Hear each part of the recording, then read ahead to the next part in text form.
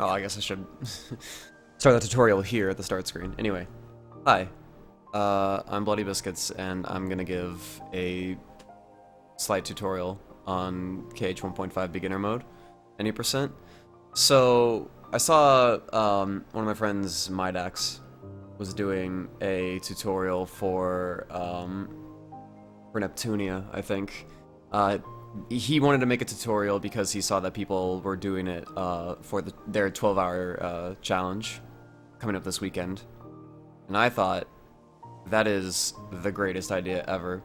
I should do the same exact thing for 1.5, since I looked at the list and saw that there were maybe 3 or 4 people that were thinking of doing 1.5 and I'm assuming that they're doing beginner mode. If they're doing standard or proud, then that's cool too, but I'm assuming that one of them at least is doing beginner mode. So if that one person or more is indeed doing that, then they can use this to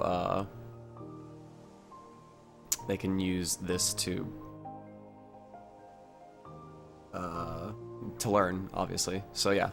So let's get started, I guess. So I'm playing on English. The game is actually faster on Japanese, but if you don't have access to a Japanese copy, don't worry about it. It only really saves a minute, and that only is like a big deal once you get your time down like super low. So whatever copy of the game you can get your hands on, do go ahead and just run that. I'm running this on I'm doing it on English so that people can read my menus and everything and see what I'm doing. So yeah, so Final Mix Beginner, obviously. Auto or manual, whatever camera you're used to. I'm used to manual. Whatever vibration setting you're used to. And I guess I should also, yeah, mute the intro music. But here we go.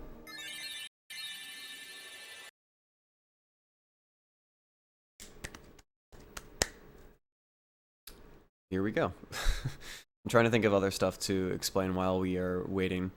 Well, okay, so yeah, first of all, this cutscene is completely unskippable. There are 2 cutscenes in the current 80% route that are unskippable. This is the first one. So, you have to sit through this. Like, if I were to try and skip it, then I would just get pause instead, so. Yeah, we're just, gonna be sitting here for a little bit.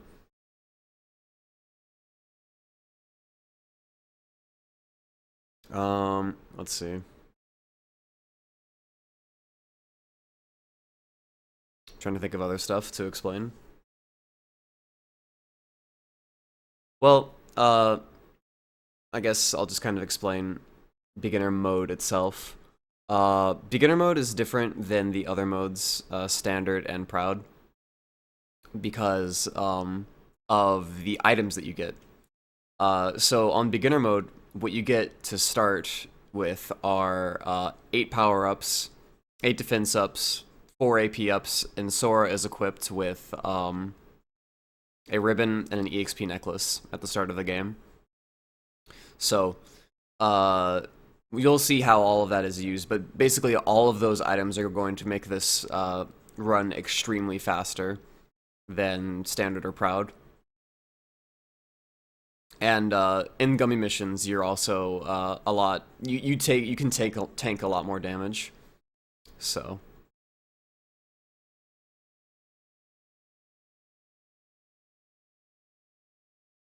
The song has copyright, but why sometimes you don't mute it, or like Biz that he leaves it? I don't know exactly what question you're asking. No, this is not a new haircut.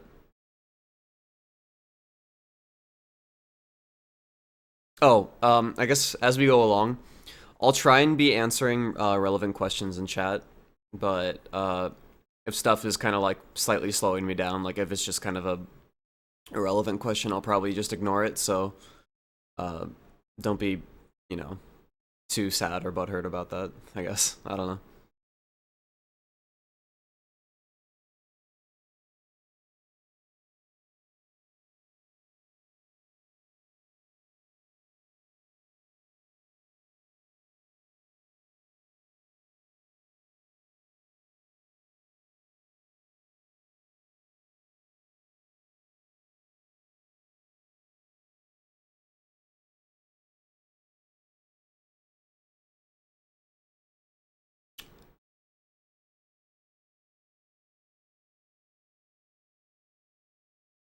Almost there.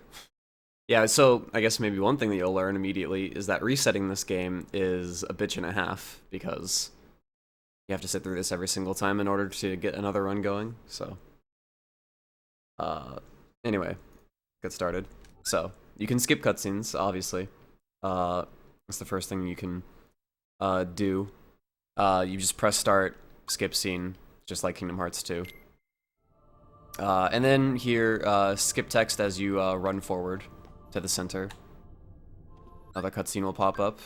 I'm doing this like super slow to really emphasize exactly what you do and in what order.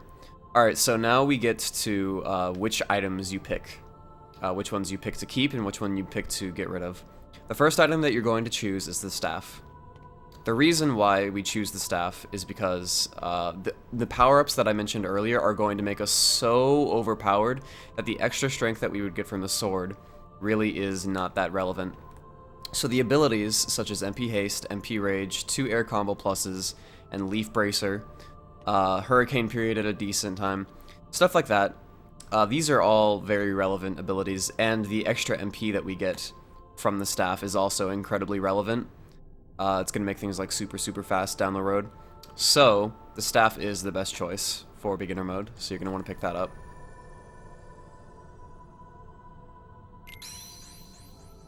Also, you see, as you can see, there's text that kind of like scrolls along while you're waiting to like choose the yes/no option. You can mash through that text by pressing. If you're on English, you can press X and triangle. If you're on Japanese, you can press circle and triangle. You'll see the same thing right here. We're going to be getting rid of the shield because of the defense ups that we have in this run. They give us extremely high amounts of defense, so getting rid of a little bit of defense really isn't that big of a deal. So once again, mash through this. Get through it as quickly as possible. Still mashing through. Alright, good. Now you're gonna skip the cutscene again.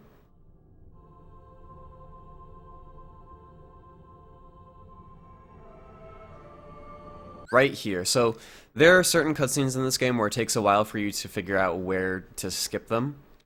I don't know why. It's a kind of an oddly made port, but you can only skip certain cutscenes at like after a certain amount of time through the cutscene has happened. So like right here, as you see the platform kind of like shifting back to the right, you can press start to skip this cutscene. And then there's another cutscene immediately after this one right there. Skip that one as well.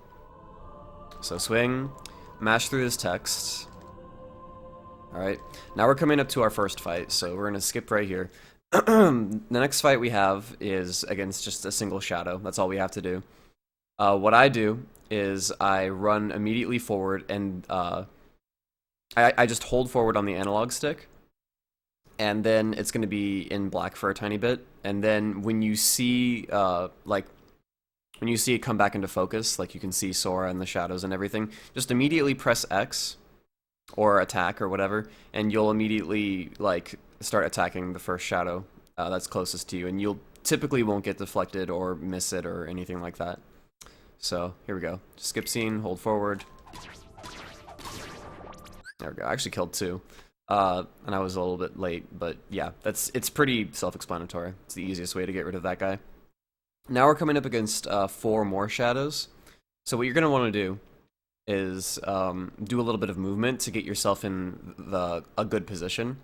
So skip this cutscene, skip this text right here, then after you skip that, there's going to be a new text box, and you can move around while this text box is up.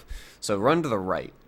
Just run directly right as you skip this text, and then it'll freeze you right here, and you'll be in good position to kill these next shadows. Skip through this text, skip this cutscene, and right here, you'll see you're on the right side of, what is that? Cinderella? I think Cinderella, Sleeping Beauty, whatever one of the princesses. It's Cinderella. You'll be on the right side of her dress, and that's kind of where you want to be. And you'll see the initial shadow right there. Now, what you're going to do here is you're going to run directly towards the shadow, maybe like 3 or 4 steps. And then once you're in range, you're going to combo him. And there's going to be a shadow that appears right behind him. and you'll be able to combo him at the same time. So you'll kill 2 shadows in one. This is the setup specifically to like make it so that we don't get trolled too hard by these shadows and lose a crap ton of time. Just like that. And then the next 2 are going to kind of do whatever they want, so kind of just dispatch them however you can. It takes a full combo to kill these guys at this point. Yeah, that's typical. Alright, 3 combo, not too bad. Alright, skip that cutscene.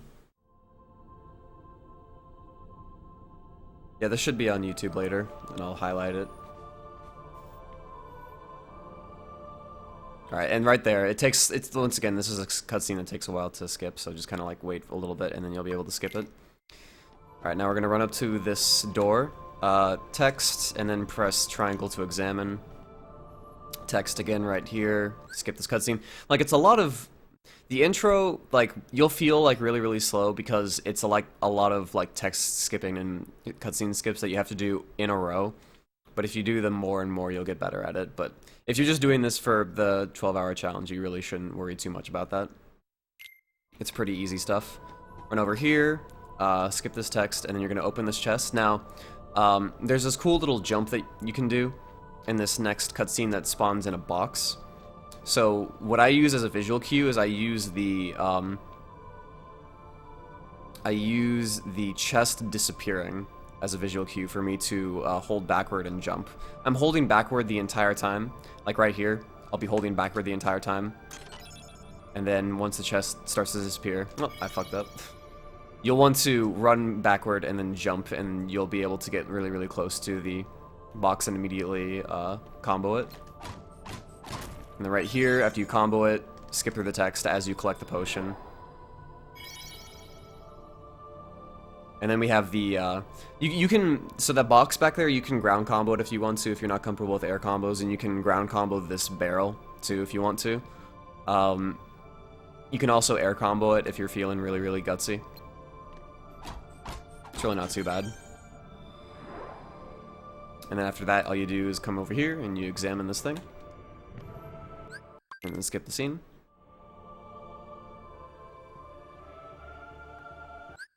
And we're going to skip this cutscene again, and now we are at the, where we pick our experience route with these 3 choices. So you're going to want to choose Dawn. Dawn gives you the most experience as quickly as possible.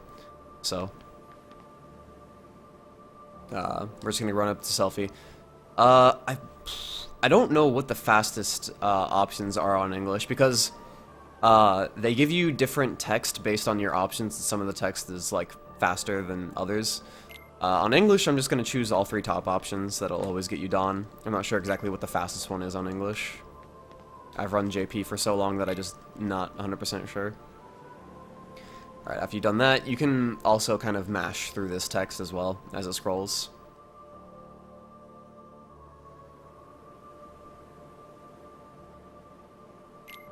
And then press yes, sounds good, and then immediately skip the cutscene. And then after a while here, so I'm playing on 4x3. A lot of people will be probably playing on 16:9. On 4x3, you can see the black bars at the top and bottom when these cutscenes happen. It's kind of a really easy visual cue for you to like skip the cutscene. On 16:9, it's going to be a little bit harder. You're probably just going to have to like look for the white to kind of like go away and start fading into this before you can skip the cutscene. But yeah, there you go.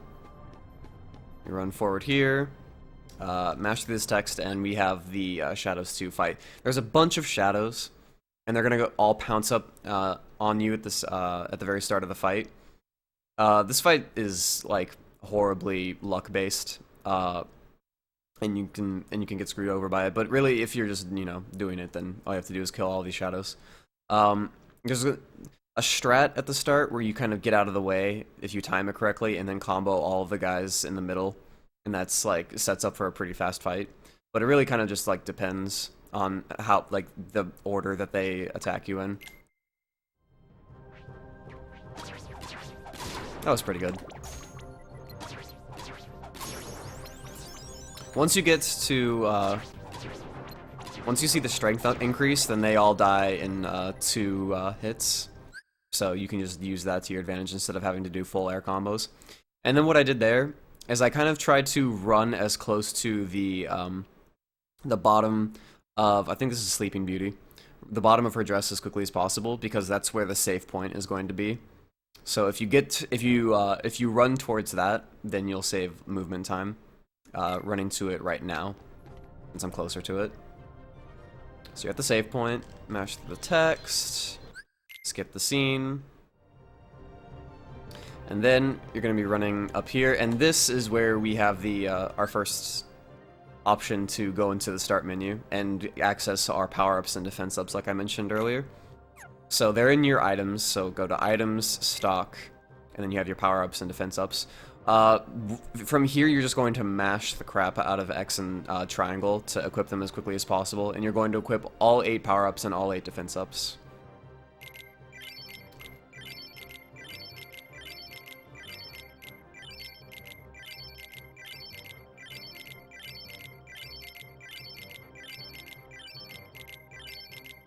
There we go. And then after you're done equipping all of the defense ups, you can immediately press start to get out of the menu. And we're going to hang on to the AP ups for later. But what's important is we have the power ups and defense ups equipped. Alright, so there's a setup here on this fight that's going to make another fight later on easier. If you don't want to do it, it's not entirely necessary. You can just combo the hand 4 or 5 times. I think it's 4 times. 4 full combos and it'll die. But if you want to go for this setup, it's pretty simple. I'll kind of walk you through it. So we're going to go up here to Dark Side. At that point, skip the cutscene. What you're going to do is you're going to just want to hold directly backwards this entire time. And he's going to punch you. And then what you're going to do is you're going to jump on his arm. And it's really, if you're holding backward the entire time, all you have to do after that is just hold directly forward and jump, and you won't fall off or anything. You'll just get straight up there. So I'll get you that far. So directly hold backward, get hit, and then hold forward, jump a couple of times. Once you're kind of like up to this part of the arm, what I would do is I would lock on and I would just mash X so that you can get the air combo. What this does on the face is it gives you experience with every finisher that you do. And that experience is what's going to make guard armor later on a little bit easier to deal with. So just lock on, mash X. You can even just do that the entire time. If you want to do jumps in between, then you can do that if you want to. But that's basically how you do it. It gives you a total of 8 experience if you do all 4 techs. And that'll be useful later on. So yeah, that's the fight. Skip the cutscene. And I guess we're done.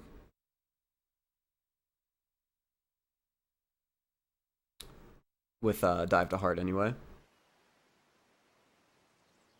Oh no, you guys can see the time. It's gonna be so unprofessional. Oh well. Let me see if I can like get rid of that.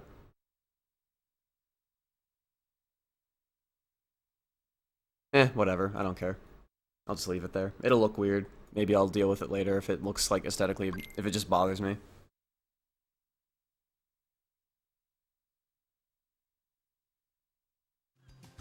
Alright, so now we're on Destiny Islands, and we're here on day 1 after you skip those cutscenes. So day 1 is where we're going to collect the 3 logs, the cloth, and the rope. So there's going to be some movement tech involved here. I'll explain as we go along. So we're just going to run straight over here, collect the log. You can mash triangle as you approach the log, and the like obtained log text box that shows up will immediately go away when you mash triangle. Just run through all this, and then so the normal intended way of getting all the way up there to the cloth is by like running around, but it's pretty simple. What I do is I kind of like line myself right here against this bush, and then you attack at the height of your jump up here, and you should be able to get up here. You can't just like immediately do that, like, you know, do it super quick. You have to time it where it's at the height of Sora's jump. And you'll get up here, no problem. And then what you'll do is you'll run directly right, And right about here is where you want to be to jump up and ledge grab this thing. If you have to, you can hold forward a little bit. Sometimes you'll get an immediate ledge grab. Sometimes you'll be too far in and you'll bonk your head. But if you're like this far out, then you'll get it probably no problem. Then we'll go over here, pick up the cloth. Alright, then we're going to come out. What I do is I kind of hold right as I'm exiting here because that puts me in good position to aim for that palm tree right there. We want to jump on that because it's faster than climbing up that ladder down there. So just jump, and you can gain a little bit of altitude, or a little. You can go just a tiny bit farther if you attack with if you do an attack in midair, and that'll get you on the palm tree pretty easily. And then from there, jump over here, pick up the rope. And then from there, it's pretty smooth sailing. We just have to pick up the last log and we're good to go. Kind of just follow exactly where I'm going. It shouldn't be too much of a problem.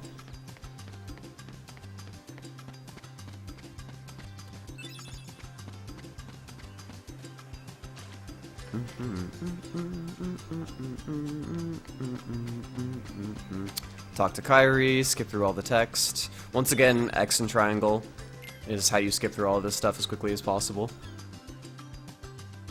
You want to press X and triangle like simultaneously, like one thumb can take care of one and one will take care of the other, or you can use whichever fingers you want to. Skip through these cutscenes and we'll make it over to day 2. Yes, this will be uploaded to YouTube.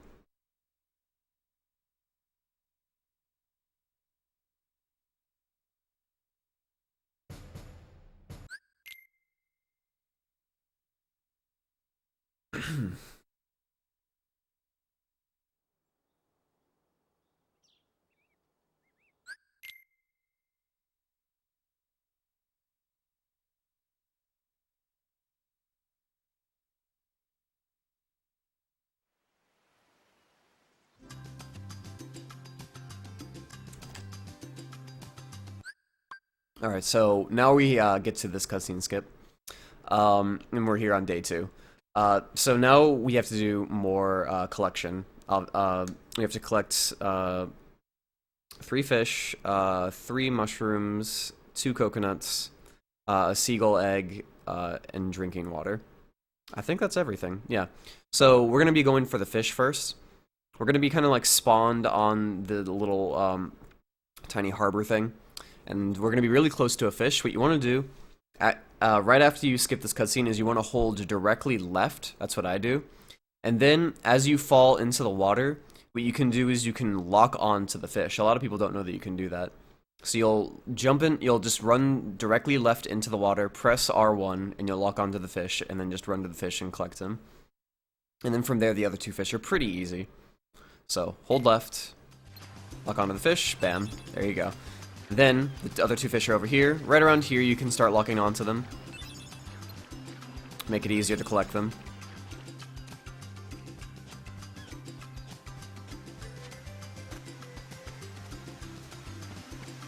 And then you're going to hop over here, because this is where we're going to get the mushroom.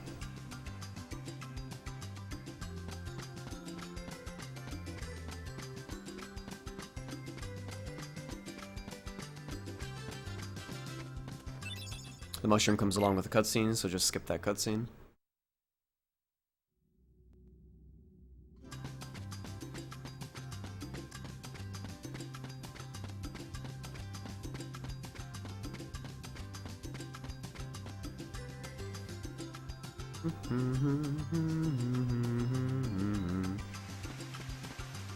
Alright, run down here. Jump on top of the shack. From here, you want to jump onto this tree and then start climbing it to get to the seagull egg. Right around up here is the correct height. Just press circle to jump off and then hold right to... Oops. I guess you want like a little bit of momentum going up. There we go. And then you'll get the seagull egg.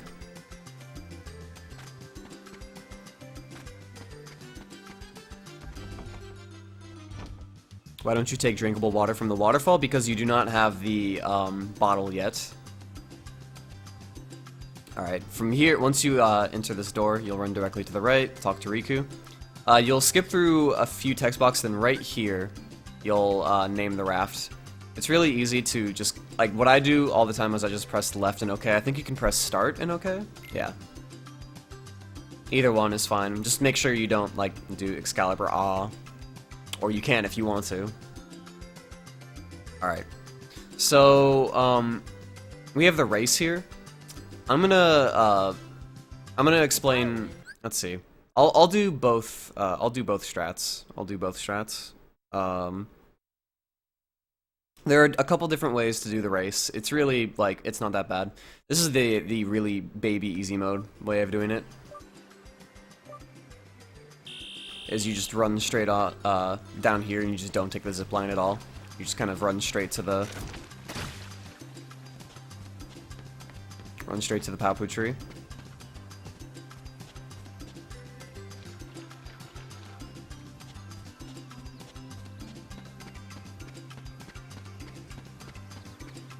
Jump over here. Hit the tree. And then just run over here. It's really, like, this is the easiest way. It's, the other, the zipline strat saves a couple of seconds. If you're not really interested in that, just do the baby version.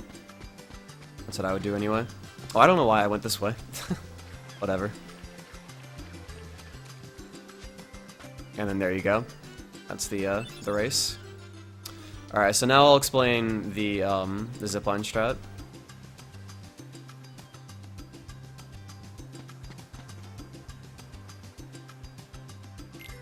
You can race them again. Well, you don't. If once you win, you only want to do it once. So this is the zipline version. Kind of just jump over here. Jump before you hit that, so that Riku doesn't fall. You don't want that to happen. Then aim for the ladder. Jump.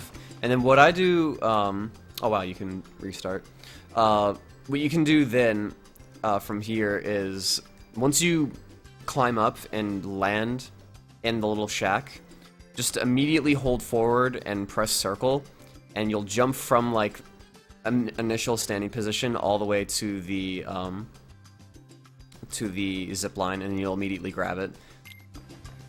And then once you grab the zip line, don't hold anything. Like, once you know that you've grabbed it, don't hold forward, do not press circle, don't do anything. Just let the zip line take you all the way over here. And from here, press circle to get off the zip line. And then you're just going to want to jump on these palm trees. I jump over on these ones, and I messed up, so we're going to restart that one.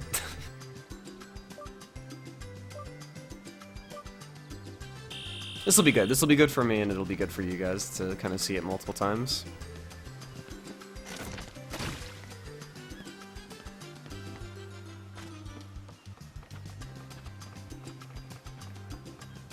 Jump, grab, don't hold anything, fall off, palm tree. You want to get a little bit of momentum behind each jump. Hit that, and then this is just kind of like a little bit extra going back on these trees, but if you're feeling up to it, go for it. And then the rest of it is pretty much the same. You don't want Riku to fall there, otherwise, so at the very, very end here, when Sora jumps up here onto that little, to finish the race, there's actually like a little bit of lag, depending on how far away Riku is. So if if he falls, then he'll be too far behind you and actually lose a little bit of time. I think. So. Can't you jump directly to the ladder? Yes, but it's a little bit easier and it really doesn't waste any time at all to land a little bit and then jump on the ladder. But yeah, that's basically it. I'm just gonna quit so that I don't have an extra pretty stone, so that this will be as accurate as possible, hopefully. So, once you win, you just run straight over here, in this direction.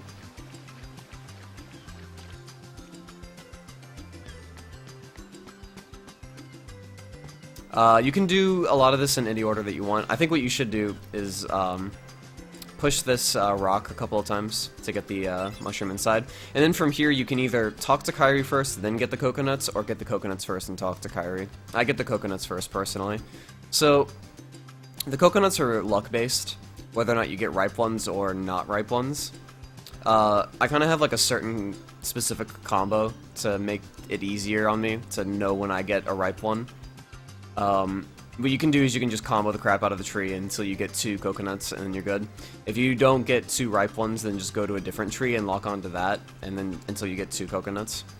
The combo that I do is I lock onto the tree, I do my my air combo, and then when I land the finisher, I toggle lock and delock, and then lock on again. That'll make it so I will be forced to lock on to a ripe coconut if it actually is being dropped, so that it doesn't drop behind the tree and I miss it. So, 1, 2, delock, unlock, and then, well, there's a coconut. And then, right here, since it locked immediately back onto the tree, that means there weren't any ripe ones. So you just continue to do this until you get the coconuts that you need. There we go. See, you can see that it automatically, like, toggle locked onto the falling coconut, so you knew that it was there. Alright, once you have 2 of them, go over here, talk to Kairi. She'll give you your empty bottle to put drinking water in. Run over here. We're just gonna get the last mushroom and the drinking water. Mushroom is over here. Pick that up. Go over here to this little area. Get the drinking water. Jump on back over here.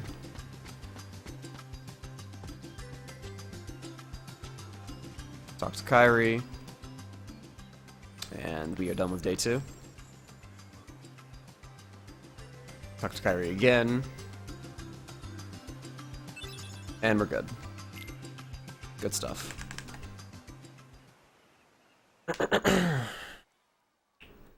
And now we have like 7 cutscenes to go through, so hope you're excited. I'm gonna see if I can change this a little bit, make it so you guys can't see the times, because that bothers me a little bit. There we go. That looks pretty good, actually. I'm just gonna have to hopefully be able to edit the splits mid-run.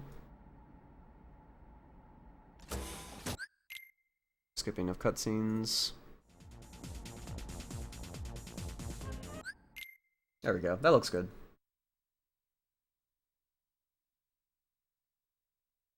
Looks good. I like that. There we go.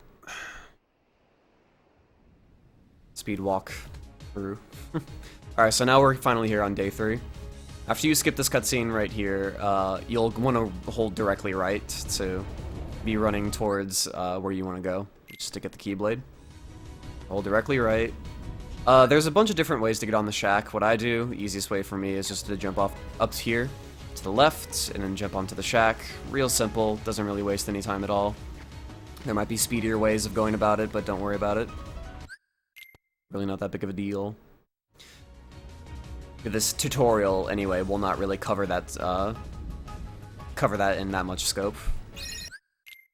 I might do a tutorial later on that's like super detailed, that goes really, really in depth, but I'm not gonna really worry about that right now. So you got the Keyblade. Run on over here.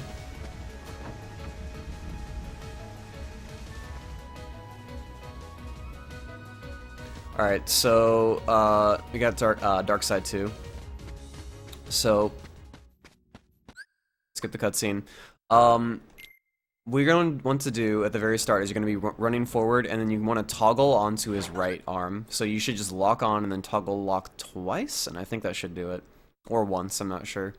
And then I'll try and go step by step how I do this. What you can do if you want it to just be super simple is just lock onto the first arm that you get and just combo away at it, and you should get it pretty easily. But this is just the strat that I do. That's quickest. So I hold forward. Toggle lock. Yeah, so you just you lock on once and then toggle lock once. Then what you want to do is you want to run towards his right foot, or the foot that's on your right. Run towards it, and then let's see, right about here is when I would just stand still, jump directly straight in the air, and then hold left when you're in midair, and then start attacking. and you should start a combo like on his his arm, forearm, whatever. That worked. That was not exactly what I was going for, but whatever. And then the arm will kind of push you back and be like in the perfect position to be comboed. So right here, one hit, and then just do air combos the rest of the way, and you're good.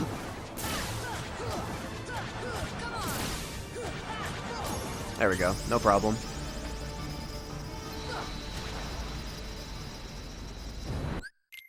Hitting the head is not faster. That is a huge misconception by a lot of people. A lot of people think that you do more damage on the head. You do not. It just gives you tech points.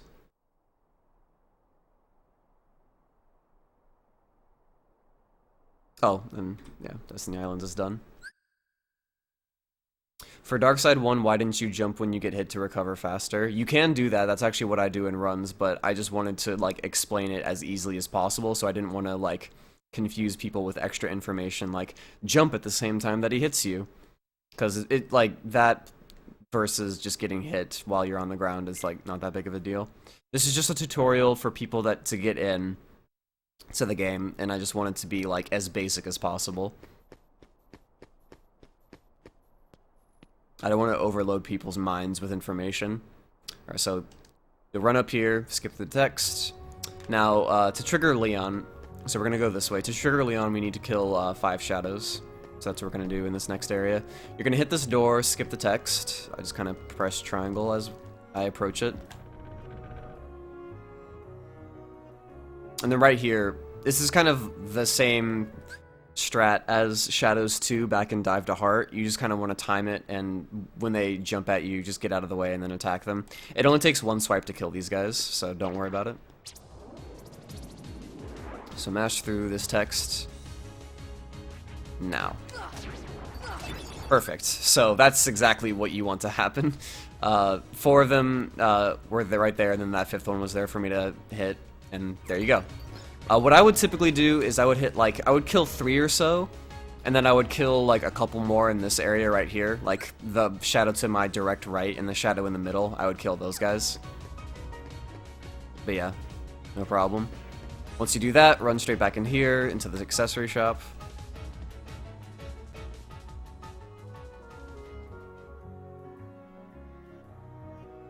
Skip through this text after Sid talks to you, and then you're gonna leave immediately to fight Leon.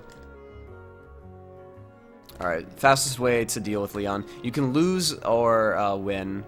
It'll progress through the story. You want to win because you're super buff and you can kill this guy super quickly. So there are 2 things that can happen here. He can either 1, shoot a fireball at you, 2, jump towards you. Hold forward and kind of react to what he does. If he shoots a fireball, jump over the fireball and start comboing him, like I will explain. If he jumps towards you, kind of like run back to where you started, and then once he lands, start comboing him like I explained. The combo should be 1, 2, 1, 2, 1, 2, 3. You get hit by Leon, and then 1, 2, 1, 2, 3. That's probably the easiest way to do it, I would say. So, hold forward. Okay, I can immediately tell that he's going to jump towards me, so hold back, and then right here, 1, 2, 1, 2, 1, 2, 3. Now right here, he's going to swing. To reduce the lag, you can jump in midair, and you'll have less lag and more time to recover to hit this guy. So jump, like right there, and then when you land, 1, 2, 1, 2, 3. Easy peasy. No way I can lose.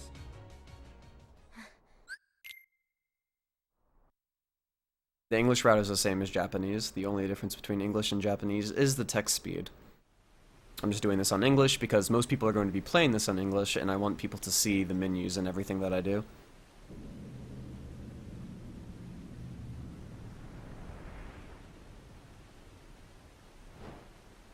Alright, this is another cutscene. This is actually a very infamous cutscene. Right here, when he opens his eyes, that's when you can skip the cutscene.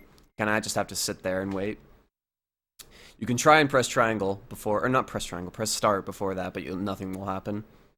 You won't even get a pause. It'll just do nothing until he opens his eyes. Then you can skip the cutscene for whatever reason. We have a few more cutscenes to go through. A lot of the times I use kind of like the spinning heart to tell when to start like attempting to skip the cutscene. You can skip it in the black right there. Alright, and then you get to right here, this area. All you do is talk to Leon once, and then talk to him again. He'll like explain how to use the Keyblade and unlock stuff, and then you have to talk to him again in order to leave. And then once you skip this text right here, boom, you can immediately skip the cutscene. So yeah, there you go. Skip this text, and now the final part, we're about to fight guard armor, and I mentioned a strat that makes guard armor easier. The final thing that you have to do to make guard armor easier is kill one of these soldiers for experience. Now the experience obviously is to make it to a, just 2 hits will do it. The experience that you get will get you to level 7, and that'll give you extra strength, and that will be the reason why you can deal with guard armor a lot easier.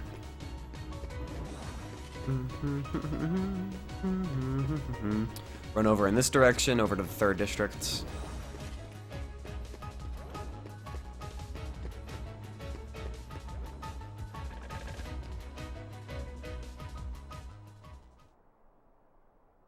Hold forward right here to immediately hit that, and then skip the cutscene once you see that cutscene fade in. Now for the, hopefully I can pause here or something. There we go. Okay, so we got the soldiers.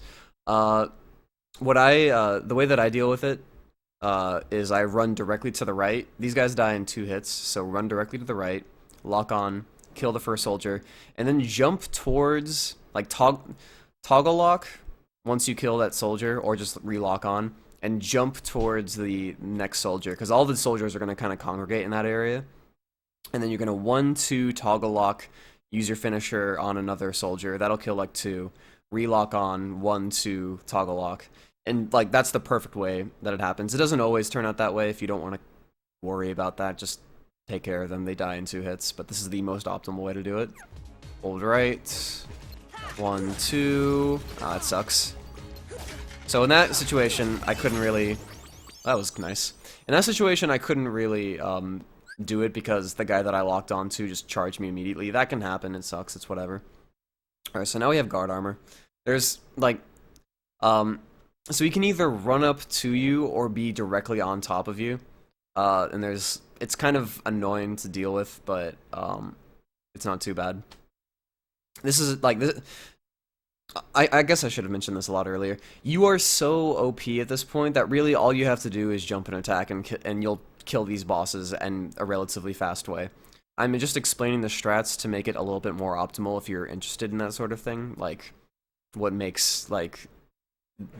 What saves, like, a lot of time in the long run, I guess. So, and it's just the way that I do the fights, so I feel like people should know. So... I'll just kind of react to what he does, and then I'll tell you what to do, I guess. So, like, let's see. He's right on top of me. So, what I'm going to do is I'm going to lock onto the torso, do 1 hit in the air, and then a full combo, and that finisher should deflect his, like, arm spinning attack. So... I actually didn't land the finisher. This is going to be bad. I need that finisher to land. We're just going to see what happens here. I'm pretty sure he's not going to get knocked down here. Yeah, I didn't think so. That's fine. He's just gonna detach his arm. Focus on the legs. Alright, that's fine. Yeah, it's just kind of a crazy fight. If you just want to not worry about, like, the inner details of it, just combo away until he's at this point right here. So right here, he's invincible. He's not gonna take any more damage. Potions are useless, and we picked one all the way back up and dive to heart, so just use it and get rid of it. And then right about here is when I would jump and start doing combos. There you go. You can do, if you time it correctly, 1 combo will take care of him. Right here, wait till he'll stand there for a second and it looks like you can skip the cutscene. Just wait until he starts like shaking and then you can skip it.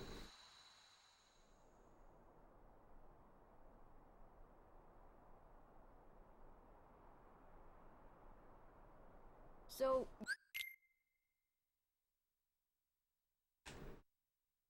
Oh. Yeah. TT1 is taken care of. Honestly, like I'm only using this as a I'm using this splits as kind of like a way for people to like look back in the VOD and be like, oh, he's on this part of the game because it's highlighted in his splits. So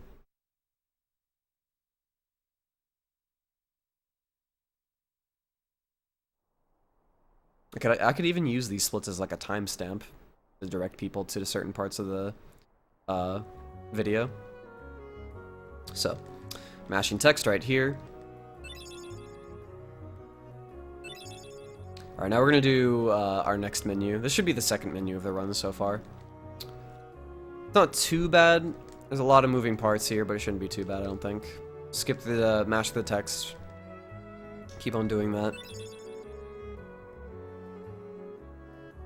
This will be on YouTube, yes.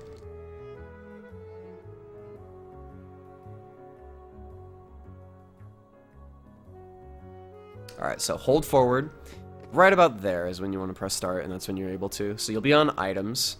The way that menus work in this game is the game will remember your menu, where your cursor is in certain sections of the menu for the rest of the game. So, like I used items last time, and I went into my stock to use my power-ups, right? So it'll actually be, it'll be down to the second row, which is on Donald. So you want to go to your item. You're going to be taking Goofy's ether if it's there. So items, down 1 to Goofy, up 1 to the ether, X, down 1 to the exchange, and then mash X to put it in Sora's inventory. Circle twice, equipment, Sora, up 1 to the EXP. Actually, no. That's right. It's on JP. It's different. Okay, down 1 to the ribbon, X. Brave Warrior, circle, circle, abilities, Sora, down 1, dodge roll, equip, start. And there you go, that's everything. So you equipped the Ether, Brave Warrior on Sora, better accessory, and dodge roll. And dodge roll is going to be our main movement to go main method of going fast. So from here, like you'll just kind of like see, it's just dodge rolling around in general is a lot faster than just running around normally. You can time it, you can mash it, I don't think it really makes a difference. I time it, I think that's the most optimal way of doing it, but don't worry about it. So we're going to be going in this direction, and then we're going to hit this cutscene to learn how Trinities work, but we're not going to use it, we're just going to run straight over here to get out of here and go to Wonderland. So, we're going to do even more crazy stuff before we even leave to Wonderland. Mash through the text and then press square.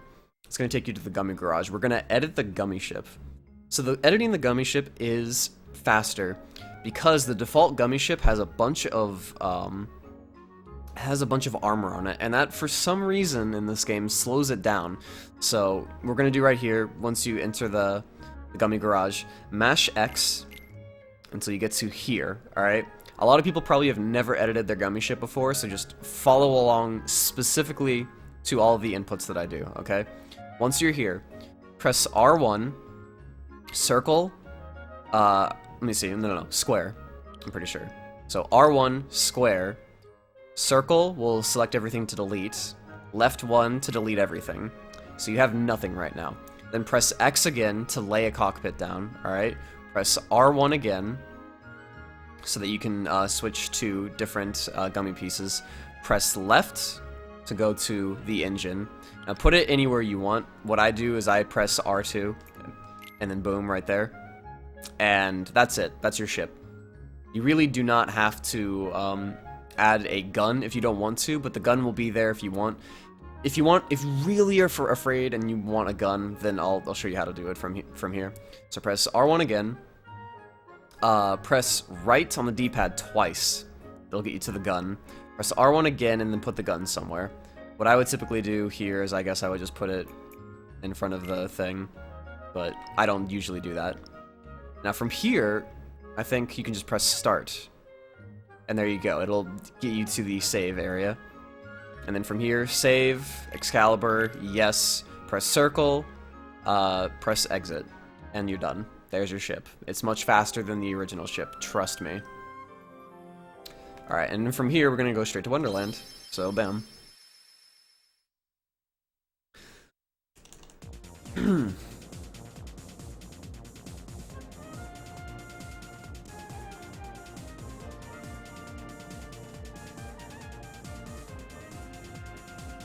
Now, I totally understand that a lot of people have probably played this game before and are just like, oh, dude, I know where to go, I know how to do stuff.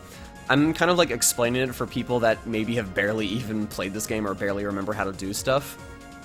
And I went very in-depth there for the gummy menu because I'm pretty sure a lot of people just don't know how to edit their gummy ship at all and have never done it before. So that's why I was very specific.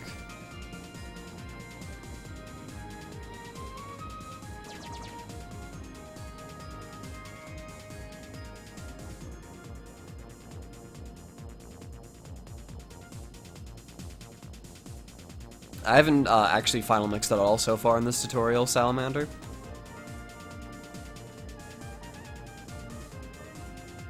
I think the only time that I fumbled between JP and English was the ribbon and EXP necklace being in the wrong spot.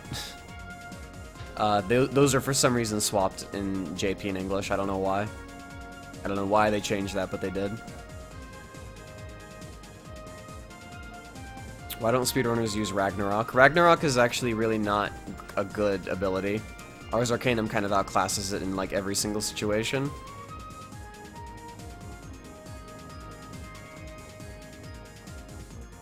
Alright, so we hit Wonderland, and we disembark in Wonderland.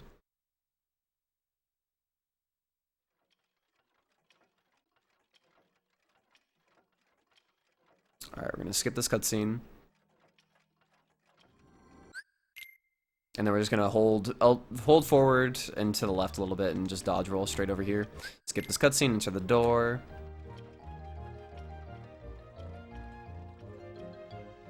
Skip this cutscene right here. What I do from right here, the most optimal way to do this is just don't even hold a direction, just press the square button to dodge roll and then like hold down left a little bit. And then bam, you'll just hit the cutscene. Skip that. Do not forget to push this bed in. If you immediately use the potion to make you small, you're gonna have to like kill everything and then use the potion to make you big to move the bed. Maybe one day we'll find a bed skip glitch or something to clip into the bed. I don't know. From here, once you're on the table, hold down right and then dodge roll off and then just head straight in here. Skip this cutscene.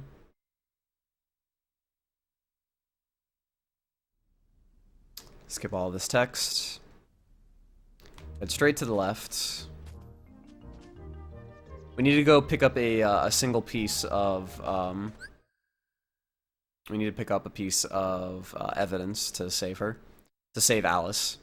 So there's a couple ways that you can do it. You can either kill all of these enemies right here, or you can just try and despawn all of them. I think it's a little bit easier to try and kill all of them, so I'll try and explain that as best I can. Actually, it would be easier if I just despawn them. I'm gonna do that. That's actually what I do in runs. It really is very simple. You just have to, there's a certain part that a lot of people kind of miss when they do this despawn. So hold directly left, and dodge roll into this area. And then, right here, so you want to go in that little clearing right there, in that little spot, alright? But you don't want to just like run straight down the middle. You really want to hug the right wall as much as possible. Because if you don't hug that right wall, then there are going to be some enemies on the left that also spawn, and then you won't be able to pick up the evidence. So I just really hug the wall, and if you do it like that, then you shouldn't spawn any more enemies. Then from here, you just kind of jump up here. That's what I do anyway. Go in this corner a couple times. Everything should be gone. There we go. Good. Easy. Pick up this piece of evidence. Head straight back into the Queen's Castle.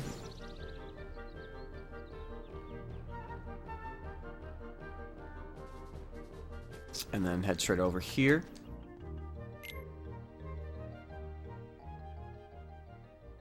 Yeah, Dodge Man, I kind of made this tutorial specifically for people that were going to do it for the 12-hour challenge.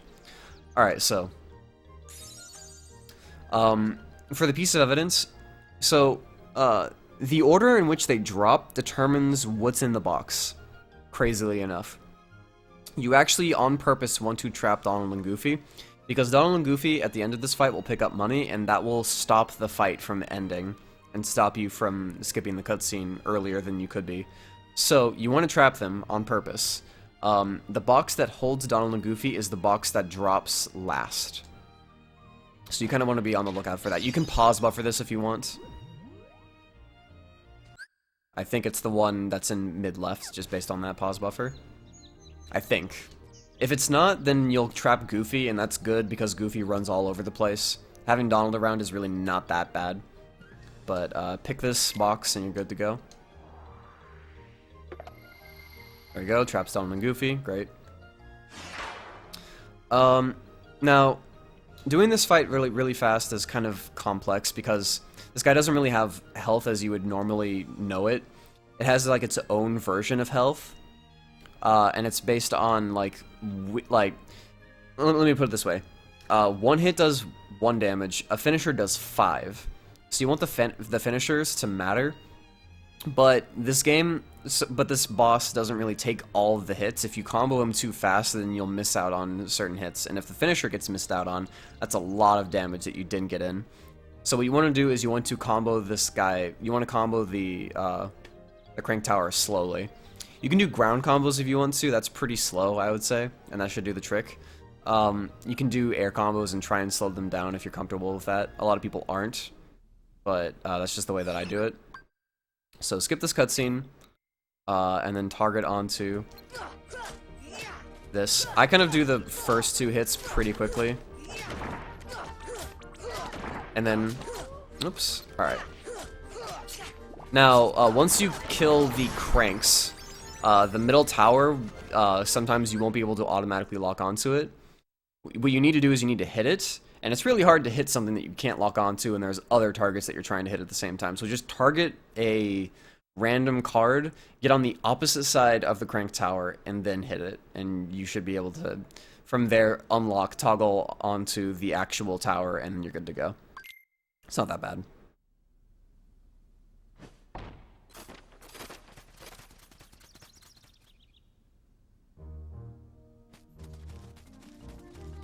Alright, from here, we're just gonna go straight over here.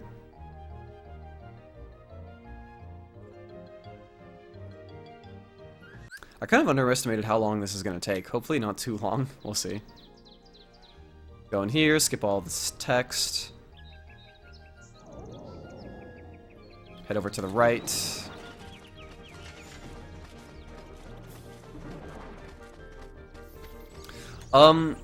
You can get an extra elixir in here, but it really isn't necessary.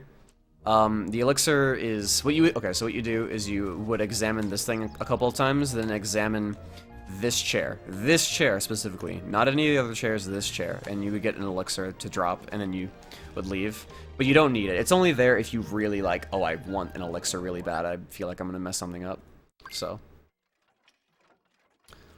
come out here, skip the cutscene, skip the text. Now, we need to despawn these enemies, very specifically. Otherwise, you're going to need to kill them, or you're going to need to leave. Because we need to light 2 torches with reaction commands, and we need to use this shortcut to get out of here with a reaction command. So what I do is just from standing position, just like, if you really want to line it up, just like that, jump directly forward, like this, and then grab onto it. From up here, you really, you're pretty safe. You don't want to go too far to the right, so I would just kind of like hug this little, you know, stone thing right here, and then from here, jump onto this to hit the torch, and then you're pretty safe. Now, to get to the second torch as easily and as quickly as possible, do not hold anything and press the square button, like right here. This is me, and this is my controller. Press the square button, bam, you're on the other thing. And you press triangle. Don't hold forward, don't jump, don't do anything, just press the square button and you're fine. Should get onto it. Now the hard part. Now the easy way to despawn these guys, I guess, would be to, let's see. I mean, like, a really baby mode way of doing it is by jumping over here and then up here and then run all the way this way. And then from here, you want to jump to that switch and mash triangle and you should get it. The way that I do it, and it's probably the fastest way. In fact, you could even do, like, I don't know, incredibly baby strats or something and jump from all the way up. I'm not even sure if you'd make that. to be honest. But the way that I do it is from where you start from after the skipping the text, like right here. I just kind of like I hold right. You can turn the camera to look in that direction, and you just run this way, and then attack in midair, and you should land over here, and you're fine. Go over this way, and then from here, all you have to do is run towards the switch and then mash triangle, and you should be good. Dodge rolling will actually like stop you from using reaction commands for a certain amount of time while you're in the roll. So just run straight to it. Mash triangle. I am bad, apparently. So this is gonna be a good thing. If you mess up, then all you have to do is run into this corner, and you're fine. And then let's try again. We did it.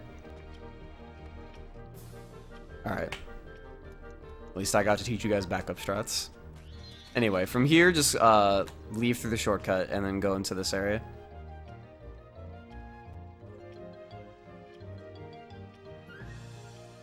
Get through this text. Now, a lot of people have trouble getting onto the table really quickly. What I do is let me see. I just press square and then toggle lock by, or center my camera by pressing. So a lot of people, okay, here's a piece of control. If you press this analog stick, you'll center your camera. So like, that'll do it. And then from here, press square again to do another dodge roll. And then I would get into the very center of this little square right here. Jump up, hold forward, you got it.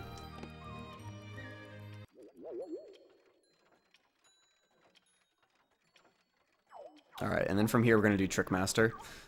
So the way that Trickmaster works is after a couple of hits on him, he'll like immediately fall. So you're just going to be doing a bunch of combos where you just get back on the chair as quickly as possible and just do air combos on him.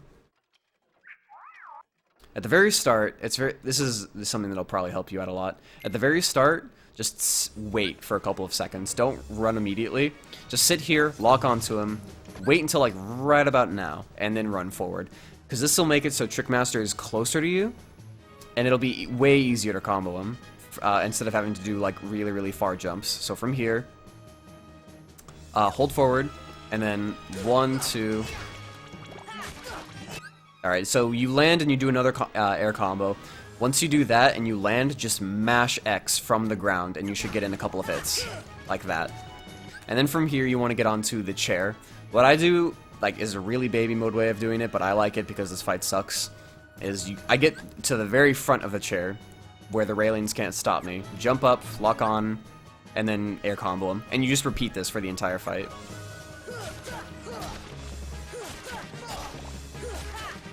I also unlock on purpose so that I can, like, look around myself, and then relock again.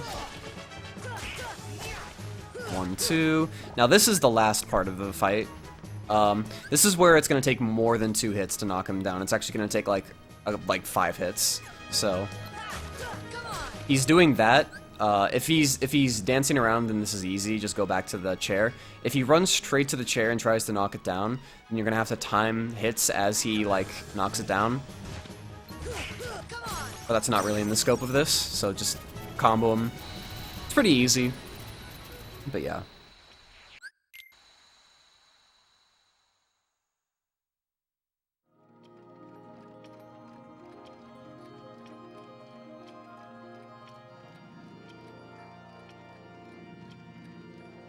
So, Trickmaster's down, we're good to go.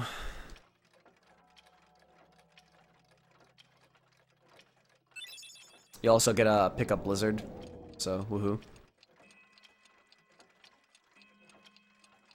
And then you'll be spawned on the save point. From here, just hit the gummy, go to the gummy ship. Press triangle, gummy ship, yes, and you're good.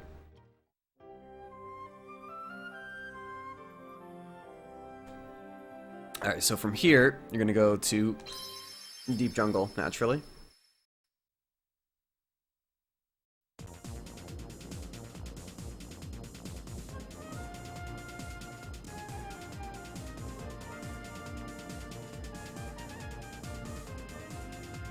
Oh, here's an idea. Why don't I just skip them? Yeah, there we go.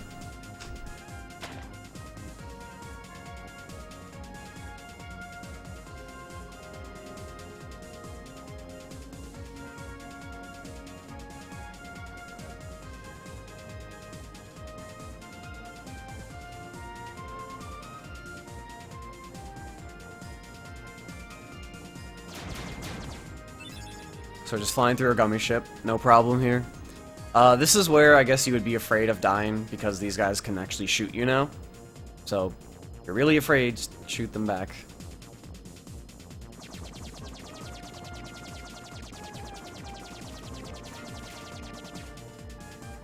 Getting hit does not slow you down at all.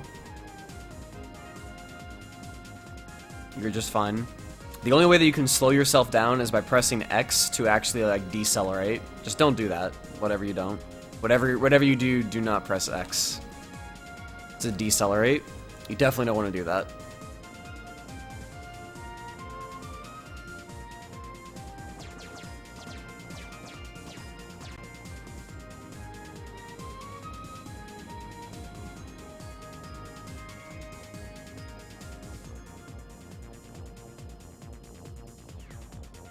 Alright, so now we hit the deep jungle. Should be fun. Oh, man. Skip through all this text, no problemo.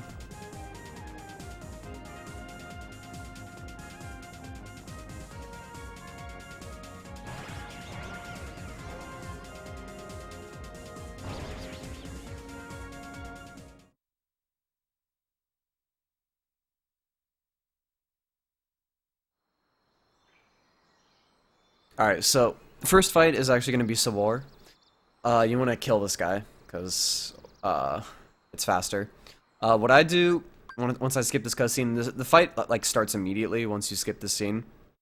I hold upright to avoid the initial swipe, and this guy really only takes like 6 hits, or like 7. So just like try and get those hits in on him, like, as you do this fight. So, upright. 1, 2, 1, 2. Boom. I guess the finisher does matter there, so I guess it's 7 hits, but yeah, it's really easy.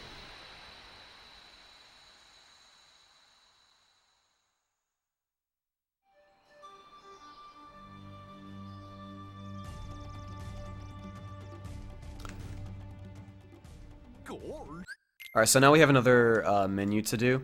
This menu is completely optional. You don't have to do this menu. I really only do it for myself. I think it makes things a lot easier here. So we have Tarzan in our party. Press done. And the optimal movement here is kind of like holding down left. And I kind of like buffer a jump and then do an actual jump just to kind of give myself some good timing. So done, hold down left, and then boom, I'm jumping. And then from here, I do the menu. So I'm on abilities from last time. So abilities, Sora, treasure magnet. I equip that. And then exit, go to Tarzan, go up, get rid of the first 2, Asp's Bite and Raging Boar. Go down to the bottom 2 by pressing up and equip the critical pluses. And that's really all you need to do. And then from here, you just drop down. Go over here, hop into this little area. So from this little vine minigame, all you have to do is quit out of it and you'll be sent straight to the campsite. So just do that, press start, hold, press up once and then quit. And then from here we're going to pick up some slides, so this is some movement stuff. So from here, you can also like move and angle your camera as you fall. That's usually what I would do.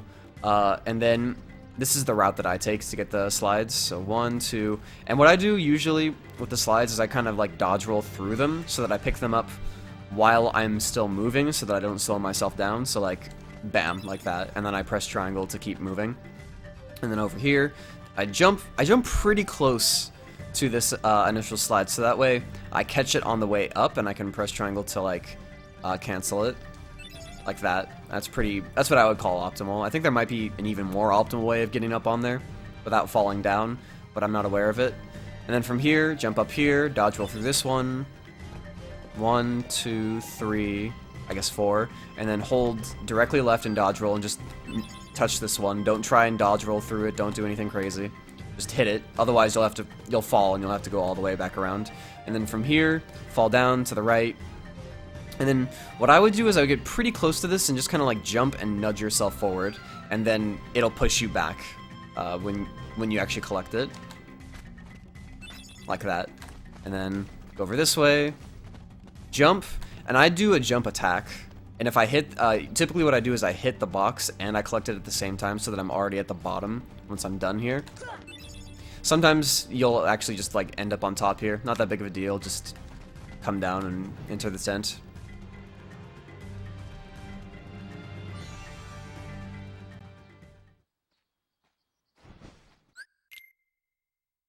Like I said, you can also just like casual this out and just be like, oh, I know where they are. I'm just gonna get them in whatever order I want to. That's fine. It's just like this is just for like speed strats.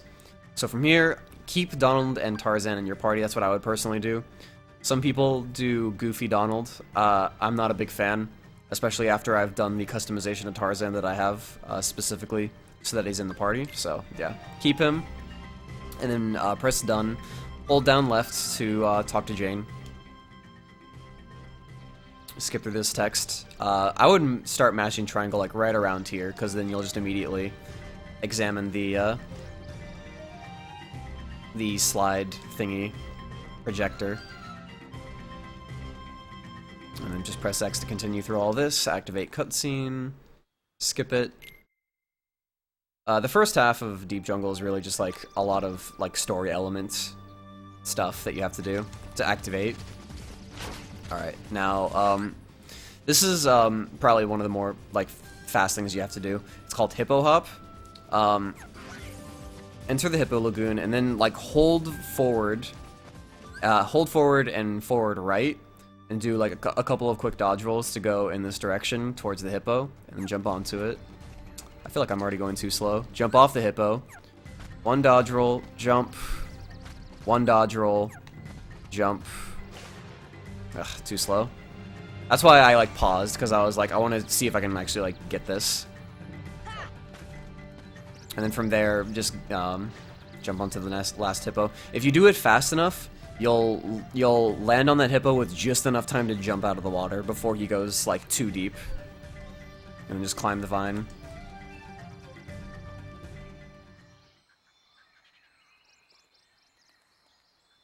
Skip this cutscene. Skip through this text. What I do to jump on this vine is I kind of like, either I jump over Tarzan or I kind of jump around him, like to the side of him, and I just kind of like latch onto it. And then from here, go towards the right, jump up here.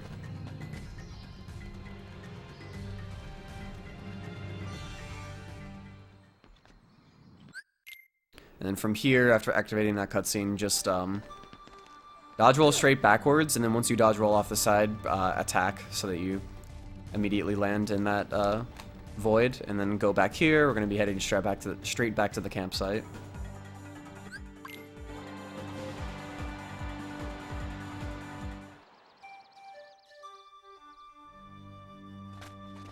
Two, three, four, into the tent. Alright, so now we got Power Wilds. So, Power Wilds is like, it's pretty impossible to explain, like, the optimal way of doing it, because like it varies what how you do the fights every single time. You have to defeat 5 Power Wild rooms. Basically, just understand like these concepts. They die in a full combo, and they also die in 2 blizzards. So blizzards are just faster in general, and they take out more Power Wilds like at once if you can group them together. But you also have to do a lot of MP management. So there are times where it's great to use spells, and then there are times where it's better to just use physical attacks and track them down. And these, like, it takes a lot of freaking practice to like get good at these guys. So like, don't be like discouraged if it's like super slow or anything like that. So this first room right here, what I do is I hold like directly backward, lock on, and then as I hold directly backward, jump, lock on, and then blizzard, and that'll keep me safe from any initial lunges towards me. And then you just kind of blizzard spam until there's like 1 or 2 left, or they're all dead, and you just kind of like micromanage as you go along. This fight's just like it goes by so quickly sometimes. There we go, good stuff.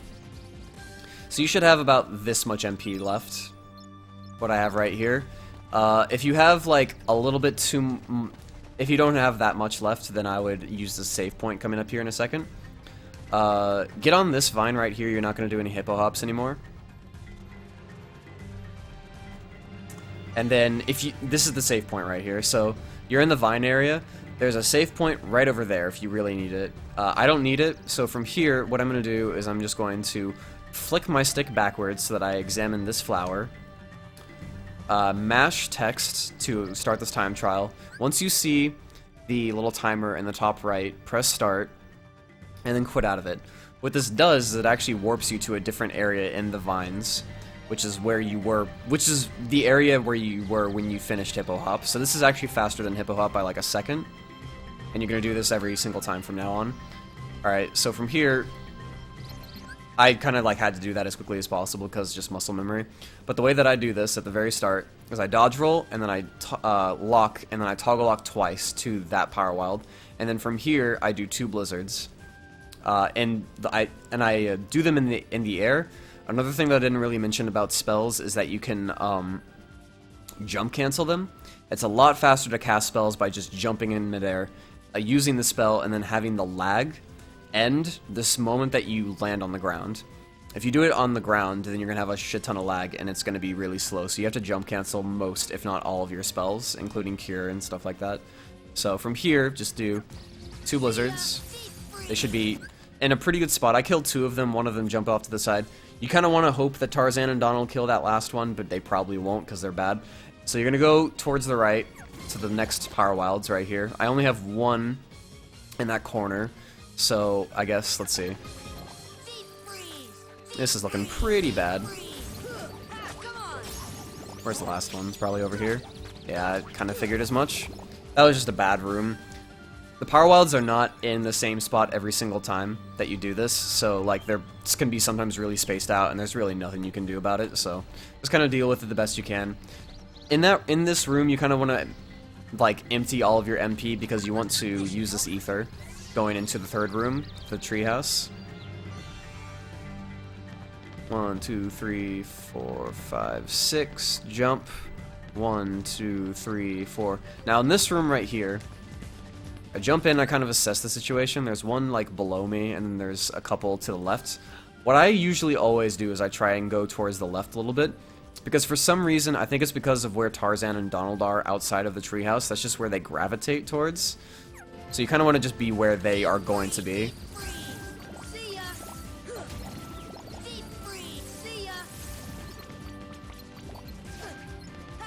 Good job, game. There we go. Alright, that fight can be a real pain in the ass, and it was for me a little bit. And then what you're going to do from here is go towards the left, and what you would normally casually need to do is use a barrel to get up here, but if you do kind of the same thing that you did on Destiny Islands, where you attack at the apex of your jump. That was bad. I kind of like also angle myself towards like one of the left sides or the right sides. And then you're good. And then from up here,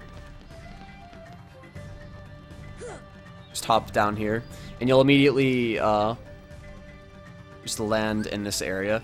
What I do at the very start here is I just do a ground combo on the first Power Wild that I got in front of me. Tarzan a lot of the time just kind of like pushes the Power Wild too far away, so that finisher doesn't kill the one that I hit earlier. So I just kind of like take care of him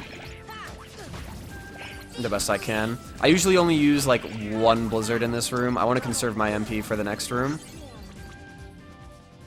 So this room is a lot of physical attacking. And then from here we're going to go to the final room. We're going to do a ground combo on this specific Power Wild, and I kind of do it from a distance to set up these other Power Wilds. I toggle lock 3 times after using the finisher. That'll get me with this guy, and then that's not bad. You kind of just improvise the rest of it.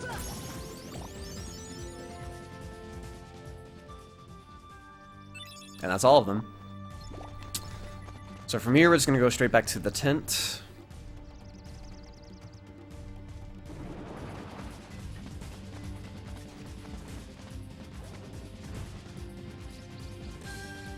What I do is I dodge roll into the corner to get some MP, because MP can be very useful for this upcoming fight.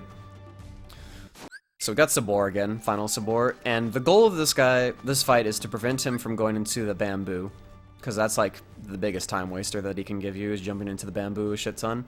He really only does that if you use a finisher and it throws him near the bamboo, because his initial thing after he gets up will always be to jump in. So you kind of want to either just don't use finishers, or kind of knock him into a corner or some area where he will not want to go into the bamboo. So he can do a couple of things. He can either jump straight at you or just kind of like look at you, walk to you slowly. What I do always is I run towards the right to or dodge roll towards the right and see what he does from there, and lock on, of course. So he jumped towards me, so what he's gonna do is he's gonna charge me. I kind of get a certain distance away, and then right about here I run forward, and then I'm gonna start up this air combo and see if I can put him in a spot where I want him to be. Okay, so right there he actually did a jump to deflect it, so we're just gonna have to like do the same thing again. Yeah, he's doing this sort of thing. I've seen this before.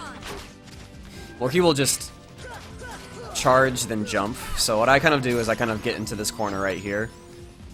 And eventually he will die if I just can get a finisher in on him. That's like a really good spot right there, if you want to be super safe about it, is get into that spot, lure him there, and then do combos on him, and he will not jump into the bamboo.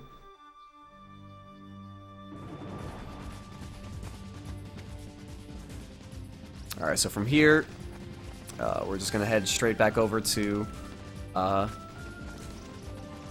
where one of the Power Wilds fight was. So we're going to do the hippo hop skip again. Jump up here.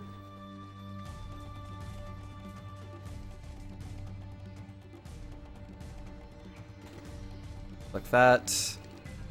Activate the minigame. Press start to quote out of it. Jump up here. And we're good to go. Alright, so now we got the black fruit. It's really hard to lock onto this thing, but if you do like a certain movement, it'll be pretty easy. So what you're going to do is there's going to be a text box at the start. You want to skip that, dodge roll, forward right, lock on, and then toggle lock, I think either once or twice. I forget exactly what it is. My muscle memory just kind of does it. Okay, from here. Okay.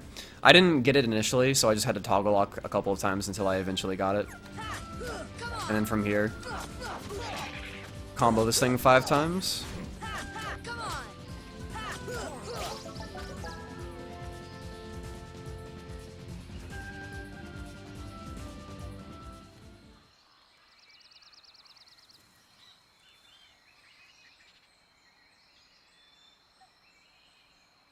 Alright. Skip through the text, and now we're going to fight Clayton. So we're going to head in this direction. And then we're going to drop in on the fight by just jumping over to the left. It's pretty cool. We're going to hold down left after skipping this cutscene and dodge roll, and that'll put us pretty close to Clayton. This first part is just like doing a stun lock on him until you get to the next phase.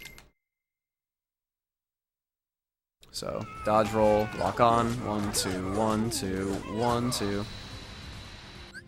Alright, and now we got this part. So, he shoots at the very start, so I would jump. And then I would kind of like run under him. And then you're going to do 2 really quick air combos on him if you can. That'll get him to the next part of the fight really quickly if you can do that. First one stuns him, and then you gotta get the second one in before he charges you immediately. He's in a good spot, I think. I'm gonna do it like this. So, if he's like pretty close to the middle of the room, what you want to do is you want to position yourself right where the shadow is. You see the shadow? There's this ledge above me, and you want him to knock his head into that ledge once you do this upcoming combo. You'll see what I mean here in a second, hopefully. Right about here is when I would start jumping and comboing him. Right there. That'll stun him. Dodge roll backwards to where you initially started. And he'll jump. He'll try to jump over you, but he'll hit his head on that right there, and he'll immediately fall. Air combo once, air combo twice. Toggle lock onto him as he falls, and then just do 1, 2, 1, 2 the whole time. Easy peasy.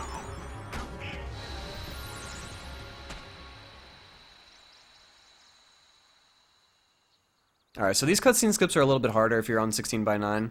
I have the black, what is it? The black bars to help me out. And then I just kind of like mash this cutscene skip to happen. Alright, now we have Waterfall Cavern. So we're gonna just hold forward and go straight into this. This is gonna be the most painful, excruciating thing of your life, don't worry. It happens to everybody.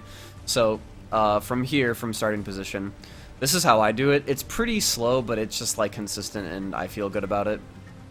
Jump up here, jump up here. And then you want to be on this rock right here. It actually kind of like raises up a little bit. From here, just jump up, grab, there you go, should be good. Jump up, grab that one behind you, jump up, no problem. Jump, I would swing to make sure that you make this. Alright, so if you are one of the top runners and you want to do this jump, you can do this jump right here. Let's see. Where you grab that, and then you pull yourself up and you're good.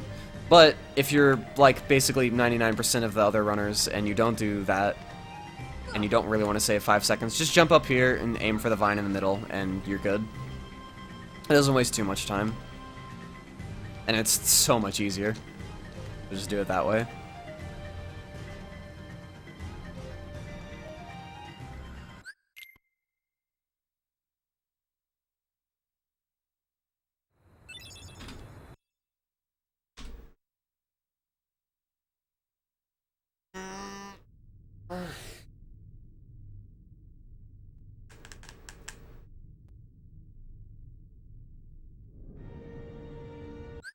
Alright, cool.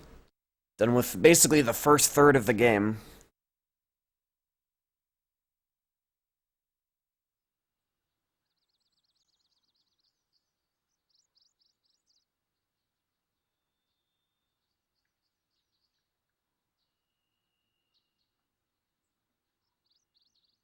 Skip all this text.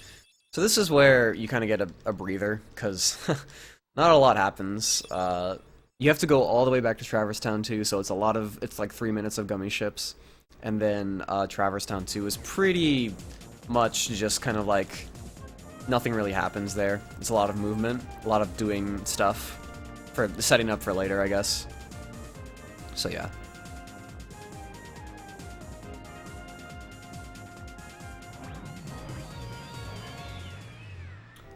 Going through the Olympus area, like if you wanted to go down this way, this is 30 seconds slower. It's just faster to go through the Wonderland side of it. So we got 3 minutes to talk about absolutely nothing.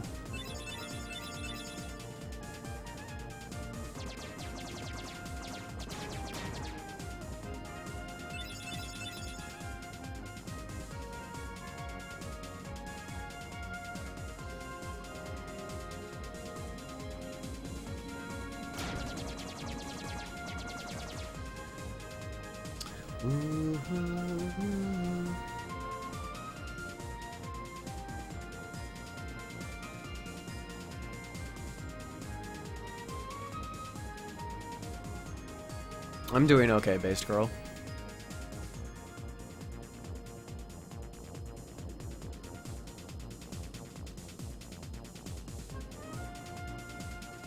How come I don't play Recom? Because I don't really want to.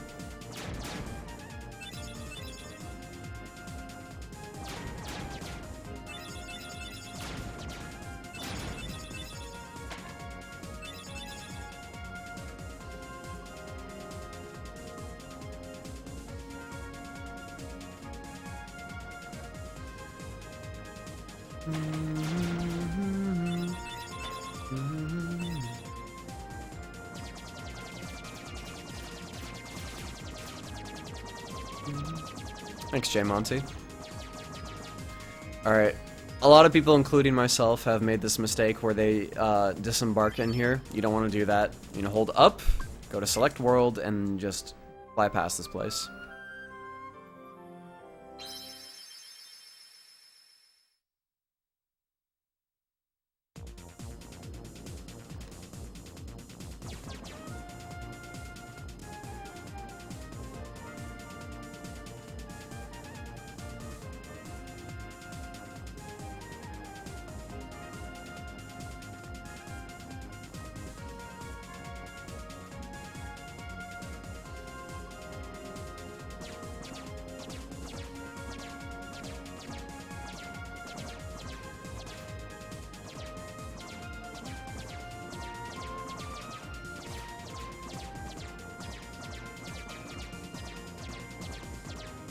How much math do I think is involved in speedrunning? Not really any is necessary. I think that a lot is involved in creating strats. But not all the time. I don't know.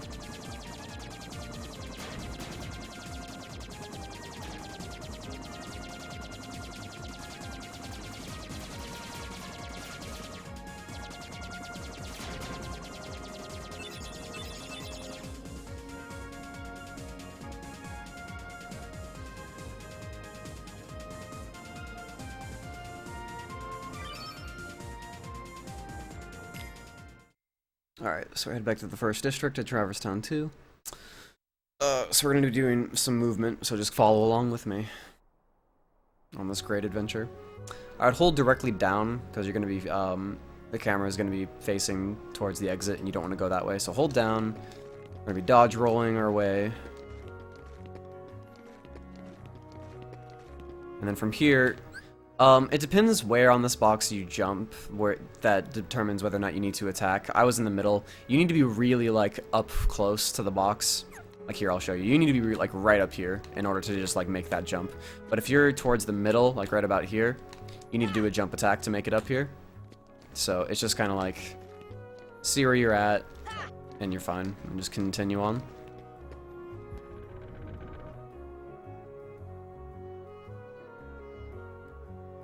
Dodge roll a couple of times towards the left.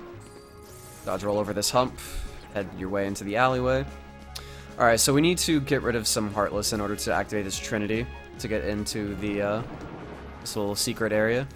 So, what I do is I get all the way up against this wall and then turn around and Blizzard a couple of times. Now those guys are super far away, so they'll just despawn. You kind of just have to judge whether or not they're super far away or not. If they're close enough, you think, to be hit by, like, your Blizzard or Fire or whatever, then you should kill them. If not, then just, like, leave them alone and they'll despawn and you'll be fine. Swim a couple of times, get up here, talk to Leon.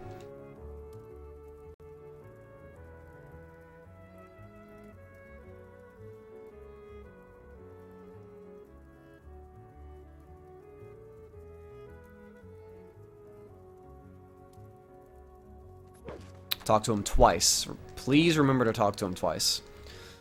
Because you need to get Earthshine from him. It's very, very, very required in this run to get Earthshine, to get Simba.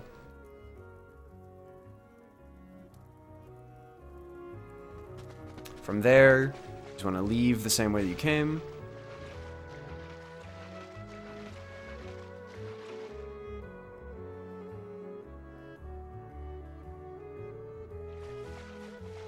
Hi Hobbs, what's up, dude?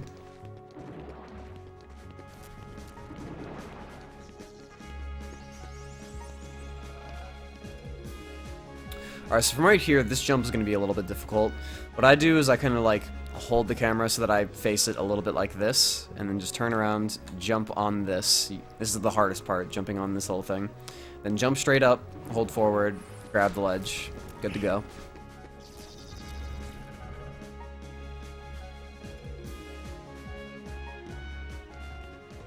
Continue along, we're going to talk to Sid. Sid's going to give us a book.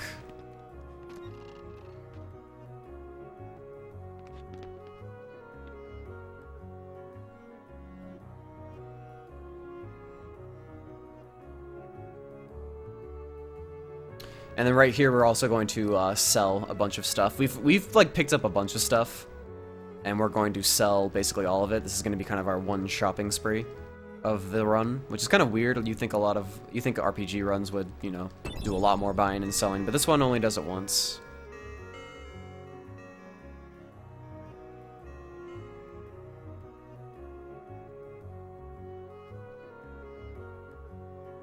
Alright, so I want to talk to him. You want to shop, you want to sell, go into your stock. And you're going to sell your everything except for the elixir and the white fang. Don't sell either of those. Those are important. You want those for later. So you have more than one high potion. So if you just like mash X to sell it, you'll sell them one at a time. But if you look at towards the bottom, you can see right next to Sora, it says ×1.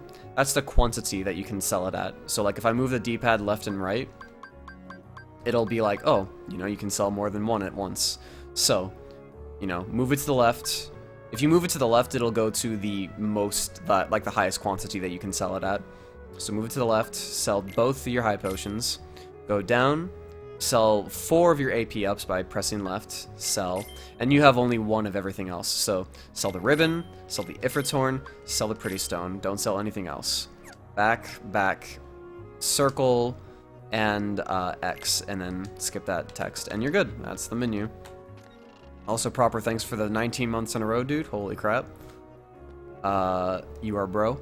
Alright, so now we're gonna go to the right, and just kind of continue on. We need to go to Merlin's place.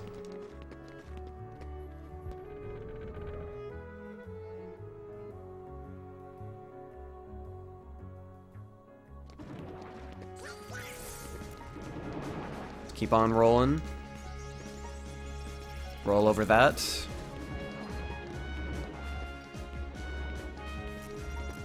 And we're good. Alright, so we want to roll into this corner and see if we can get this swag. If you want to go for it, it's fun. Roll, roll, jump. Bam. Swag. Hit the fire to open that door. Alright, and now for the rocks. Just jump on these guys, these bad boys. You can roll onto the last one, it's a little bit fast. Oof, that was dangerous. That could have easily failed. But yeah.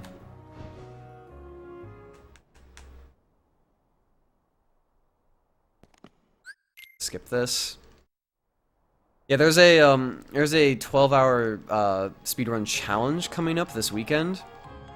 And there are a few people that are doing 1.5 beginner, so I thought I'd make this tutorial for those people. And also, it's an any % tutorial, so a lot of people have been asking for it, like in one whole video. Hubs has his in individual videos, and his is probably a lot more in-depth, which is great. This is just kind of like all at once, incredibly basic as possible, so that people can just get through the run.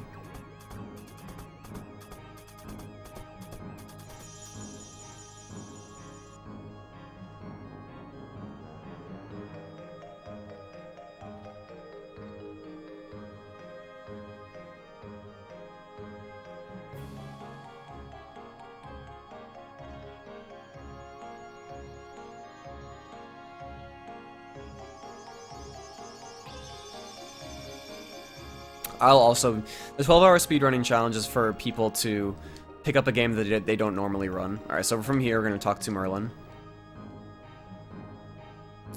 Get people interested and maybe pick up a new speed game.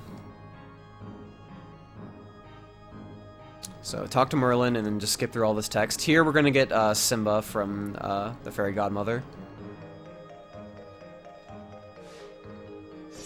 Bam. Simba will be nice. We'll be using him in some very important spots. So from here, what you want to do is you actually want to touch the save point, and that's for later. So we're just going to roll over here. You'll know that you hit it when you see this little text box, and then we just leave. Alright, and now we're just going to leave the way that we came. Don't worry about the rolls. If you don't have to do the rolls if you don't want to. It only saves a little bit of time.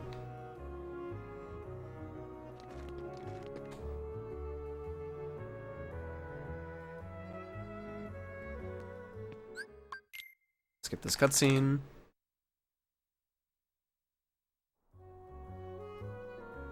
Alright, so there after this cutscene, there's going to be no enemies in this area. Which is really, really important, because we need to activate this while there are no enemies around.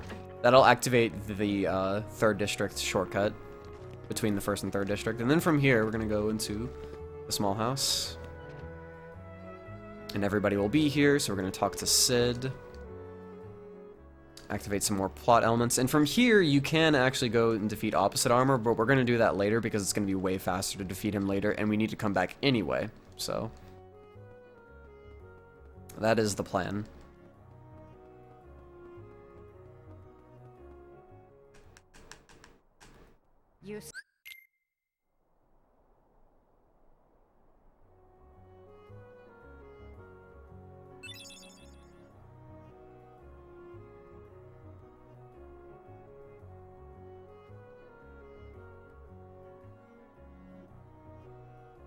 Alright, so I'm gonna leave. And then what I do is I just kind of like jump off to the left and just start dodge rolling to get out of here.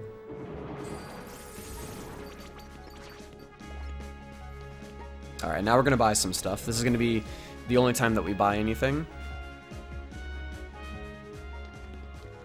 So we're gonna kind of go around here, get on the box again, and get up to Sid.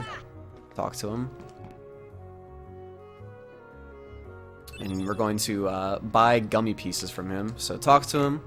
You want to buy the Fire G, so buy 1. And then from here, press R1 twice. That'll take you straight to the Haste G, and buy the Haste G as well. You should have enough money for it if you sold everything correctly. And then we're just going to get out of here, and we're going to leave via the accessory shop.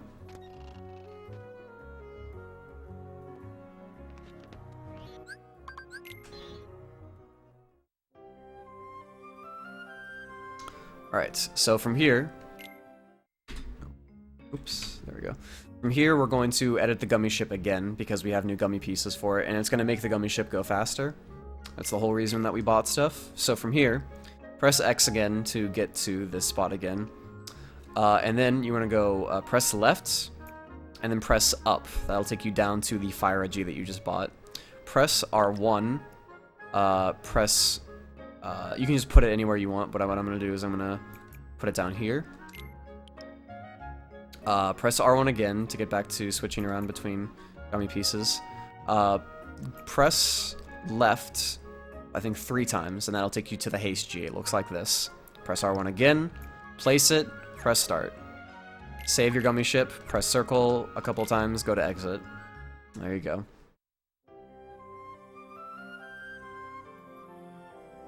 And then what we're going to do is we're going to warp drive to Wonderland, because the warp hole that's going to take us to Agrabah is actually closer to Wonderland than it is to Traverse Town, to the point where it saves 4 seconds. So. Whew.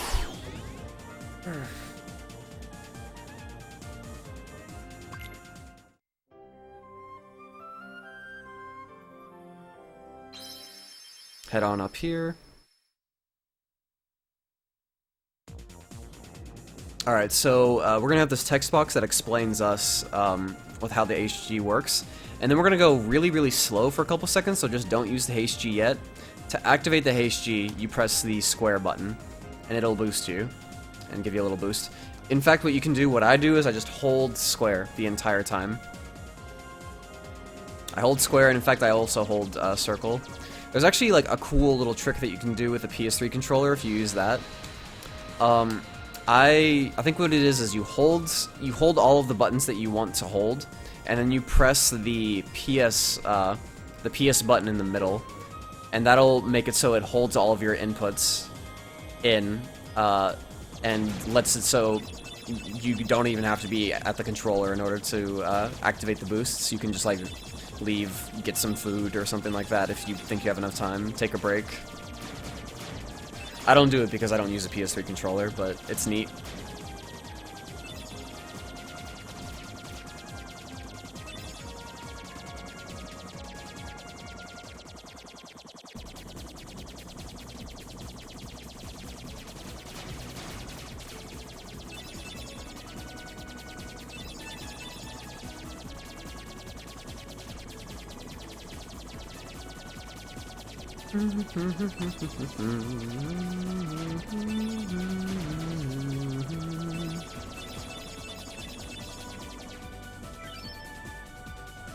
Alright, and now we're at Agrabah.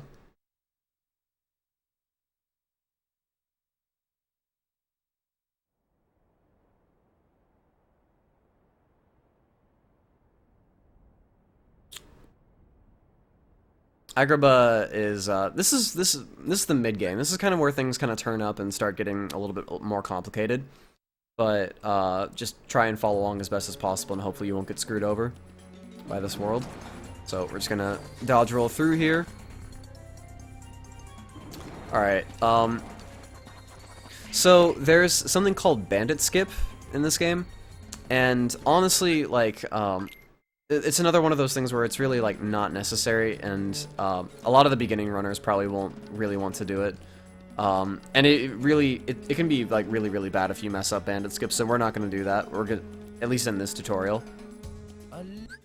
So what we're going to do is we're just going to kill these bandits. The bandit skip would be leaving this place, not killing the bandits, and then activating this switch without spawning any enemies, which is really tough, especially for newer runners. So the easiest way to deal with this is to just bite the bullet and just kill the bandits. So just kind of like hold back, target, blizzard spam, pretty good. Wait a second here, then jump on the box and jump up here, because you want your command menu to be blue. If you jump up there too quickly, then the shadows will be there. When you get up there, mash triangle to activate the switch, and you're good. And you can just leave.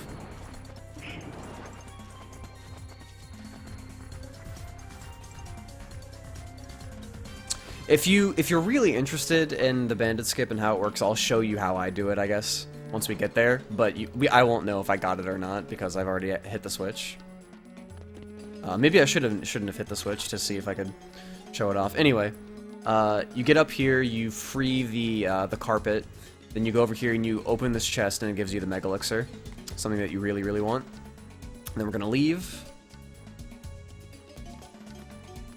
Go over here. And now we're going to save Aladdin. This is going to be our first use of the Simba summon. This is the way that I summon Simba and use him. A lot of people have way different setups, but this is just the way that I do it. So, just follow along, I guess. If this is just kind of like the stuff that I know, so I'm teaching it as I know it.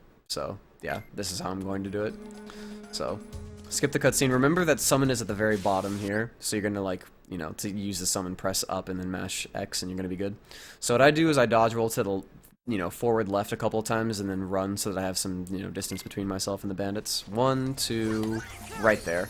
And you want to pause right about here. Pausing is actually something that's kind of necessary because this game doesn't really load summons very quickly. So to load the summon while these enemies are frozen, you just pause the game and you're good.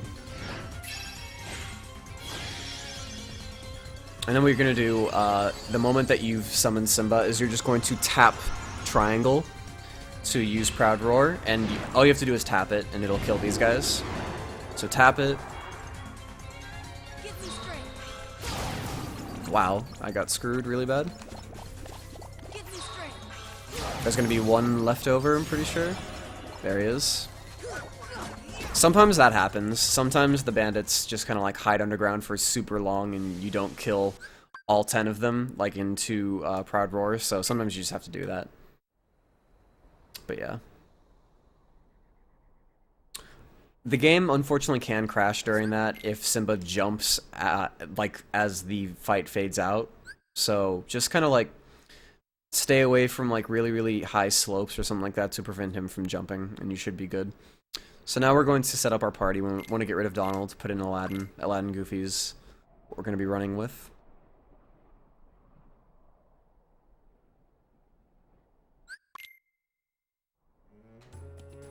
Alright, so from here, we want to hold up left. Jump on these boxes, then jump across this area to get over here. So this is where you would do bandit skip if you were going for it. But we have to do this menu first. I'll just explain the menu first. So, press start. From here, you're going to be on abilities. Should be, anyway. Go to equipment, Sora, equip the Jungle King, go down to your EXP necklace and equip the White Fang over that. Then back out, go to Goofy, and give him the EXP necklace. And then we're going to go back, press circle 2 times, go down to abilities. It should be immediately on Aladdin. Go up. I would get rid of Sandstorm, and then equip Critical Plus, because I think that Sandstorm is a bad ability, and Critical Plus is good. So that's the menu. So from here, if you want to do Bandit Skip, you have to line that up pretty, you know, it doesn't have to be too specific, but what I would do is I would center the camera right like this, and you want to nudge Sora just ever so slightly forward, just like the slightest little nudge, like that. You don't want to see like the bottom of Sora's shoes, otherwise you know that you've gone too far. And then from here, you're going to press square in the middle of the run, middle of the dodge roll, hold forward and mash the crap out of triangle. And then hopefully you will have gotten Bandit Skip. I can't tell because I've already hit the switch, but that's how it works. Saves like 8 seconds if you do it correctly, but yeah. It's really not that big of a deal for newer runners, so I wouldn't concern myself with it. Follow the way that I did. Don't fall like that. Try and dodge roll or jump if you feel like really, really scared about it. So now we hit the bazaar. Okay, so we got no black fungus. Black fungus can appear here. It's like, I think it's like a 50-50 thing if they do. It wastes time if they do. If the command menu is red and you still hear the battle music entering this room, immediately leave and then come back in, because you don't want to fight black fungus. They're awful.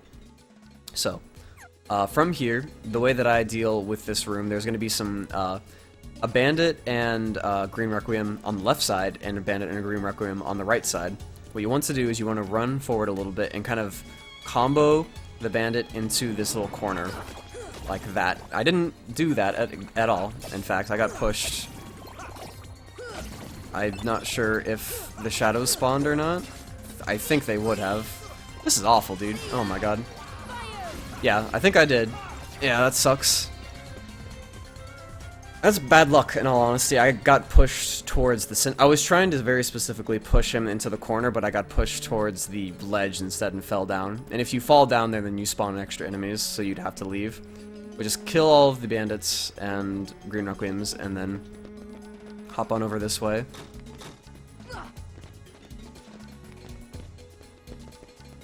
And then hit the switch.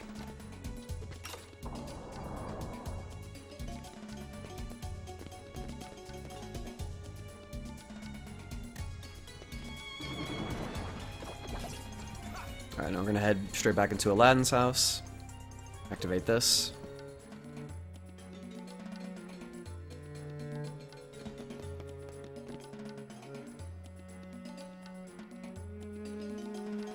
Alright, and then we're gonna head over this way, just kind of follow along where I'm going. And now we have Pot Centipede. So, this guy can be a real pain in the butt. You want to... The way that this guy works is that he takes up, like, all 3 of the areas, main areas of Agrabah. And you want him to crash through this area and go to the middle area, so that you can roll to the last area and be there when the fight ends. So I'll try and make it so that can happen, I guess. So, at the very start, this is how I do the fight. A lot of people do it differently, but this is how I do it. So we're going to skip the scene, and we're going to hold directly backward, lock on, and do a single hit on the Pot Centipede's head. We're just going to do that much, anyway.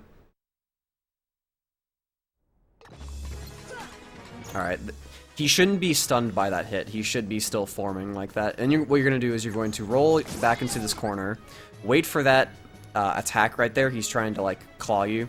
Wait for that to end, and then do 2 full combos on him, and he should go into his charge animation. Hopefully you won't get sniped by a barrel spider. Yeah, he went towards Goofy, it looks like. And then, like, right there. So he's charging, and he's going to hit me, and he's going to charge through to the middle room. You want this to happen. And then right here is, like, this perfect spot that you want to be.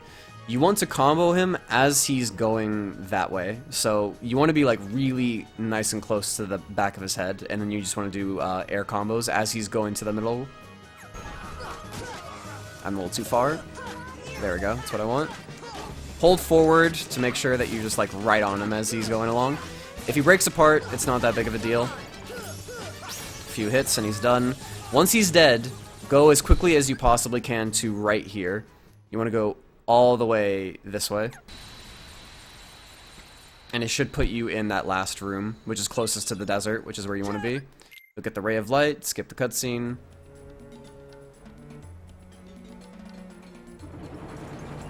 And then you're just gonna dodge roll straight to the desert. Alright, now we have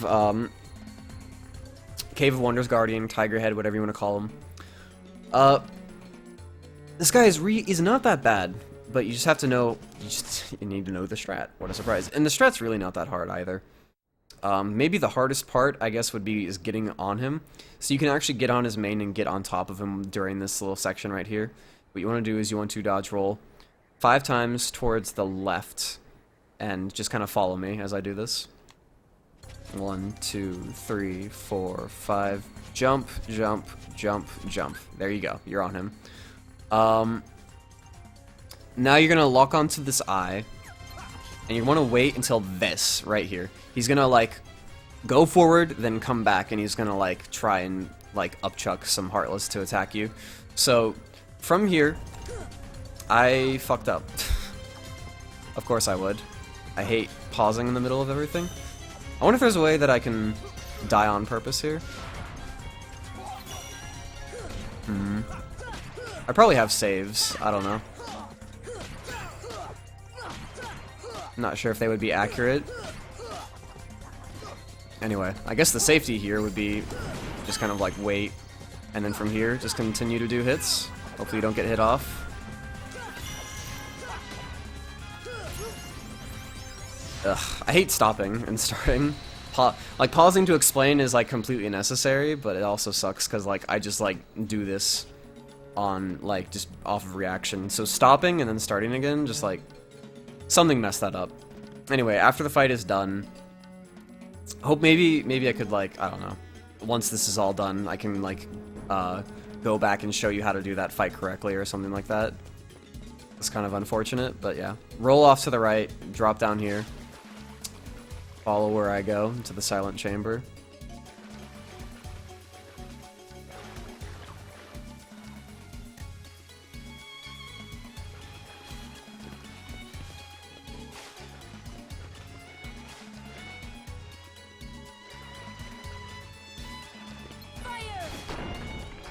And you're gonna hit that. I would hit it with a fire. You can hit it physically if you want to, but a fire just makes it so you just straight up don't miss.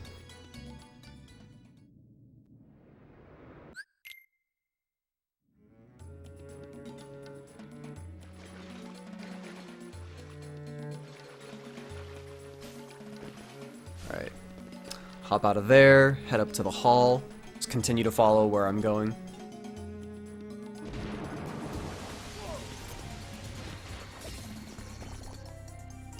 And then from here, you can be like super safe and jump like on top of that guy and jump up there.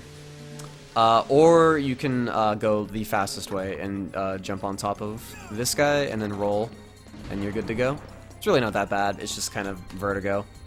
Scares you a lot.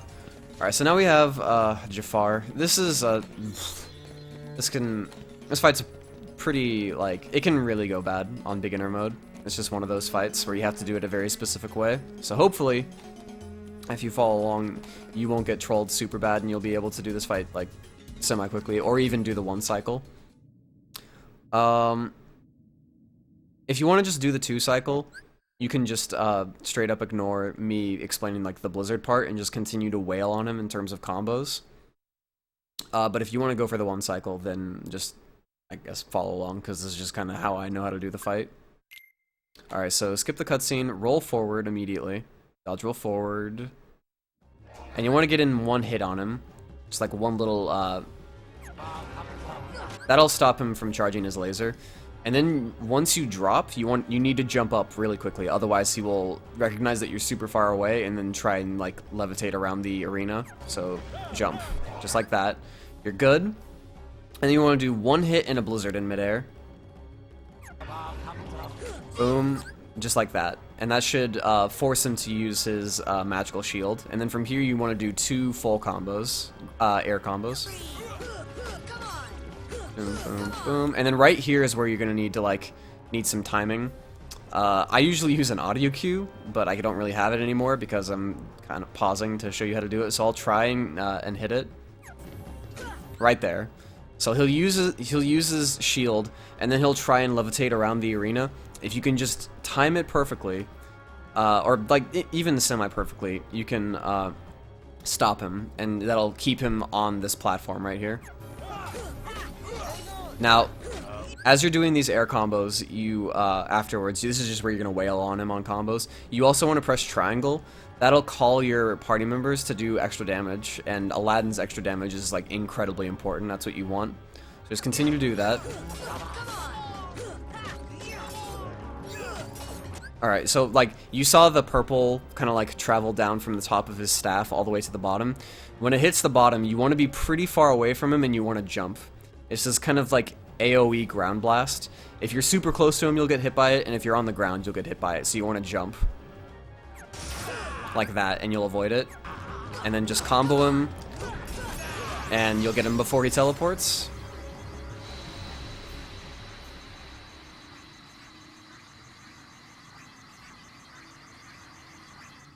You can also use a sound effect there if you're using 16:9 to skip that cutscene. That's what I use actually. It's a little bit faster. And then from here, head on straight over to Jasmine. Go off to the side and then do a little air hit to get up there. It's pretty fast. And then dodge roll straight into the fight for Genie Jafar. Alright, so at the very start of this fight, Yaga's going to be super far away, and Jafar is going to be close to you, and you can actually hit Genie Jafar with blizzards to do damage, so you're just going to do that. I do it just kind of in a certain amount, like 1, 2, 3, 4, jump, 5, 6, 7, and after you do the 7th blizzard, then I toggle lock onto Iago. 1, 2, 1, 2, and then I kind of like get, I do 2 hits, like that, and that'll keep me there. If I do a finisher, then I can risk like falling off to the side, and that's bad. And if you did it all correctly in terms of damage, he should just go straight back to the middle of this arena, which is where you want him to be. From here, once he's sitting on above this torch, just do 2-hit combos. You don't want to use a finisher to potentially throw you off the side. Just continue to do this, and he should be dead pretty soon. No problem.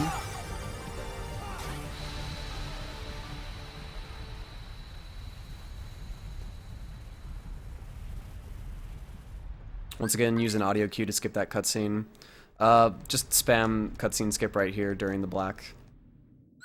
There you go, you should get it. Now, what we're going to do is we're actually going to try and die on purpose during this carpet escape. Dying will spit you out faster than just getting out normally. So you need to get hit by these rocks, and like, it doesn't really seem intuitive. In fact, I just messed it up a little bit. I missed 2 rocks, but that's okay. Just try and hit as many of these rocks as possible. Honestly, it requires a little bit of practice, so like, if you don't get it, don't worry about it. It's really not that big of a problem. But try and get hit by as many rocks as possible. Then, during the fire pillars, you want to hold right to avoid hitting 2 HP orbs. You only hit 1. Get hit by this guy. I'm going for a space flip. I didn't get it. Hold right if you miss it. Get hit by the fire pillars. And you're good.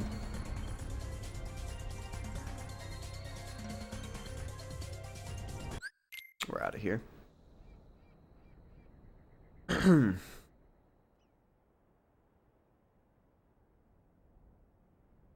I'll try and make a note to like do the Tiger Head fight correctly at the end of all this when it's all done.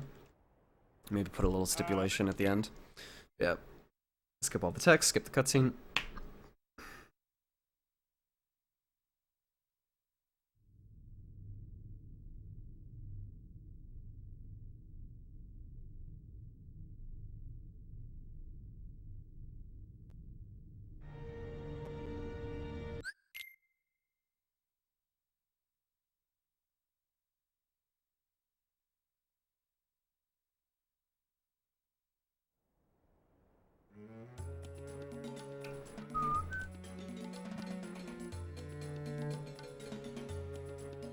Skip this stuff. He'll give you the 3 wishes. We're going to equip that later on, so we don't need to worry about that.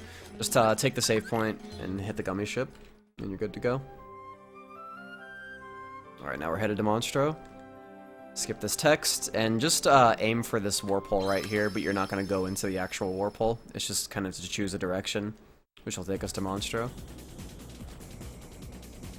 Same thing with, you know, pretty much all gummy ship missions from now on. Just hold square to boost and just attack through anything that you think might kill you.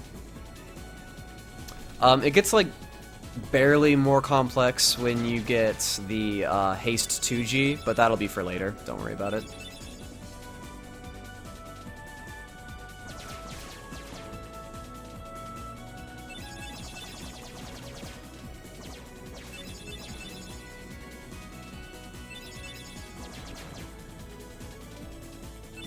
And yeah, like, I kind of absently-mindedly forgot about the warp hole right there. As soon as you see it coming, veer off to the right so that you don't hit it. If you hit it, then that's bad and you need to quit the gummy ship mission and do it again. I actually have scan right now, Mace Kid. I just got it, I think, from before Jafar. We're just not equipping it because we don't really need it right now. But in a little bit, we're going to equip it in just a second.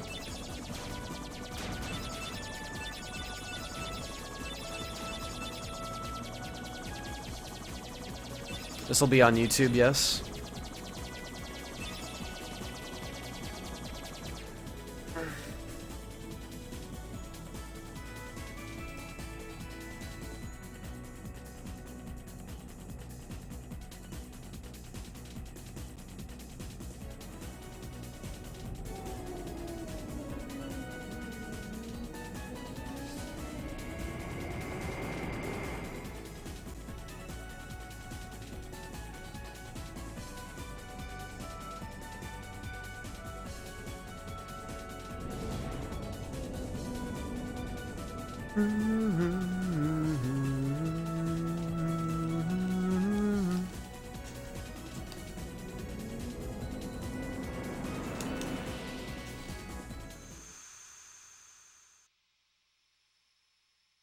Alright, so now we get eaten by Monstro. It's a lot easier to skip these cutscenes really quickly with 4x3 because you could see the black bars beforehand. You could also use that audio cue. If you can hear like the waves, then start mashing cutscene skip. Alright, right here, this cutscene skip, you don't want to mash this white screen. There's a lot of cutscene skips like this where there's going to be like a white screen, and if you press pause like that, then it'll slow you down. So you just have to be patient and wait.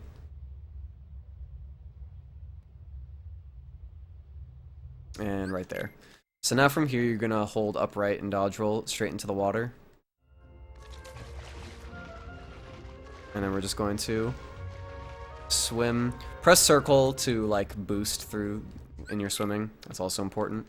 From here, hold up and slightly right and just dodge roll spam. And you should just dodge roll off the side like that. And then dodge roll into the chamber. Go this way. Now there's going to be another... This is a chamber 3 skip. We'll see if I get it or not. It's really not that big of a deal if you get it, if you miss it, because you don't really waste that much time. But if you do get it, it saves like 10 seconds, so it's pretty cool. So from here, so what we're going to go straight into chamber 2, and I'll explain what chamber 3 skip is. So you're going to be like in midair after you exit this little load zone. You want to do is you want to hold left and you want to mash X. You can time it if you want to. I did timing before, and I was never comfortable with it, so I just kind of leave my fate up to mashing it. And you should, if you mash hard enough and you got the right angle, you should attack back into the load zone. And then from there, you want to do a couple of minor adjustment movements, and then do this jump, like this 45-degree jump to this little ledge, and that'll allow you to skip chamber 3. So we'll just see what happens. So hold left. Mash during this loading. There we go, I got it. So I'm up here. I just want to make a slight nudge forward. Like that.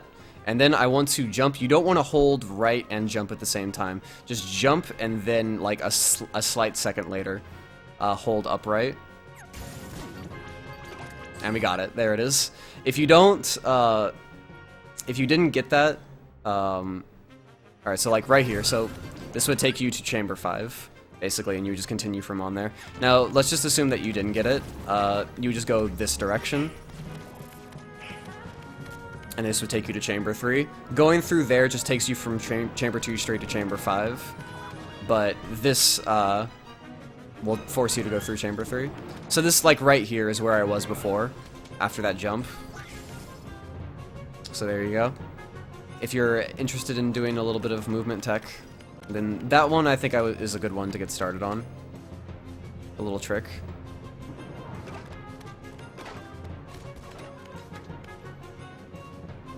And just kind of continue following where I'm going.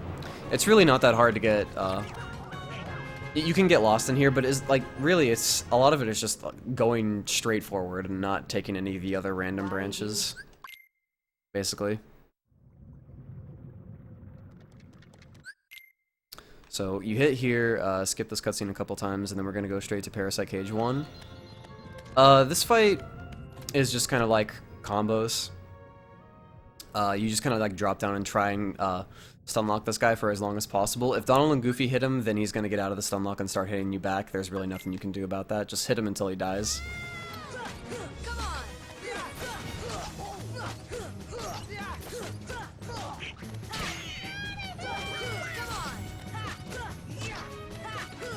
What I would do is I would kind of hang off to the left of Parasite Cage too.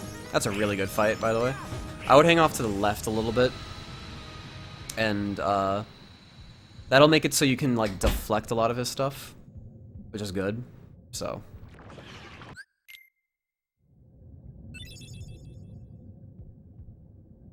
from here, just gonna go ahead and hop into the the hole in the middle, and you should spawn immediately on the ship. So just hold forward and dodge roll. If you're on JP, you'll actually end up off the ship, and you'll have to get back on. But that might be for another day. It should be pretty easy to get back on. So we get high jump, and then we're gonna roll off, and this is where we're gonna do another menu right before PC2. So to go to your equipment, go to Sora. Now we're going to equip 3 wishes. Go back twice, go down to abilities, go down to Sora. Should immediately be on the bottom, so just equip the bottom 3. NP Haste, Hurricane Blast, and Scan. Circle once, go down to Shared, equip High Jump. And now we're going to do Zetrus Jump. So, once you've defeated Parasite Cage 1, for some reason, it's possible to get, like, up on top of this little, like, bone structure by, like, dodge rolling up it. And that gives you, like, just enough height to, there can be a spot where you can actually, like, run up and stand normally. But it'll kind of suck you down. What I do is I just kind of, like, from the far right side, dodge roll twice. And then jump immediately up, and then hold left, and you should grab that little ledge up there. Saves a good chunk of time by doing it like this. Hit this load zone. And then hop up here. I got really good luck here, actually. I got the rare truffles. That'll make it so that this place loads faster, and you don't have to worry about getting hit by these guys. So just jump up. Just continue just jumping up and go straight into PC2. Alright, so the very start of this, what I would do is I would hold like upright and then try and do a couple of hits on him before he hits you back. It's not a big deal if he hits you back. It's actually what's supposed to happen. So 1, 2, you get hit. Dodge roll forward, and then do start air comboing him and stun locking him. Now Donald and Goofy will hit him, and that'll make him keel over. This is really good. He's waiting a long time. There we go. That's good. So once he falls over, unlock onto his head, and then retarget his stomach. Do 2 hit combos. You don't want him to get back up, and the finisher will make him get back up. So just do it like this, and he's dead. That was a really good fight too. If he gets up and starts just punching the shit out of you, you kind of have to deal with it until he's dead.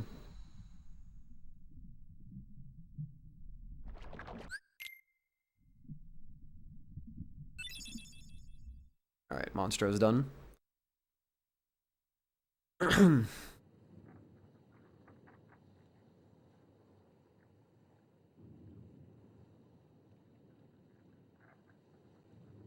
wonder how long this has been. Let's take a gander here real quick. Been 2:17. Okay, not too bad actually. Maybe I can do this within like 5 hours or so.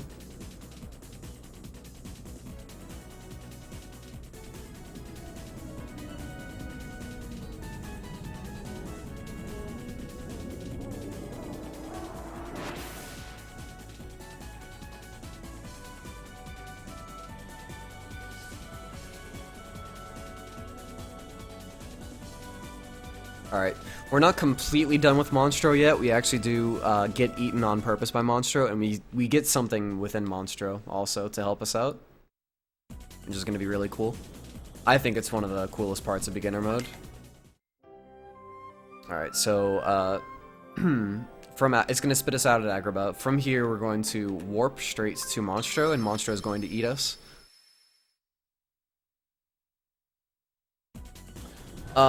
Now you can just normal drive past Monstro and he won't eat you up, and you might think that that's faster, but it actually is slower than getting eaten up by Monstro via the warp drive, so...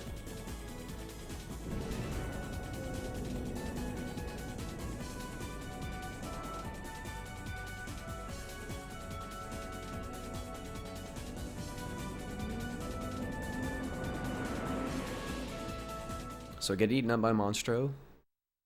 And then what you're going to do is you're going to hold down left, and you're going to dodge roll twice. And I would also R3 in the middle of one of those dodge rolls to center your camera. 1, 2, and then right about here, you'll jump, and you can do a mid-air swing too if you want to. Then jump up to the right, jump up to the left, and then pick up this chest. This has Water Gleam. Water Gleam is a summon gem that'll give us access to Dumbo, and Dumbo is going to be really helpful. After you do that, head over to the ship, go to the save point, and GTFO. And from Monstro, we just head straight over to Halloween Town.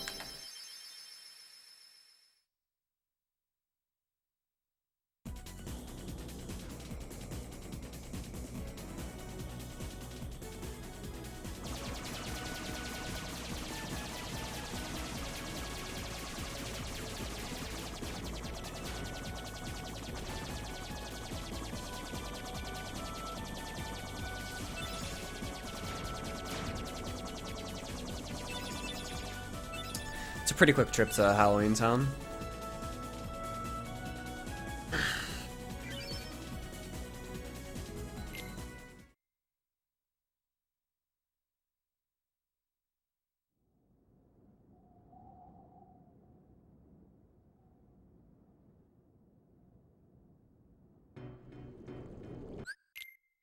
Alright. Now we're in Halloween Town. Gonna go ahead and continue through here, just follow where I'm going.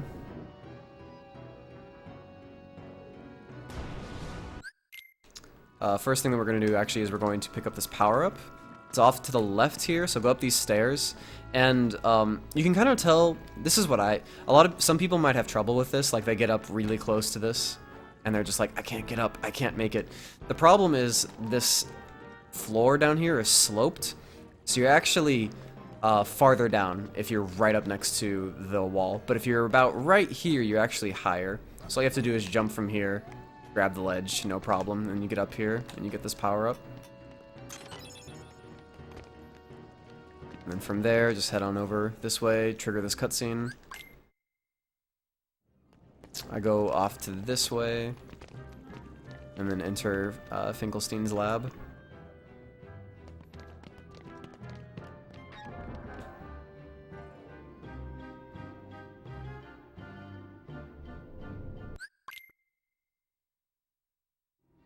Alright.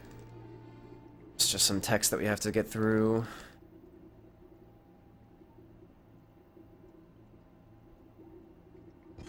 Skip this cutscene. And then do not add Jack to the party, you just want Donald and Goofy for this whole world. And then we're going to be escaping. We're also going to do a quick menu here. Go to your items, it should be on Goofy. Go to Jack, go to Ether, and it should be on exchange from all the way back in the... after defeating guard armor. And you want to exchange those ethers to Sora, just mash X and they should be in his inventory, which is really good. You need those ethers. They're really very quick and very helpful. From there, press circle once, go to your stock, go to your power up, and use that on Sora, and you should be good. I have a potion, okay. So there is going to be a lot of instances where random items might actually end up in your inventory. In this case, I have a potion. So you might want to like try and find situations where it'd be good to throw that potion and get it out of your inventory without wasting time. I know a good spot a little bit later on. Anyway, follow me all the way to the graveyard over here. We have this little graveyard fight. It's pretty easy. Alright, skip this text. Dodge roll once and lock on, and then just blizzard maybe like 4 times or so. There we go. Then run forward.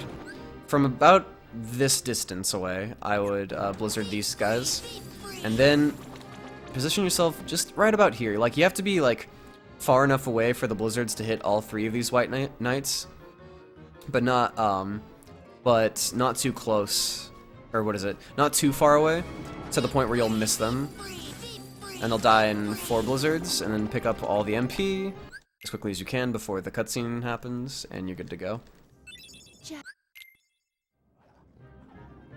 So that was a good fight, and I have a pretty decent amount of MP left. This a lot of this world, in terms of the mob fights, is just going to be spamming a lot of Blizzara. We have 5 MP, and that's kind of thanks to the Dawn route and the staff. So this is kind of like a big reason why staff is good.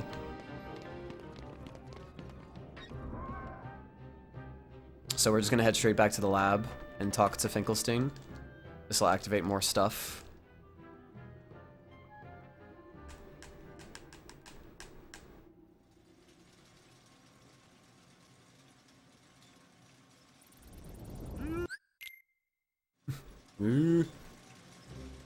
Alright, from here,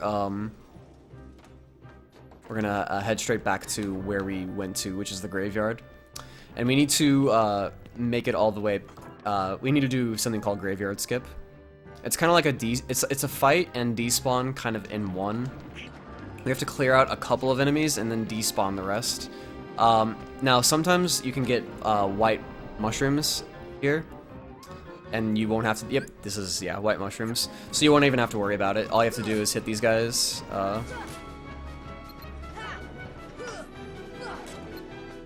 You'd think it'd be easier to hit these guys. Just hit these guys, and once they're all gone, then you can use the reaction command and you're good to go. It's about the same speed, maybe a little bit slower than Graveyard Skip, but yeah. It's really nice because you don't have to worry, you don't have to execute as much. But I'm going to show you how to do Graveyard Skip. I should get Heartless Spawn next time, or this time around. So we have this guy right here to the left. What I would do is I would just like mash X and I would do a full air combo.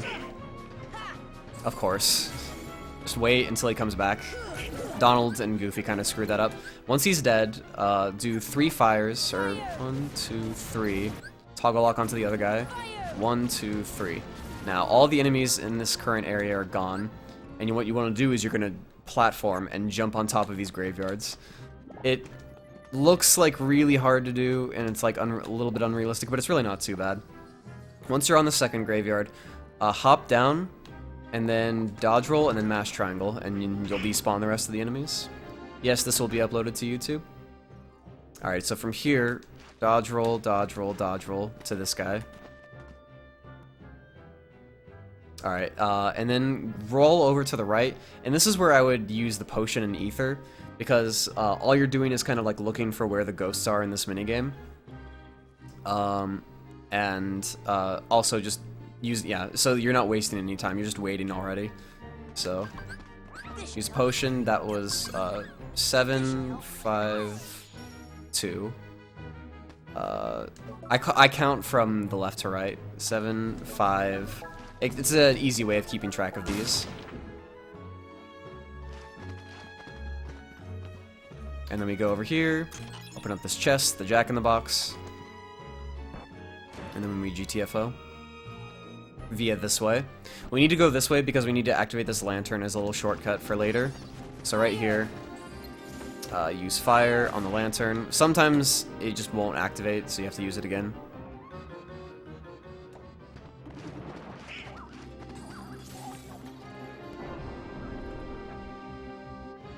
We just head over this way, head back to Finkelstein to give him the Jack-in-the-Box.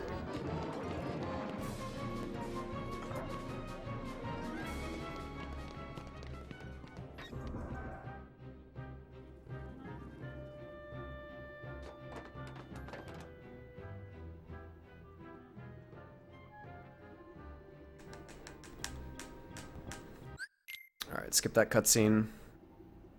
And now we have to go back in the same direction one more time. This time to actually do stuff and kill bosses. Alright, so, remember Black Fungus, the Heartless that I was talking about back in Agrabah? They make a return entrance in Halloween Town. It's another 50-50 whether or not they show up in this area. If they show up in this area, it's pretty bad. It wastes quite a bit of time. The easiest way to deal with them is to just activate the torch, leave, and then come back by activating the torch again. We'll see if I get it.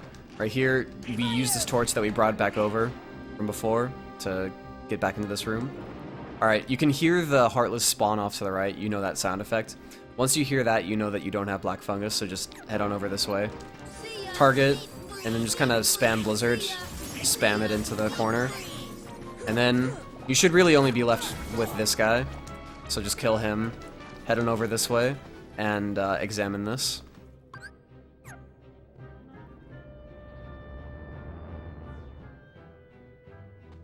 There are a couple other different ways of dealing with the Black Fungus, but I'm not going to go over it in this video.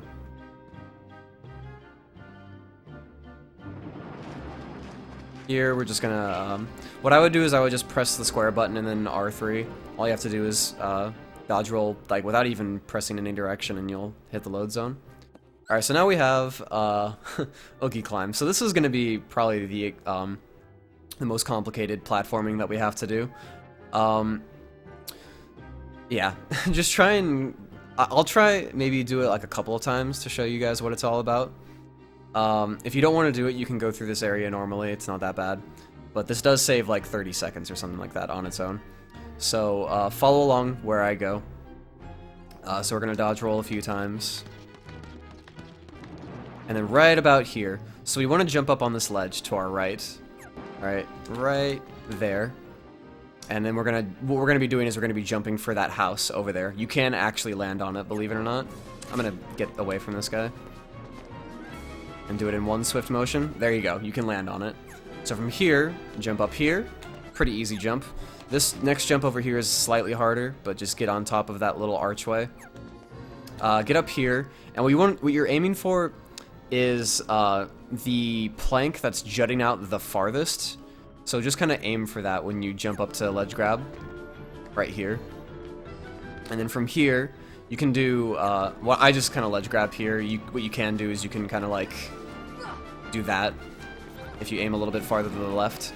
Then jump up here, go over this way. In fact, to be honest, you're kind of done with Oogie Climb if you've come this far. You can just go the extra mile just around this way and make it all the way to LSB right up there. But there is an extra little piece of platforming that I do. So from like right about here, yeah. So from here, I jump to the left. It's really not that bad. And then I go up here and bam. Saves a little bit of extra time. There's even an extra crazy jump that like only fucking Zetris goes for because he's stupid.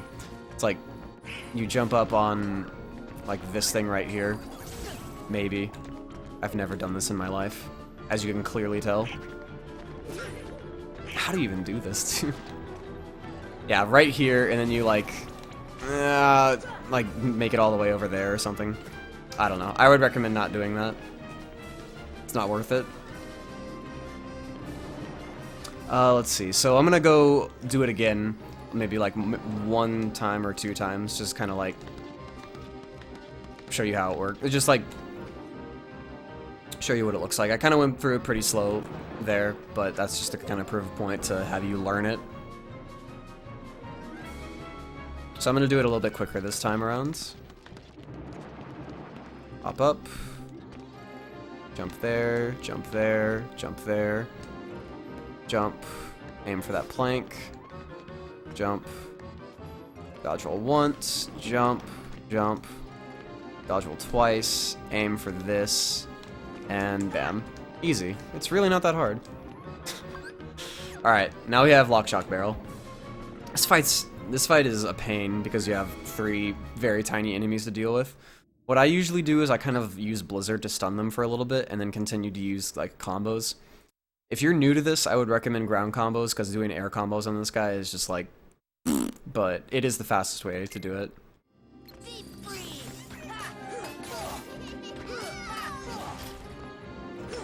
Ugh. So there, the Blizzard also helps like stop them when they're spinning. It actually stuns them a little bit. This fight is a whole lot of improv, trust me.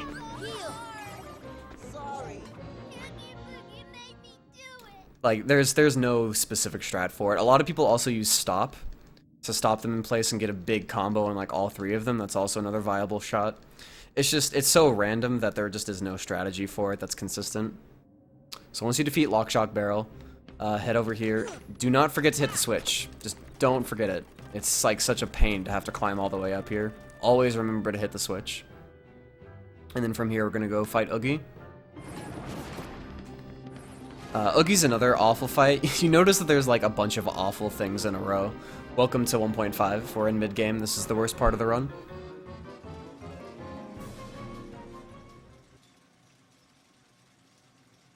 Alright, so what we need to do at the start of the Oogie fight is take care of his 2 gargoyles that he spawns in order to actually damage him. So what I would do is I would kind of like aim for this little splotch on the ground, this little pattern right here, like that skull, that green skull. Would it be like right there? Okay, let's see. Sometimes your fire just will not hit them because the fires that you do there is to prevent them from like shooting a bunch of blue orbs at you. So you just snipe them instead. But yeah, if they just come to you, then you can just combo them and it's no big deal. So now the jewels are glowing. What you want to do right here, like this is a good example, you want to keep Donald and Goofy out of the same platform as you when you trap Oogie Boogie. So Donald and Goofy are like behind me, and Oogie's about to go into like this this little area to the left where Donald and Goofy won't be. So I want to really quickly, like right there, trap Oogie. Hopefully I hit the switch here. I did. That'll trap Donald and Goofy away from you while you combo Oogie. This is the most important part of dealing damage to Oogie. You can get 10 hits in, so I did 1 hit and 3 full combos.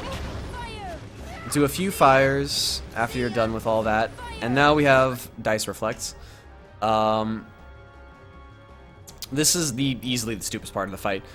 In order to get a really fast fight where you don't have to deal with any of Oogie's traps anymore, you need to deflect the dice that he throws at you. It's never consistent, it's stupid, and it's just, yeah. The way that I set it up is I am pretty decently far away. And then like right here, I'm still locked onto him. I would D-lock, and then just when you see the dice coming down on you, that's when you would press X to attack the dice and deflect them back, and I got it. So right here, just kind of waiting to see where he goes. I want him to go left because that's where Donald and Goofy aren't are. That's good. I trapped them away, and yeah, this is the most optimal way to do the fight easily. If you learned anything from this, just teach yourself how to trap Donald and Goofy away from Oogie, because you'll lose so much damage and the fight will take way longer if Donald and Goofy are there taking hits away from you.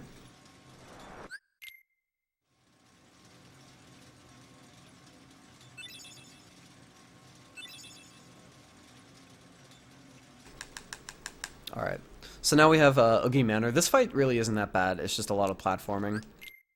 It can be annoying for a lot of people, though, that just don't like platforming and don't practice it. But once it's practiced, it's pretty good.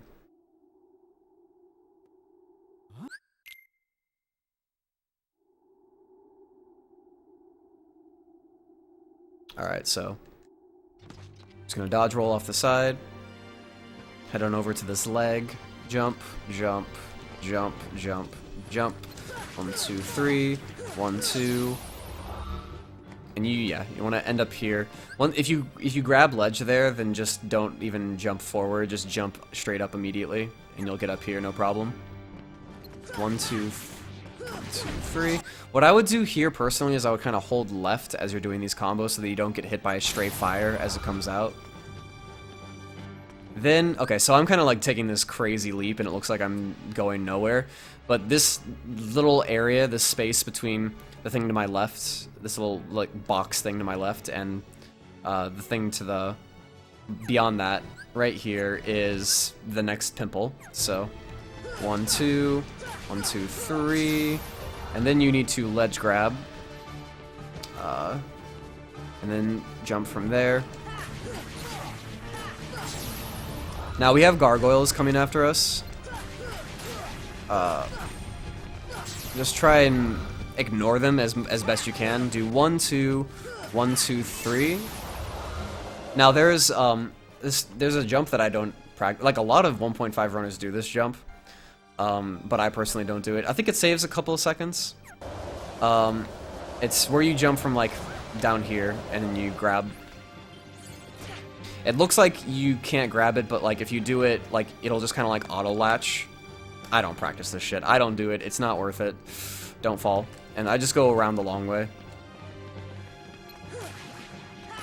I just think it's a gigantic waste of time, personally. But then you kill the last pimple and you're good to go.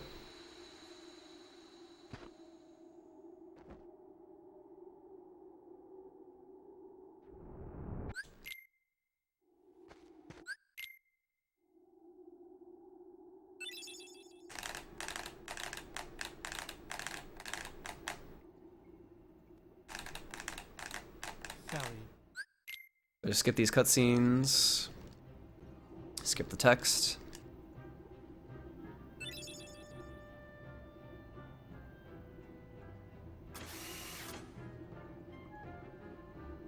Alright, and we are good to go, basically. We can just GTFO here.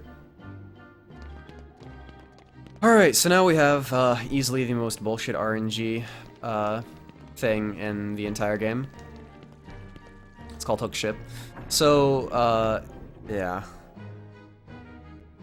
Basically, to get to Neverland, we need to, like, activate this little, it's kind of the same way that we activated Monstro. We hit, like, a certain part of the gummy ship mission, and then Monstro showed up. So we hit the certain part of the Neverland gummy ship mission, and sometimes Hook Ship will show up and, like, take us to Neverland. Sometimes it won't. The reason for that is because we haven't done Atlantica yet, and I don't know why the game developers thought it was a great idea, but for some reason they thought that if you haven't done all 3 worlds, Monstro, Atlantica, Halloween Town, they can make it so that you can maybe miss going to Neverland and go straight on to the other worlds that you haven't gone to yet. It's awful programming, it's awful game design, I think it's stupid, it's the worst thing in this entire run. So if you miss Hook Ship, you can lose 50 seconds, and you have to fly back and try again to see if you get it. And you can miss Hook Ship multiple times in the same run. It's absurd, it's stupid, it's easily the worst part of the run, it's the bane of 1.5 runners' existence. It's just awful. So just hope that you get it, basically, because it's all up to luck. There's really no way to manipulate it. We've tried for years to try and get it consistent, but there's just nothing. There's just nothing there. So right here, let's see if we get it. Should be a fade out. There we go, we got it. Cool.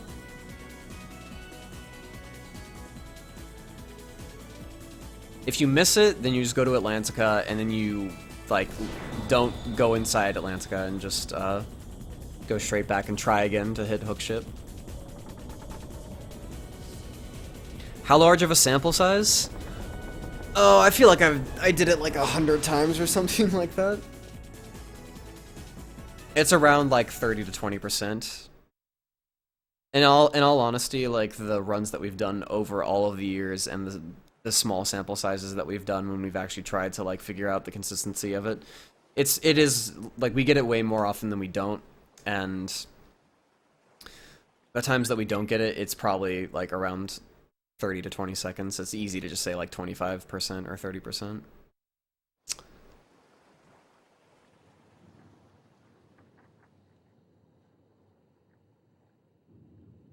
You don't say. Alright, so we got some movement to do, actually. We got some neat movement tech. Alright, so we don't want Pan in the party. You can do this, another crazy Zetrus jump. I'll show you and see if I can get it. You have to move pretty fast. You have to jump onto this little box and then attack right there. You'll either auto-lock onto the guy right there, or he won't be there and you'll just hit yourself back up. Hit yourself up there to this ledge. That's easily the fastest way to get up here. The easy baby way of doing it is grabbing on here and then jumping around. Right here, we use a spell so that we don't grab on. as we fall in there. And then hold left, dodge roll a couple of times. And then right here, from about here, just jump straight up against the ladder and then attack at the apex of your jump and you'll hit the loading zone.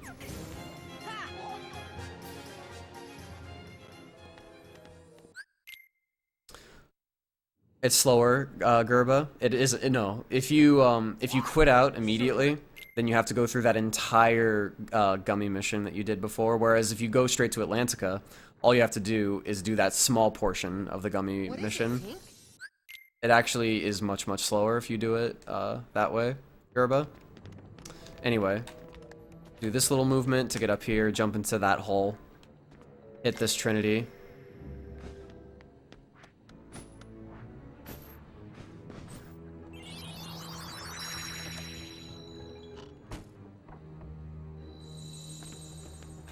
Climb up the ladder, use or get stop ready to go.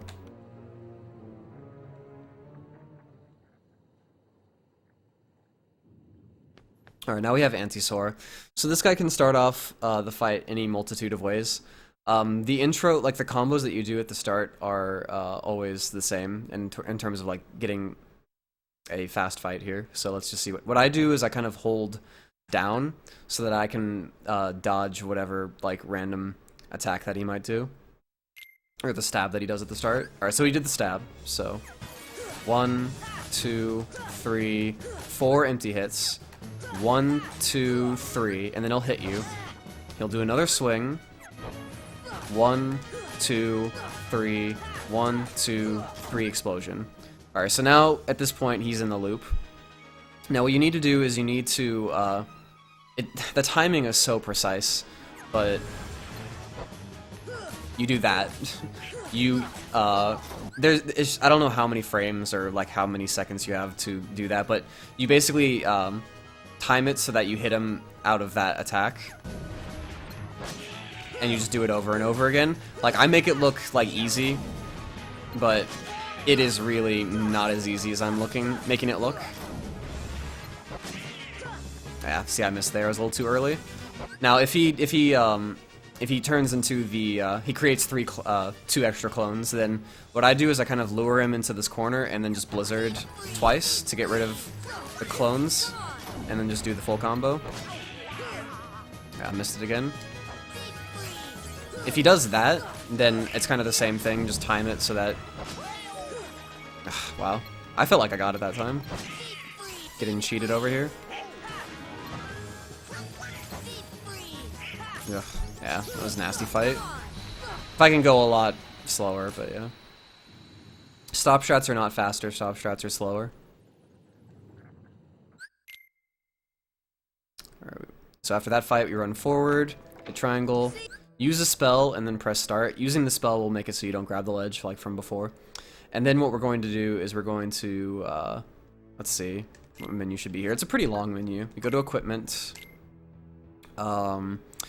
Now, you can choose to put on Pumpkinhead if you really want to. It's not necessary, and I don't do it.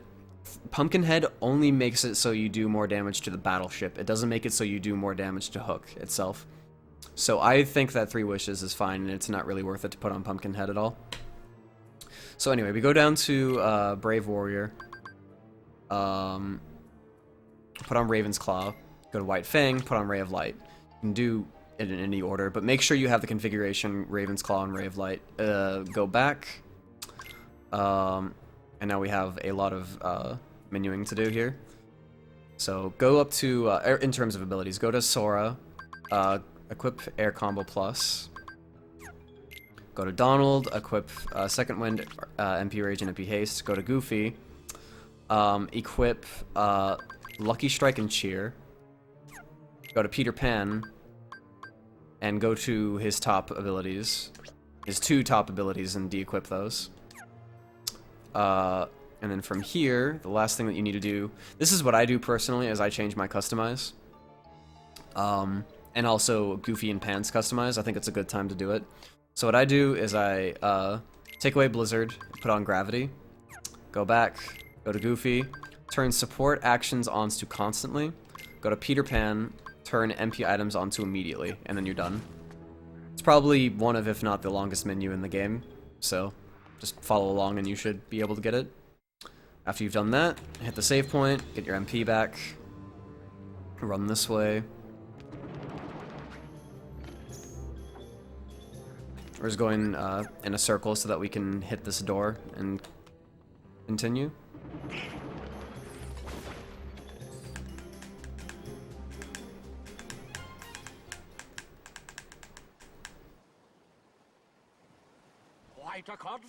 Alright, so now we want Pan and Goofy in the party, so we're just going to kick Donald out. Done. And now we have a text box to skip through. As soon as we finish that text box, we're going to summon Simba. And right here, right when you like see the camera like zoom in on Sora when he's like holding, I don't know what he's holding. I think he's holding something, or he's just he's clutching his fist. Just like right there, that's when you pause, and then you're good. Should give you enough time to not get hit by these guys. If you want to be super safe, you can jump up to a higher area and then summon Simba, and you'll be fine. But I think this is easy and safe. Anyway, 1, 2, 3 ticks. Notice what ticks are. 1, 2, 3, 4. When you see, like, Simba flash a little bit, that's what's called a tick. That's going to be important for later on, especially towards the endgame. That was really good. A Battleship. Battleship can charge and just screw you over, but if he stays still and you combo him, then it's great. Alright, now we have Hook. This is going to be a lot more of a technical fight than you're used to. What you're going to do is you're going to be stopping him. And just walloping on him with air combos. So just kind of like follow along with what I do. Go to the right. Jump on the boxes. Lock on. Stop. 1, 2, 3, 4. 2. And Pan will give you ethers. That's 3 combos. 4. 5. The Battleship can interfere a lot. If it happens, it's not that big of a deal. Right about now, he should be very close to death. There we go. That's the fight. That is exactly how you do it.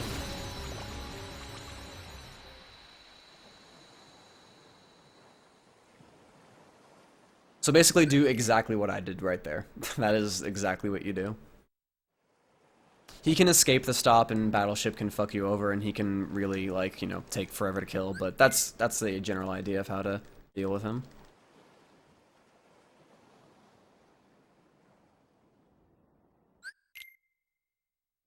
Alright, skip a couple of cutscenes, and then once we get here, onto the clock tower,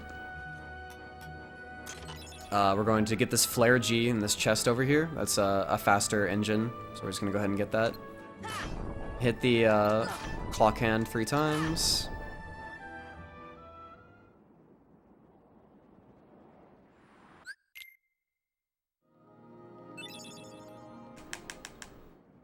Alright, cool.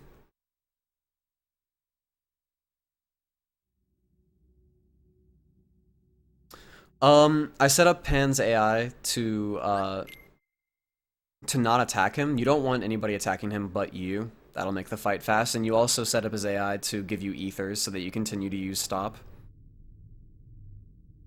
That's what Pan is able to do for you. The rest of it is basically on you, just being able to do air combos on him and stopping him the entire way.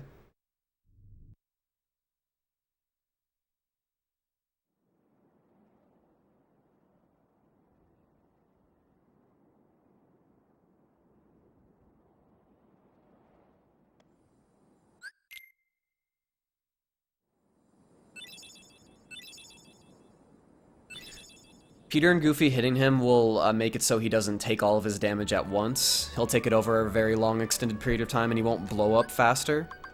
It's an easy way of explaining it. So fly up here, put on Fairy Harp, back out, go to, let's see, Sora's abilities, equip Ars Arcanum and Guard, equip Glide. Now this is a new addition to this menu and it's something that that I do, that even I don't even do in my attempts yet, but it's something that I've been considering and I think I'm going to do. After you equip Glide, go to Goofy, and then put it on Tornado and equip Tornado, and just leave it there. You want to make sure that equipping Goofy Tornado is the last thing that you do in the menu.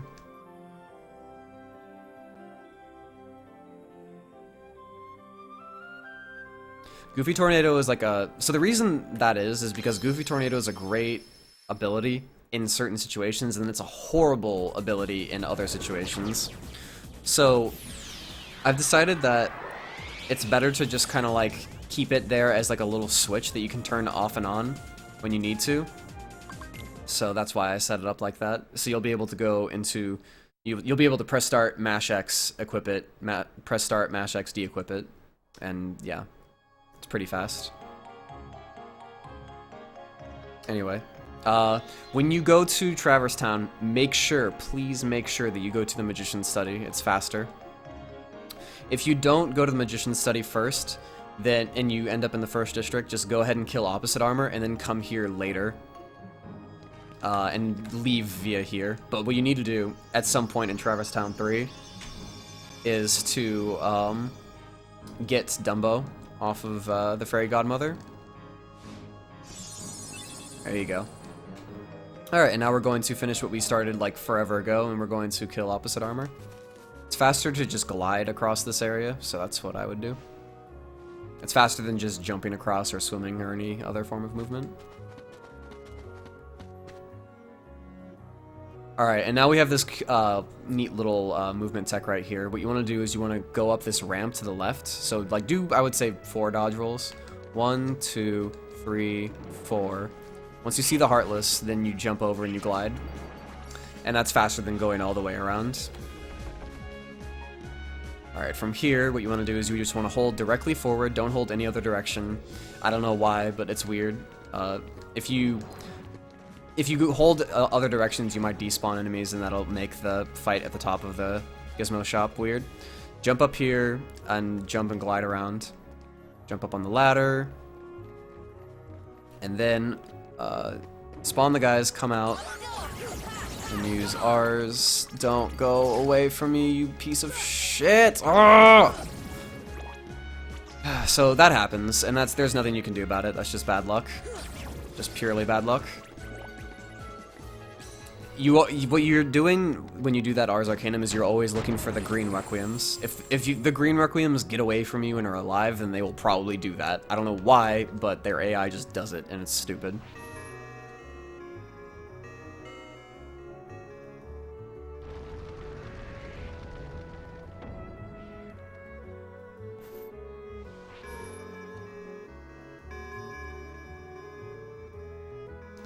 Anyway, after you've killed all the other guys, use the Trinity. Ring the bell 3 times.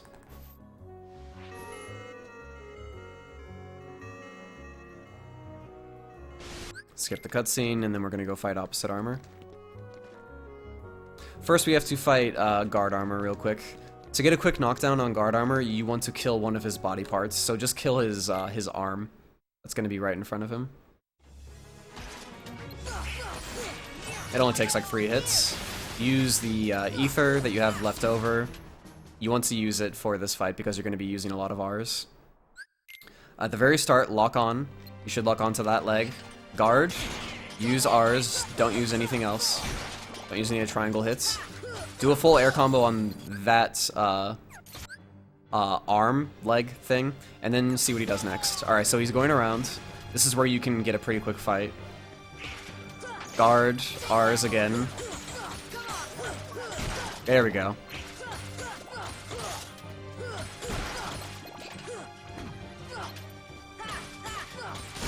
There we go. Once the legs are destroyed, then you just go after the arms specifically. Once the arms are dead, he'll turn into cannon mode and you can just kill him. Skip the cutscene.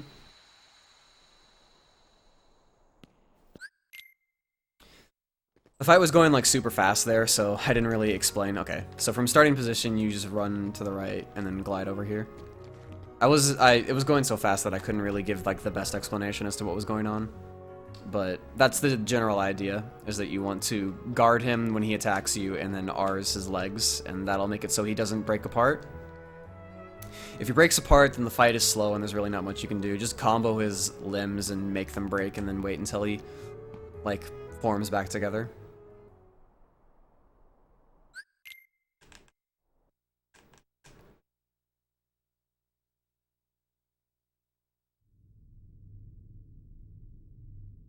If you go into the alleyway, just don't go in the alleyway. If you're locked onto an enemy, it'll make it so it's impossible for you to accidentally go into a loading zone.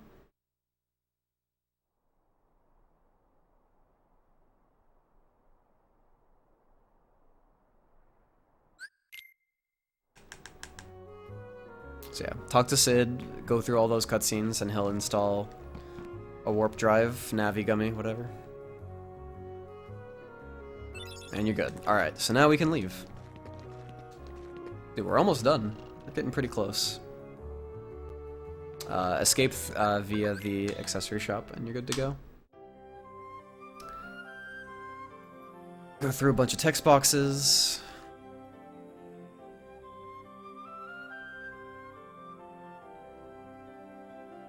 And then go all the way to Neverland and warp drive here.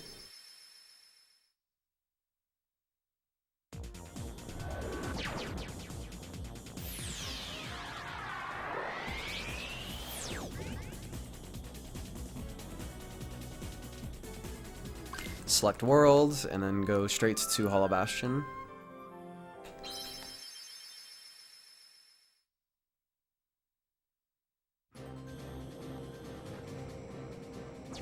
And once again, just spam warp drive and attack, and just go until you hit Hollow Bastion.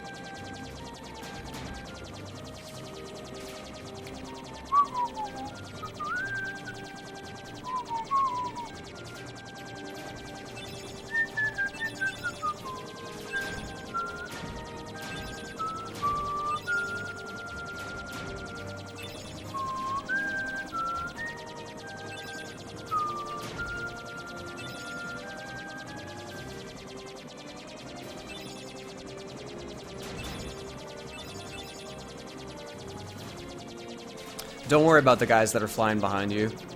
As long as you don't actually, like, physically go upright to get hit by them, you won't get hit. They're just there to scare you. And they aren't really a one-shot either, so don't worry about it. This is being played on the PS3, that's correct. Alright, welcome to Hollow Bastion. A lot of people make the mistake that this is a cutscene, don't skip it, it's just a text-based cutscene. Alright, so we have some movement tech immediately, starting with Rising Falls. It's not too bad. Just follow my instructions and it should be no problem.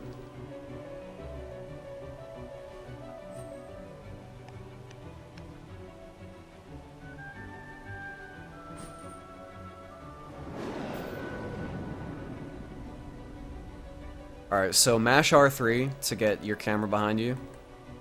Jump. Roll, roll, roll, jump, glide, wait here, wait until it starts descending and then jump on it, and then glide, roll off to the side, roll into the cutscene. Alright, so we're halfway there, no problems here. So this is where Riku takes your Keyblade and leaves you with Beast. Beast is now going to be your best friend. Thankfully you still have magic, so you can still do things, kind of. Press done, hold left, jump onto this, Jump immediately onto the rising platform, jump up here, and roll into the load zone. There you go, you did it. Rising falls. Easy peasy. Alright, now that you've hit the castle gates, what you're going to do is actually, you're going to roll directly backwards. There we go. Yo, Dax, thanks for the host, dude. Dude, I thought your idea was literally the greatest idea ever, so I had to do it too.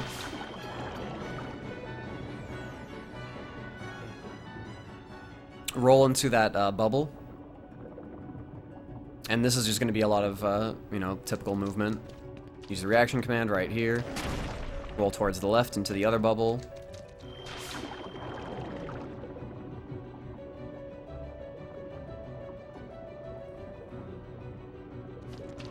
Roll 1, 2, 3 to the right. Hit this. Oh, Mr. Perfectionist over here. 1, 2, 3. Hit the switch. I do a lot of this without moving the camera either. It's pretty easy. Going through the secret waterway. Roll once after jumping over that thing. Roll back in that same direction, jump over the thing, and probably roll twice.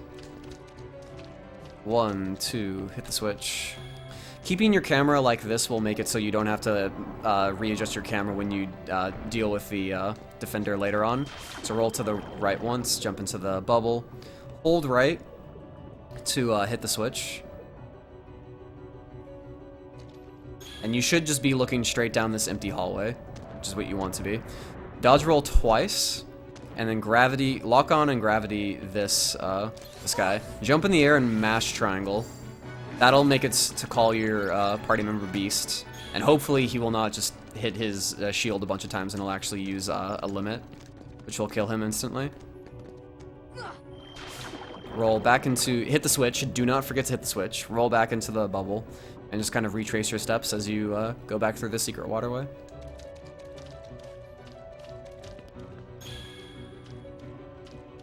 Or whatever this is called. Puzzle room, if you want to call it.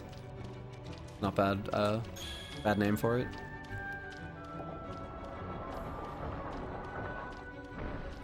Later, Beast. You're trapped forever.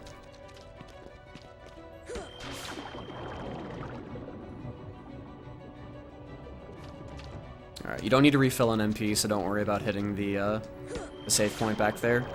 On Proud, you'd have to, but here you don't.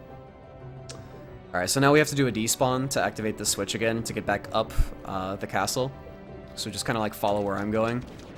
Dodge roll, dodge roll, dodge roll. Dodge roll into this corner over here. And just kind of call Beast. He shouldn't attack any of the dark balls and you should be good to go. The switch. And now we're just gonna head on straight over. This gate actually opens backwards because it doesn't expect you to... The game expects you to have gone that way, like the intended way, but we kind of shortcutted that a little bit. Just, you know, roll through. Just a little neat, something that I had to mention because this game is a little quirky and funky. Alright, so now we have Riku 1. Riku 1 is easily another one of the worst fights in the run. Because of the way that he breaks out of combos. When he breaks out of combos, he doesn't attack, and it sends him super far away. Like, it's this lunge attack, and it's just so absurd. So the goal is to keep him... What I do is I kind of keep him close to this wall, and I just try and combo him into that, and also have Goofy Tornado, plus R's. That'll deflect him constantly when he tries to get out, and you'll do massive damage. Other than that, this fight sucks. I have no other words. So I get back in this corner... There we go. That's not bad. Get him back into this corner.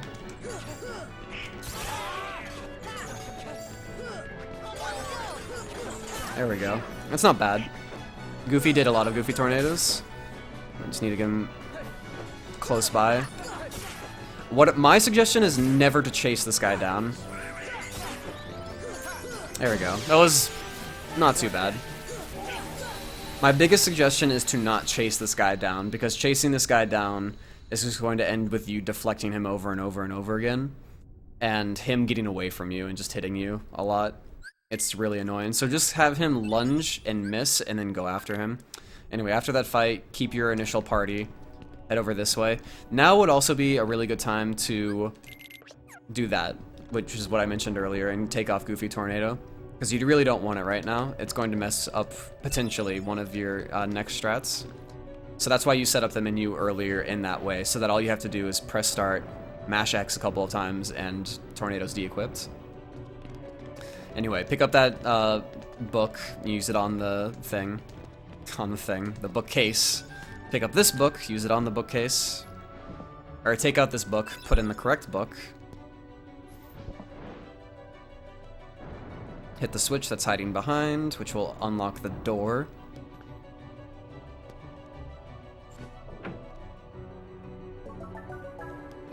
Head over this way. Now from standing position right here, just lock on, and it'll give you this little lantern. What you can do is you can just fire from the ground, or you can do like jump canceled fires. It just depends on what you want. Then from there, go over this way and hit those two pots. That'll give you one piece of that little crest. 1, 2, 1, 2, 3, 4. Hit the reaction command, or Trinity.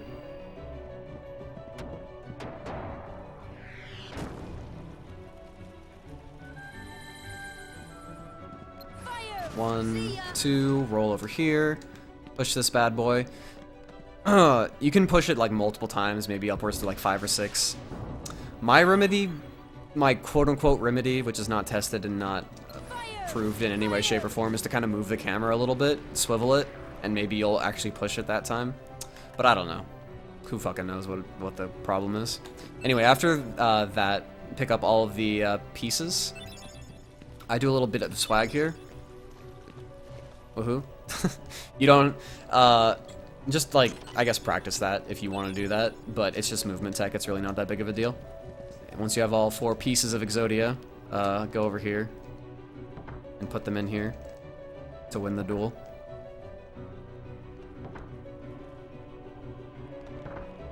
And you're good to go.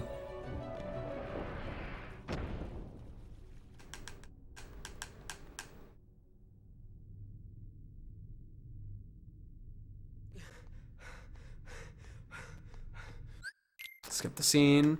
Alright, now we have another strat coming up, where we're actually going to do like a despawn and pick up an item at the same time.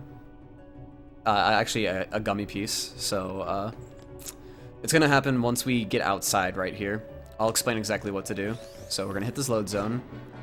Try and like make sure you're looking directly forward. Mash R3 so you're just looking straight forward.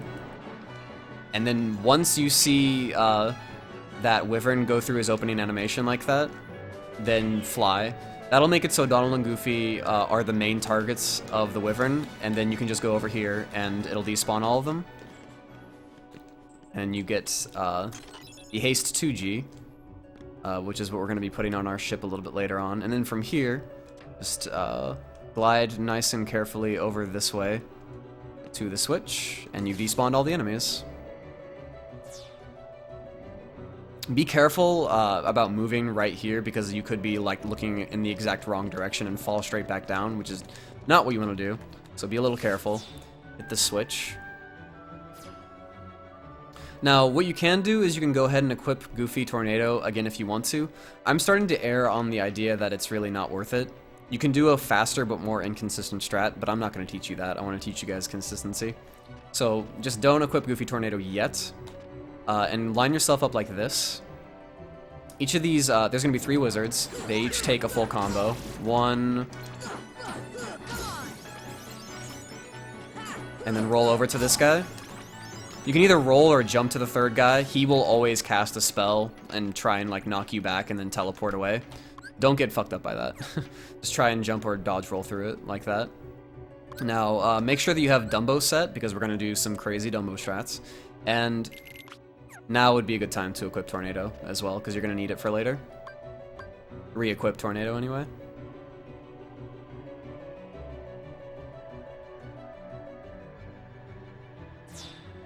Alright, and now we're ready to go. So, we're going to go over here, and we're going to activate this Blue Trinity. This Blue Trinity has some MP Orbs, 2 Cottages, and a Mega Elixir. It's P worth it. We actually have a runner that's kind of creating a route that skips that Trinity. But for starter, for runners who are just starting out, don't. That's a good trinity. You want to use that, trust me. Maybe in the near future, the meta will be skipping that, but for now, just get that trinity. It's worth it. Anyway, use the switch, keep on trucking up, and now we're going to be doing Dumbo strats. I'm only really going to show it to you once, because I only have enough MP to show it, like, a certain amount of times. So I'll just very slowly explain how you do this. You want to be aiming towards that corner right there. You see the kind of like how that little upper platform hits the wall and kind of creates a corner. You want to be aiming straight for that. You want to make sure you have Dumbo ready. Dodge roll 3 times. 1, 2, 3. Summon. Pause it just like all the other summons. And you're going to go through the Dumbo summon effects. Mash R3 so that you are looking straight forward.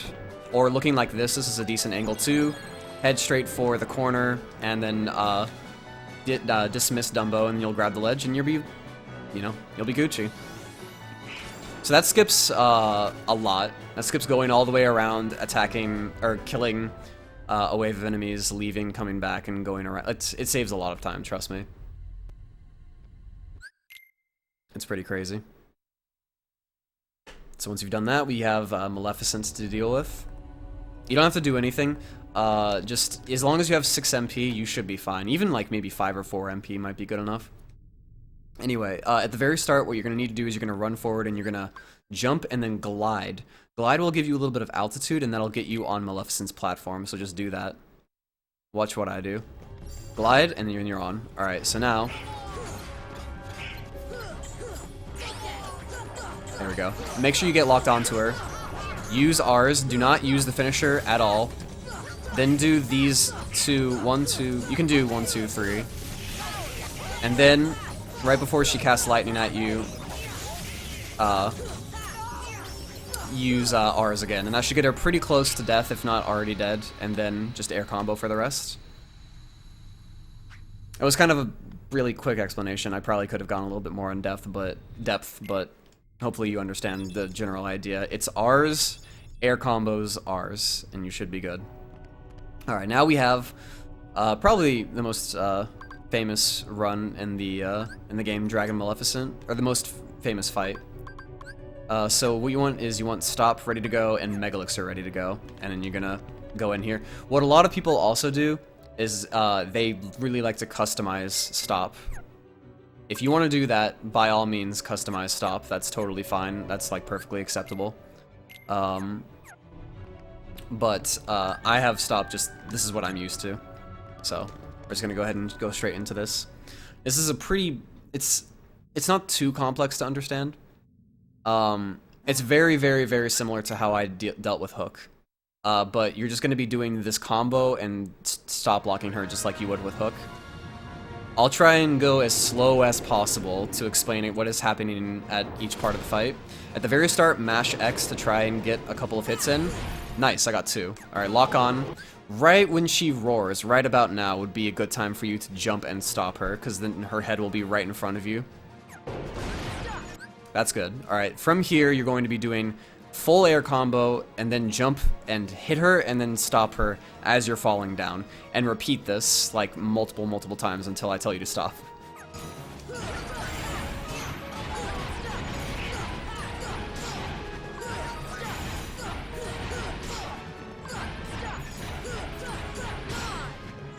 And now we have 1 more to go.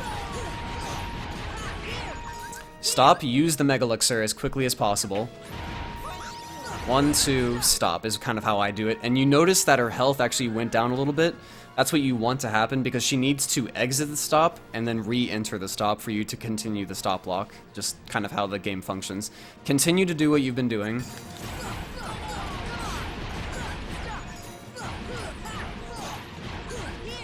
I'm gonna go for R's.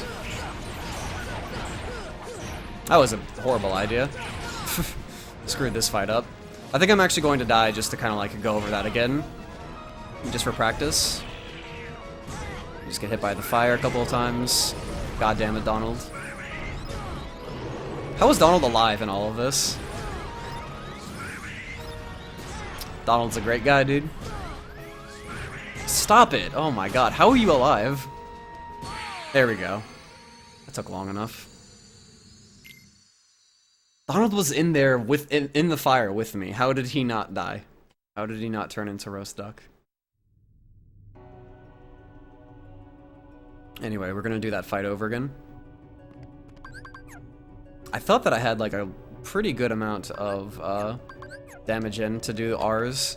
I would not recommend R's if you're just starting this off. Just continue to do air combos until she's dead. But R's is like it actually saves a little bit of time, and it's kind of a swag way to kill her. So we're just gonna go over that again, and it's gonna be a little bit faster. I'm just gonna go through it without pausing, but I'm just gonna explain as I go the best I can. Don't forget to mash X at the start to get a couple of hits in, maybe. I got 2. 1, 2, 3, 4. 1, 2, 3, 4. 1, 2, 3, 4. 1, 2, 3, 4. 1, 2, 3, 4. Mega Elixir. Jump. 1, 2. Stop. 1, 2, 3, 4. Stop. 1, 2, 3, 4. Stop.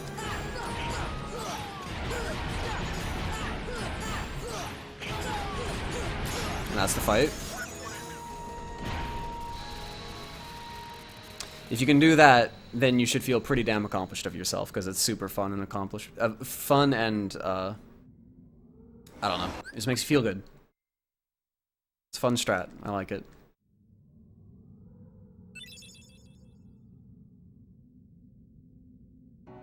So there you go.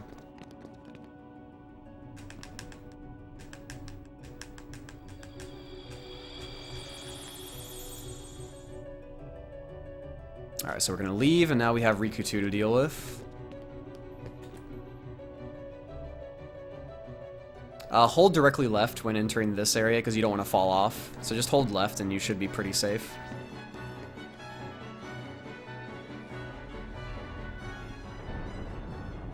Alright, now we got Riku 2. So I think I'll probably die a couple of times on purpose to this fight to show you guys how, well, maybe just like once to kind of like go over some things that I need to. But the very basic way that Riku 2 works is that after taking 4 hits in a row, he will retaliate with something. He'll either do a spin move, or he'll always do a spin move when he has his dark armor, but he'll sometimes do a charge. But you don't have to worry about that at the start. We're going to be using a lot of R's, but once he's in his dark armor, you're going to be wanting to do 4-hit combos to loop him constantly, and you're just going to do that. So I'll do the kind of like baby way at the start, where you do ground combos. But yeah. Anyway, start this off. He's gonna go backwards, hit him once. There we go. And then activate the R's. If he does that, where he escapes, just hit him a couple of times, and then the second R should be a pretty full R's. He's using his full thing. Guard. 1, 1, 2. Okay, I messed up. 1, 1, 2, 3. I messed up again, dude. 1, 1, 2, 3. There we go. I guess I'm anticipating it a little too much. Or not anticipating it enough. But this is how you loop him. You can't mash X when you do this. Otherwise, it will not be timed correctly. You have to wait until... What I would do is, after your finisher, and he deflects it and goes ha ha ha, I would hold a direction, and then the moment that you see Sora move, and he's able to start walking around again, that's when you attack, and you should get the timing down. It's just kind of something that you have to get used to.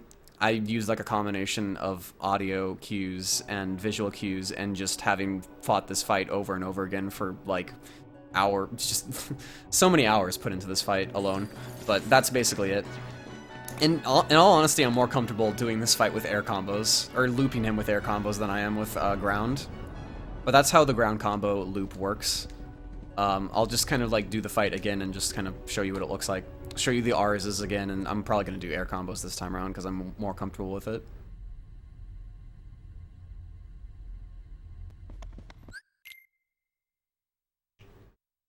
Alright, so at the start, it's the same exact thing. Just get one hit in on him. And then you don't want to immediately R's, you kind of like want to wait for him to twirl around so that you hit him during that. That's your goal.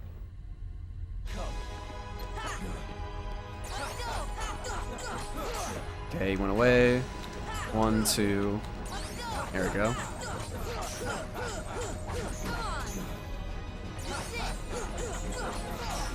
There we go, that's perfect.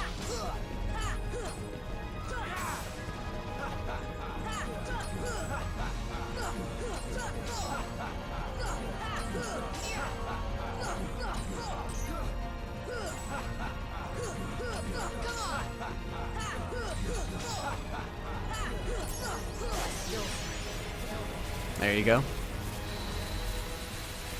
Do I have a method of dodging the DM? Okay, so if he DMs, what I would recommend is, there are these little control panels that are in the fight. Just get into that corner, and he can't actually hit you at all. That'll let you dodge the entire DM, and then once he gets out of it, just try and get him back into the loop, and you should be good.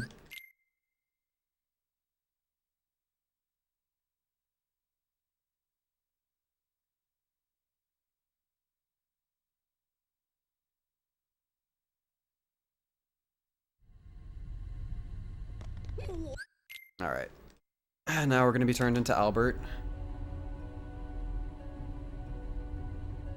And just kind of follow where I go. There's really not much you can do as Albert. All you can do is swag walk and jump.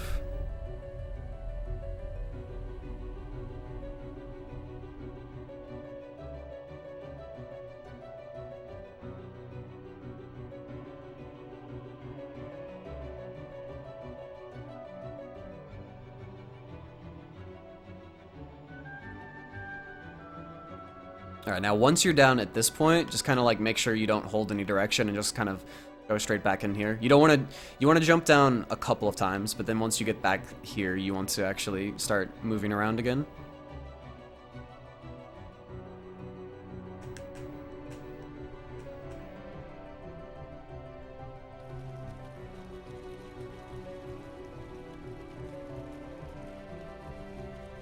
It'd be a pretty lame fight if we couldn't DM skip him at all, TBH.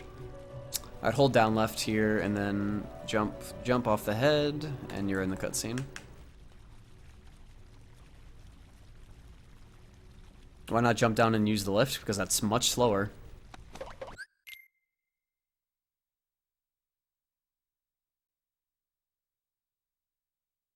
Going through just two loading zones is a lot faster than jumping down, hitting the switch, and then having to run through a an extremely long room. It's two really quick loading zones, and then there's one quick loading zone if you jump down, and then one long loading zone, getting all the way to. Tell me what happened. Donald, Goofy, and Kyrie. Anyway, here we are in TT4. So skip the cutscene, and it's time to start moving again.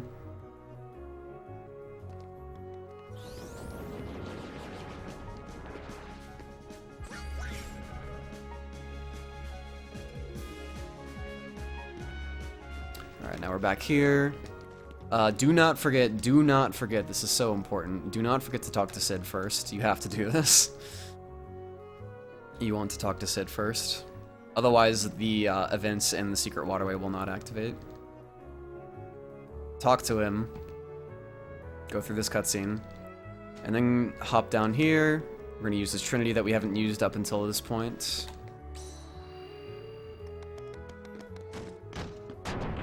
Oof, man, we're almost done. I'm so happy. I kind of underestimated how long this is going to take, but I think I've did it pretty quickly. This will probably be like in the 4 to 5 hour mark in terms of explanation. Follow where I'm going, jump over the box, just roll straight to the secret waterway. Let's see. I go 1, 2, 3, 4, and then I start like mashing square. It takes really only 4 swims to make it to land. Skip that cutscene, head straight back over to Kyrie.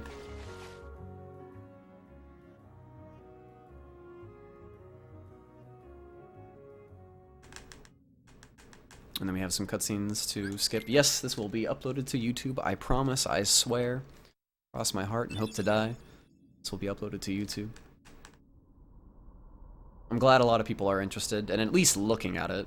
That's all I really care about. Even if people don't actually run the category, looking at the actual looking at an actual tutorial for how to run this would be, I think it would just benefit people a lot and let people learn a lot of shit.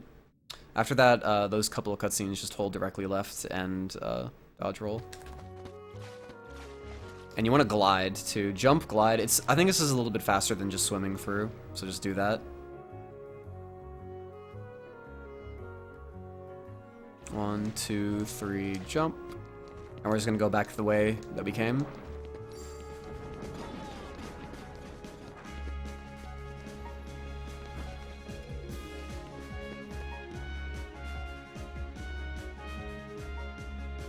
Maybe in the future I'll make one for 2FM. I haven't run 2FM in a while though, so I don't have a lot of the updated strats.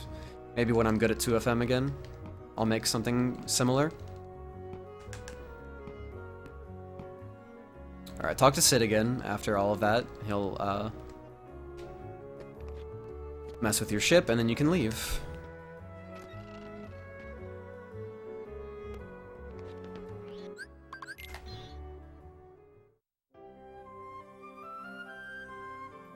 Alright, now we're going to make our final gummy ship edit. We got a couple of things earlier that we have not put on the ship. We're going to now, and it's going to make the ship so fast. It's crazy. So do what you've been doing up to this point. Mash X to get in. And then what you want to do is you want to go left twice, press down once. That'll get you the flare G, alright? Press R1, go to where your fire G is, and press the circle button to delete it, and then press the X button to place your flare G in that spot. Press R1 again, press left twice to get to your gun, or the thunder G, press down again, this will give you the haste 2 G. Put this somewhere. It doesn't have to delete the haste G, but just put it somewhere on the ship, press start, save your ship, and exit.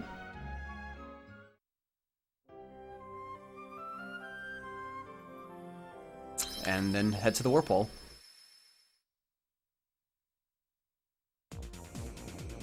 And now our ship is just going to go super speed.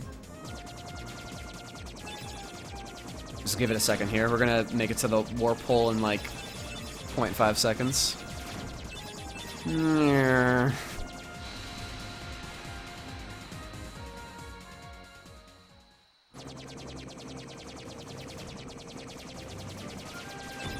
Alright, so this is going to be a situation where you're actually going to want to not hold square the entire time.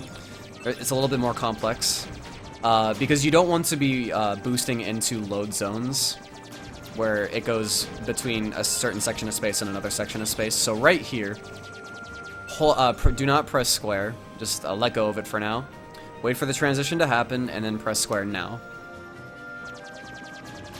It's a little bit faster than just, because if you boost into that load, you'll be going nowhere, and you'll have wasted that boost.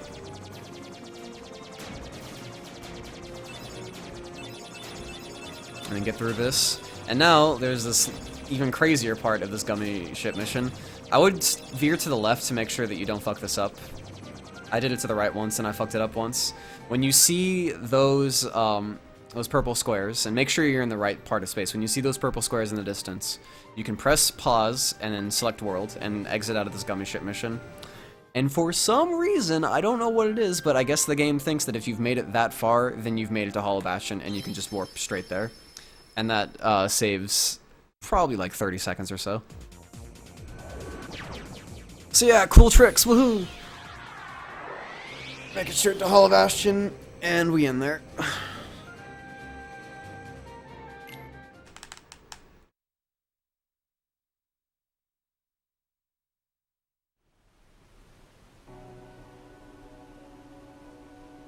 Yeah, that is the only time a skip like that works in this game, as far as we're aware of. Alright. So now, we're back in Rising Falls, and we have to do the platforming again. This time we're going to be setting our party up. You want to have Beast in your party, so get rid of Donald, put in Beast, done. R3 spam, jump, roll, roll, roll, jump, glide. You can actually make that platform this time around, but it's incredibly risky to go for, so I just don't. I wait for it to come back down. Roll, jump, jump, glide, jump in time. Jump on this little archway, jump up here, and then get Dumbo ready. So there you go. That's Rising Falls. Now, don't calm down yet. We still have even more crazy stuff to do. We have to use Dumbo again. So follow my instructions carefully to make sure that this Dumbo works. Dodge roll forward twice and spawn these enemies. 1, 2. Dodge roll back, jump on this little platform, face the archway, and summon Dumbo.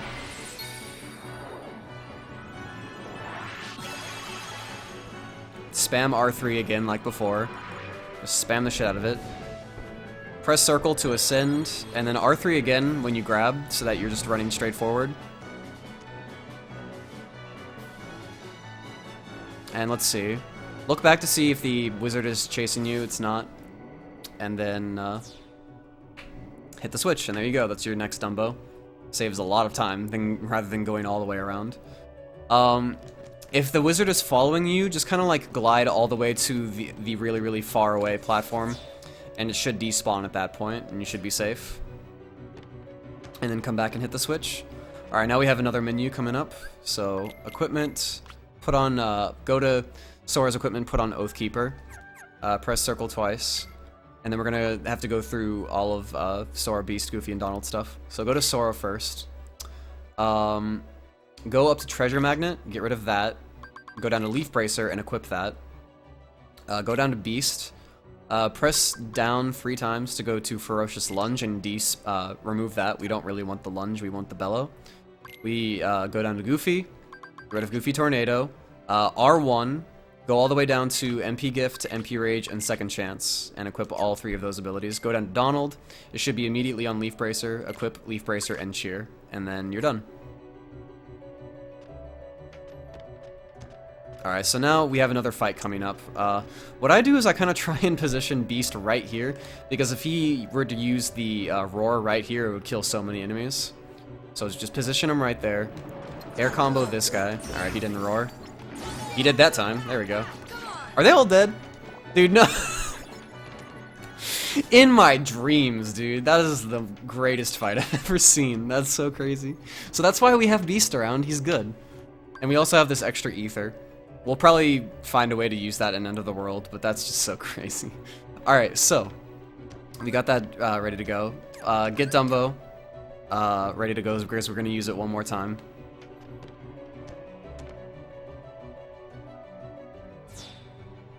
That is exactly how you do that fight.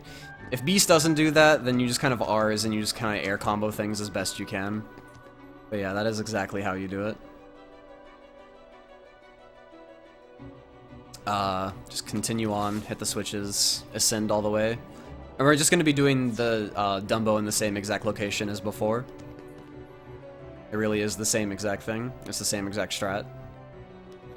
So hopefully if you were able to do it the first time, you should be able to do it the third time. Because it's actually easier this time. Alright. Aim for the corner. 1, 2, 3. Summon. Pause. Mash R3.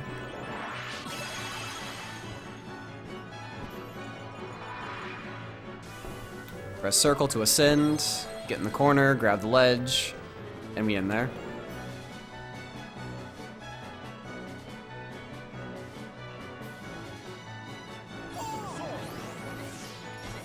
Dodge roll on through here. Alright, now we have a little save point right here, so we're just gonna go ahead and touch that real quick. Yeah, we should be fine. Actually, Goofy, I probably messed up there a little bit. Goofy should have more MP than he actually does, but we'll just see what happens in this fight. Anyway, just continue on. Jump over that thing. Jump, jump. Jump, jump. And now we have the behemoth fight. Alright, so this fight is like really reliant on R's and just like the timing of R's, so just kind of like pay attention to that.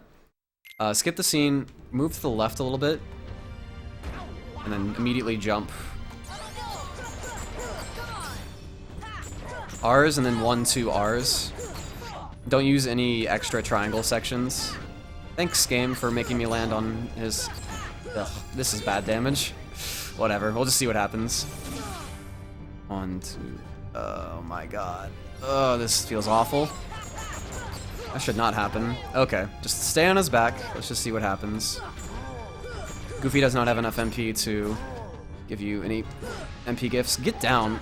Oh my god, get down. This is a joke of a fight. I honestly feel like dying and redoing this. Alright, let's just see if I can die here real quick. By getting hit by this. So close. There we go. I need to do that fight again. That was awful. That was atrocious.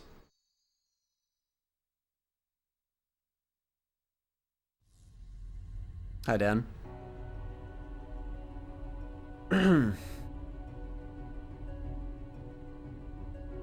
Actually, I think the way that I did that R's at the very beginning was not how I usually do it.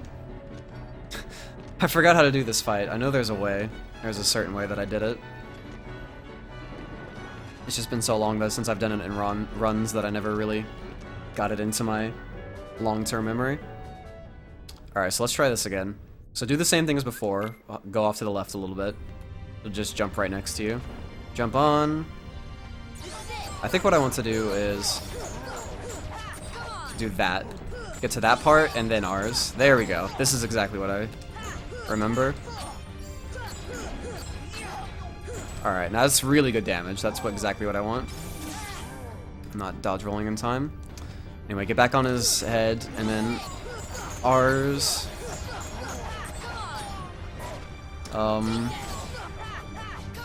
I have no idea what's happening. I guess I think what happened here is I over-damaged him a little bit. Please, get back on top of him. There we go, that's better. Maybe, like, I don't know. Maybe later I'll figure out exactly how I'm supposed to do that fight, but the opening is what you want. I think I just over-damaged him, and that's why he didn't, get knocked down. I don't know. It was fine, it was okay, it was a decent fight.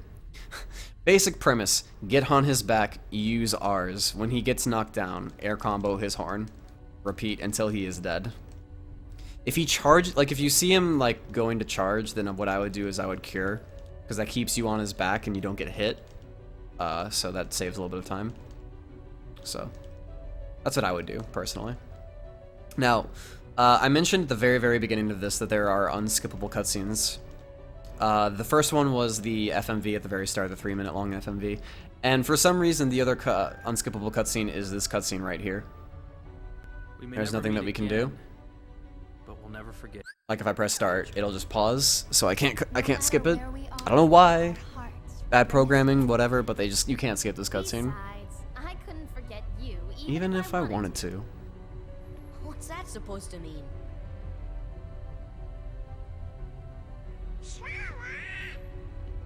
Hurry! Come and close the keyhole! Sora, good luck. So I guess this is your bathroom break, really, if you're running this. This is typically like the only bathroom break that you really get in the run, because everything else, all the other gummy ship missions are like you just you have to boost through them. I mean, I guess like if you use the PS button strats, but I don't know about those. So this is really the only bathroom break that I'm really aware of.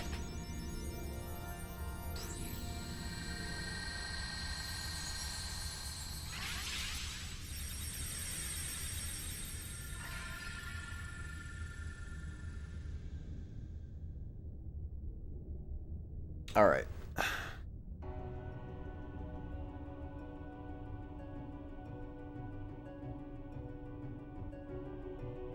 So now here we just have to go through some of this text, and we just got the Omega Arts, so we're just going to go ahead and equip that.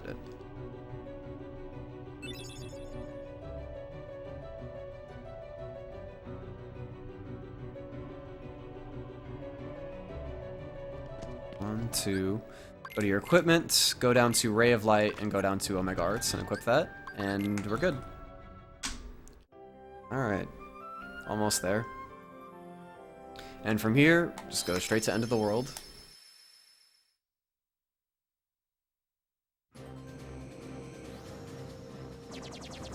There's another spot during this gummy mission, right at the beginning, where you don't want to boost through the load.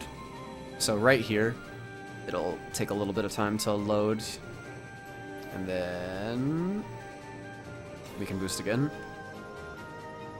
The boosts are just like so fast and so valuable that you really don't want to waste them, so yeah.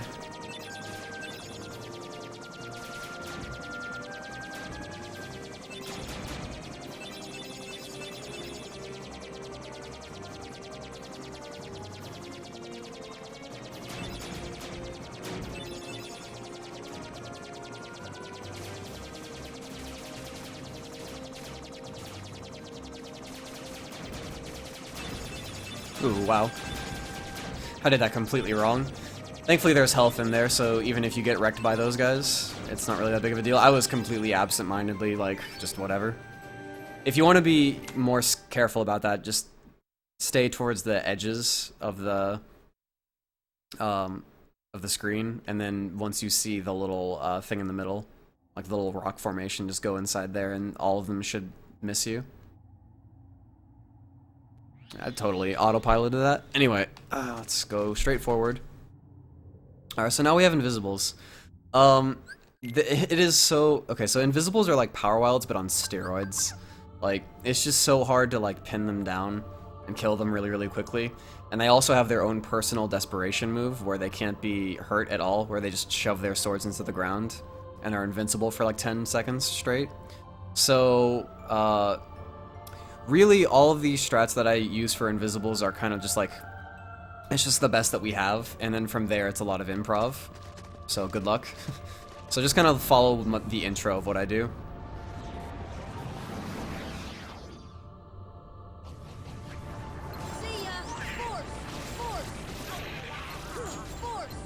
Alright.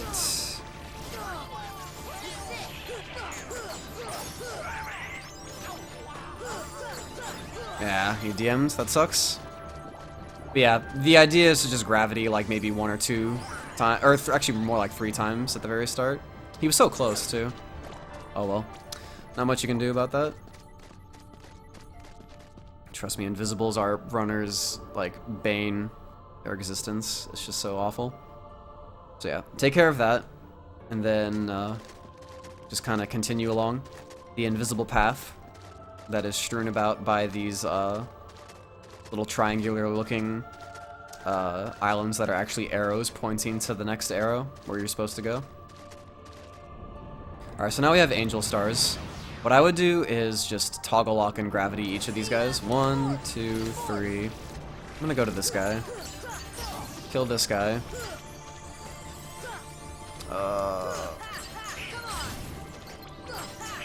There we go, not too bad. I'm not using Japanese right now because most people that will run this game will play it in English. So I just decided to do it in English so everybody could understand the menus. But yeah, that takes care of the angel stars. It's just a gravity and a full combo on them will take care of them, basically. And I will take this elixir.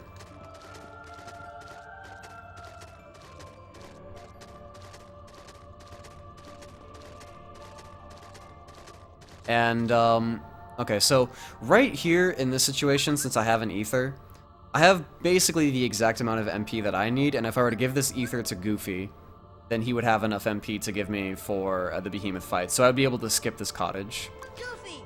But if you want to be ultra safe, just go ahead and take the cottage and you're good to go. And the quickest way to equip it is from the start menu, go up to items and then mash X. So the menu should look really quick like this. There you go. And that's how you use the cottage. No, I won't have to make a second tutorial for the Japanese. Everything that applies in English applies to Japanese. Alright, so now going into the behemoth fight, just immediately gravity, lock on and gravity. Then when his head comes down, just gravity, spam.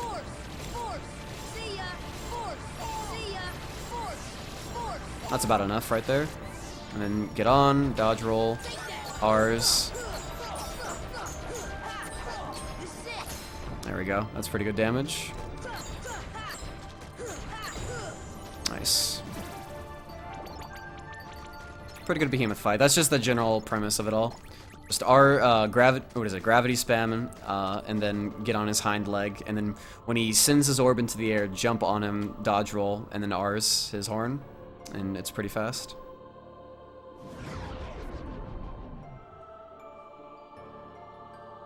Yeah, there's really like almost zero difference between JP and English, except for like a few menu things and a few movement things. Other than that, it's the same exact thing. 2, 3. So we're just gonna fall. And as we're falling, I'm gonna go ahead and do my menu. Equipment, go to Raven's Claw and put on the Rave of Light. We're gonna be needing that. Hit the save point, get all of your MP back, and then jump into this little void. Divine Rose is not used in the any % route. It's too slow. So now, continuing along. So, if you may have noticed by now, we completely skip Atlantica and Olympus Coliseum. So at this part right here, all of these blue portals are portals where the keyhole has not been sealed yet. So we have to go to them. So this is the Olympus Coliseum portal, since we haven't gone to it. And we're, the way to deal with this is to use Simba. So go in, spam Simba, pause, and then what you're going to do is you're going to do a 2-tick, where you're going to see Simba flash twice. You're going to do a 2-tick, and then 3 full charges.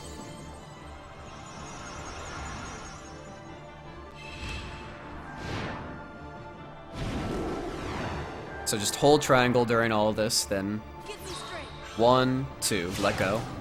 And that should stun them long enough for you to do a full charge. Good. And then 2 more full charges after this. I also dismiss at the same time that I do this. It's slightly faster. Because you have to dismiss him after the 3rd wave, but if you dismiss and charge at the same time, then it'll just all happen at once. If you're too scared about all of that, then just do the flash charge and then dismiss, and it really shouldn't waste you any time. It's more important to know how to do the strike correctly than to save little fractions of time. Now we have the Atlantica portal. This is just going to be a lot of fire and gravity spam, so just be prepared for that. Go forward a little bit. 1, 2, 3, 4, 5. 1, 2, 3, 5. 1, 2, 3, 4, 5. And then lock on, toggle lock, gravity. 1, 2, 3. Lock on 1, 2. There we go. Pretty good fight. Not too bad. Get pretty close to the exit here, but don't actually exit it until you see the flash. The flash needs to happen. And there you go. If you don't really want to be asked about the gravities, you can just fire spam the whole thing if you want to. But that is the most optimal way to do the fight.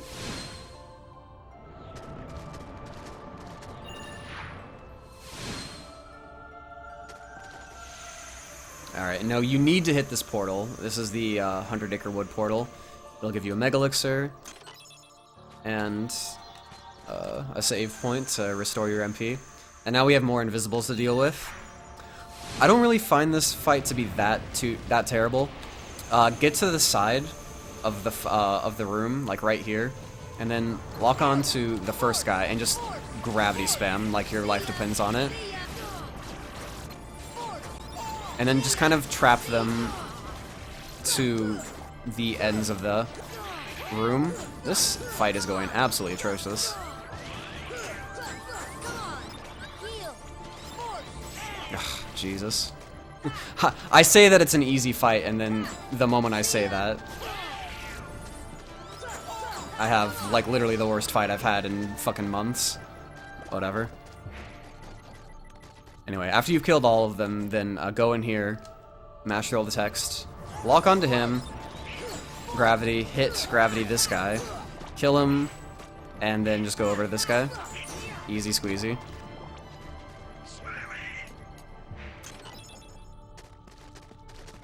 And that should be everything. Now, at this point, you might actually have the ability, the second air combo plus unlocked. The experience is like really close. I don't have it, so I can't do it. I've gotten to the point where I don't look for it all that much. I just kind of go into this fight with only one air combo plus. But if you want to, the second air combo plus can really help with this fight.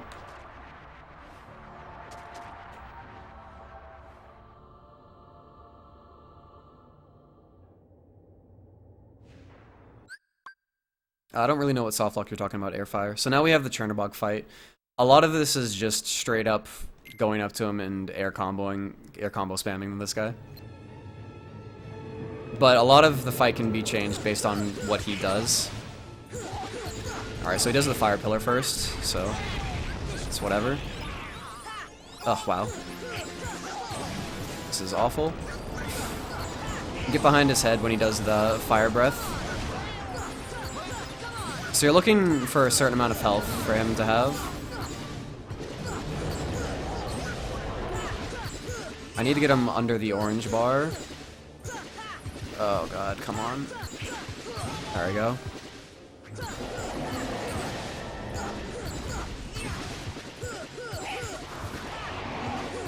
Alright, that's decent enough damage right there. You want to be like under the green bar by the time he pushes you away like that.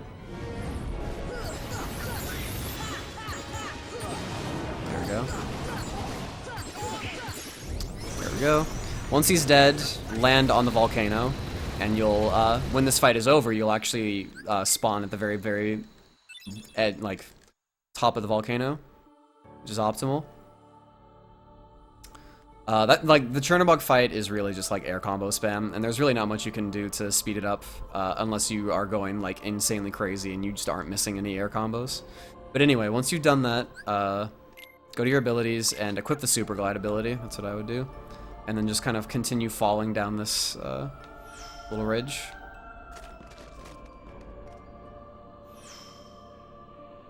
No, I was never soft locked there. No, there's a way to get out of that supposed soft lock. It isn't an actual soft lock. Anyway, now we hit final rest. Just super glide through those areas, and then we get to another behemoth, Arc Behemoth. This guy, once again, is also weak to gravity, so gravity until you have 3 MP, and then R's. Don't use any extra parts. R's again. This is where you get to use a little bit of extra parts. 1, 2, 3, 4 is the max that I would use. And then... there we go. Got him. And then position yourself right here, if you can see where I am. Could you use Mushu for that fight? 1, you don't have Mushu, and 2, it would be slower because you don't have experience, EXP 0.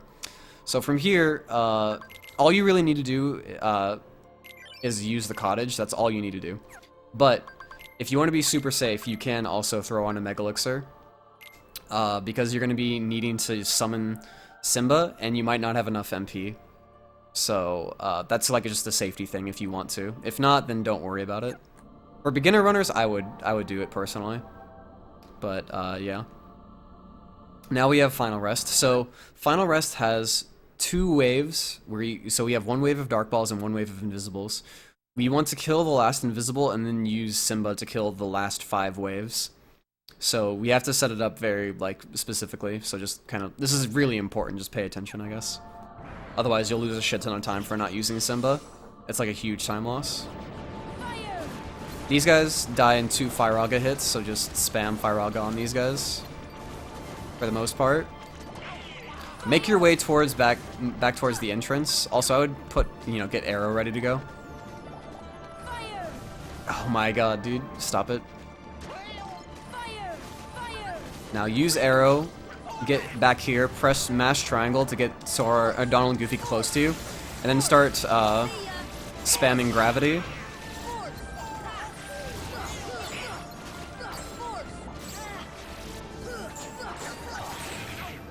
Alright, that should get rid of... I have like 3 left, I think. Alright, that leaves him. So he's the last one. Make sure Donald and Goofy are all alive, and you have enough MP, and then summon Simba.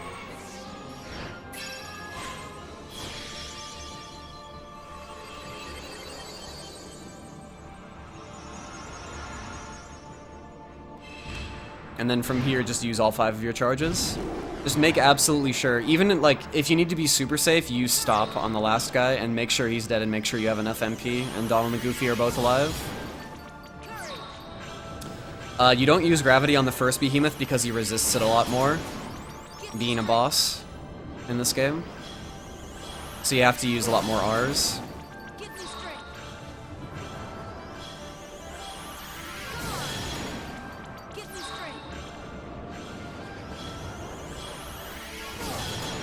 And there you go.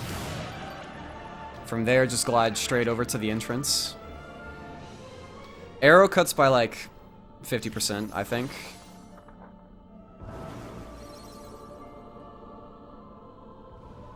Alright, and that's the end of the world. Pretty much. Now we have to set up our final fights. So pick up this Mega Elixir, stand on the save point, and now we have one last big menu to do. Get rid of any items that you may have equipped or gotten at this point, and put on all of your Mega Elixirs and Elixirs up to this point. Go to your equipment, go to Ray of Light, put on Raven's Claw over it. Go to Goofy and put on Ray of Light. That'll give him more MP for MP Gift. Go to Sora, go all the way to the bottom, equip Air Combo Plus and MP Rage, and that's everything. And now we're ready to go. Remember to mash through this text. This is just this is exactly like Dive to Hard at the very beginning. The text is mashable. Skip that cutscene. Make sure to examine that door twice. That's a requirement. Skip this cutscene. Go back this way.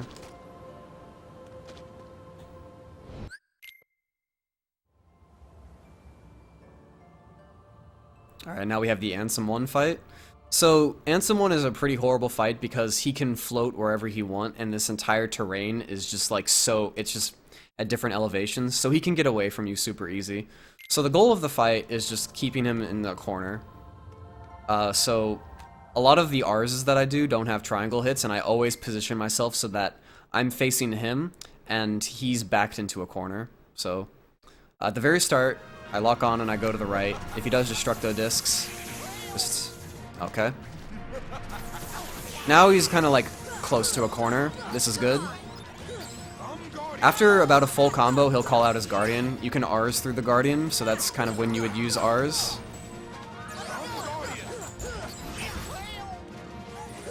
So yeah. Just kind of notice how I'm always backing him into a corner.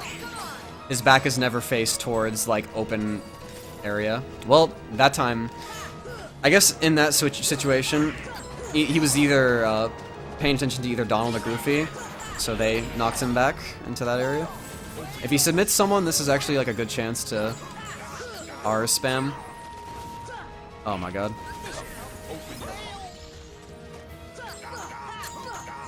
Ugh.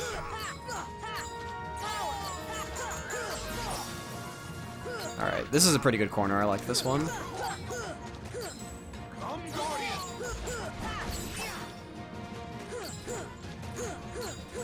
Ugh.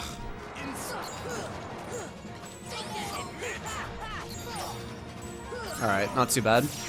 That's just the general premise of the fight. There's really nothing else to it, except that the fight is super unfair and he can just literally float wherever he fucking wants. So, it's a pretty bad fight. Now we have our last menu. Literally all we do here is equip the last cottage for some extra MP. And then we fly into Darkside 3. Alright, target onto his left arm and do 4 hits. 1, 2, 3, 4. Use R's immediately. Use everything except for the finisher. 1, 2, R's again. Everything except for the finisher there, and then do a full air combo. I kind of messed up there a little bit, and then use R's to finish him off. Use an elixir immediately afterwards. If you feel like you aren't going to do enough damage, you can jump on his arm too, and then R's, and you might be able to get it. Alright, now we have Ansem 2. So, yeah. Hopefully I'll be able to teach you just kind of how to generally do damage quickly, and how to DM skip.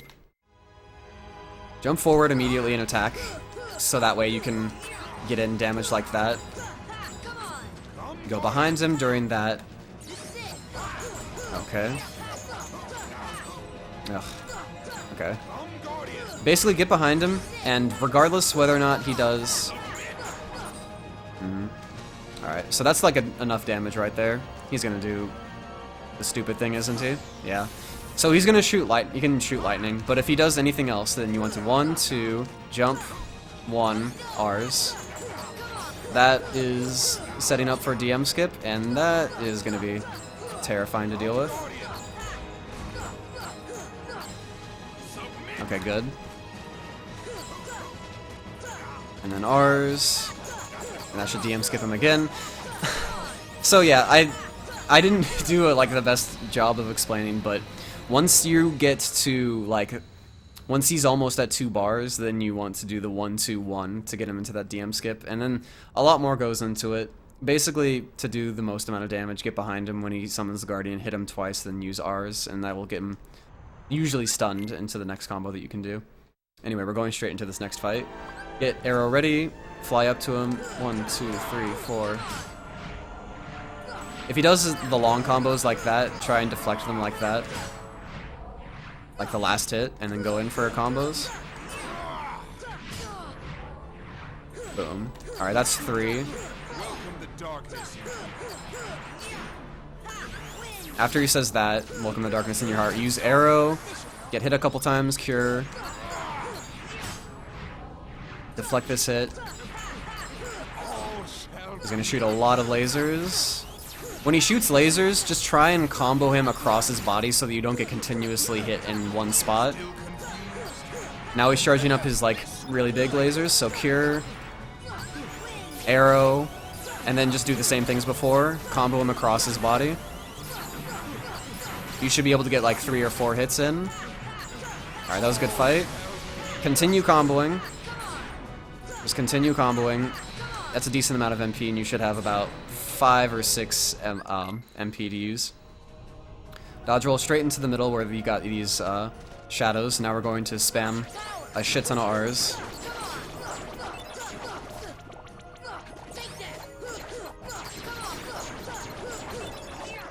The best way that I find to deal with these guys is just like toggle locking your R's, and then just kind of clean up afterwards.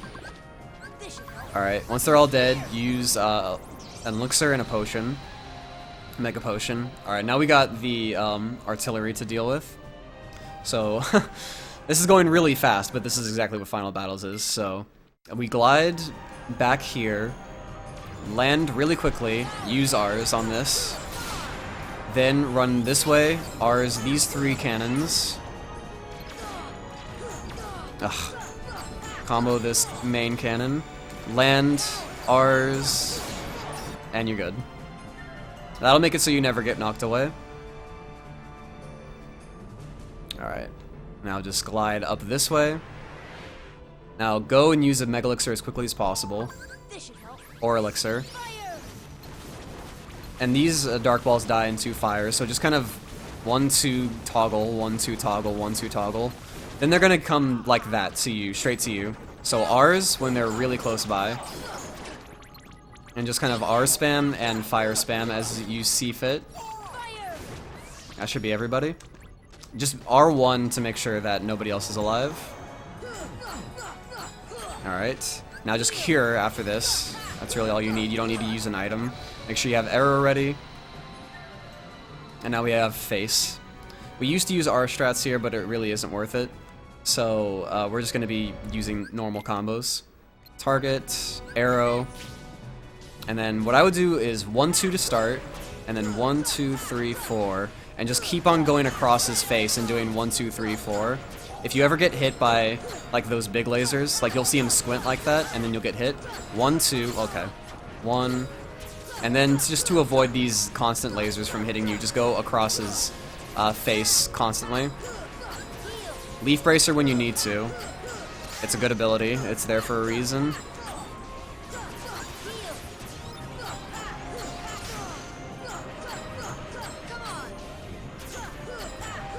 And you're good. Alright, now we have elixirs to use.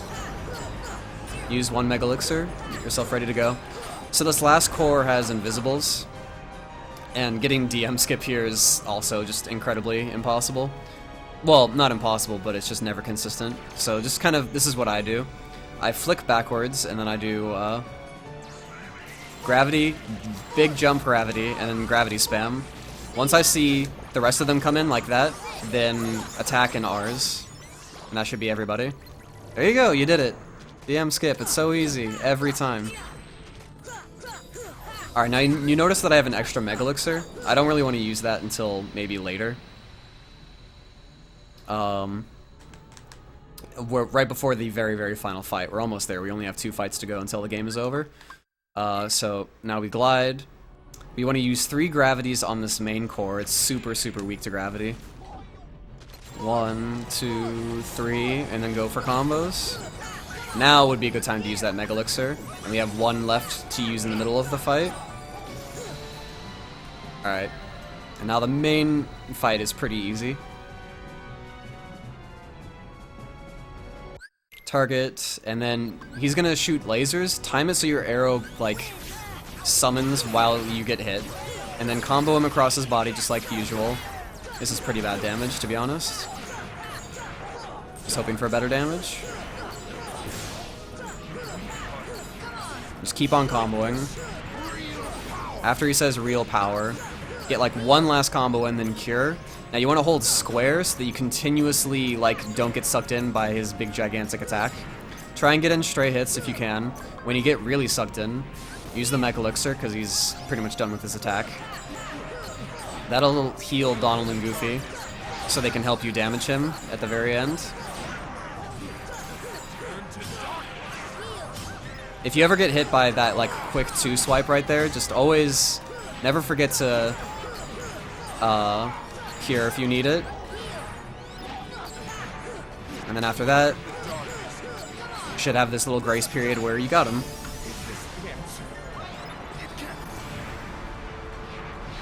Woohoo, you did it! You beat 1.5. Congratulations. Hopefully you enjoy your speedrunning endeavors in the future. Let's see. And that's it. You should like get speedster and everything. Time ends the moment that you hit him, when you get the final hit on him. So look for that, basically. Alright. I'm gonna go ahead and soft reset.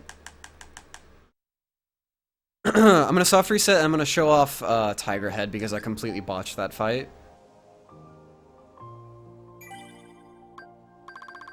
Let me see if I have a save for that. I completely ruined that fight. Desert, Aladdin's house, Aladdin's house. This should be it.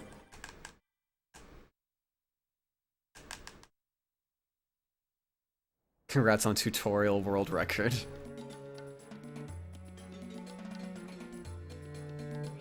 Alright, so, yeah.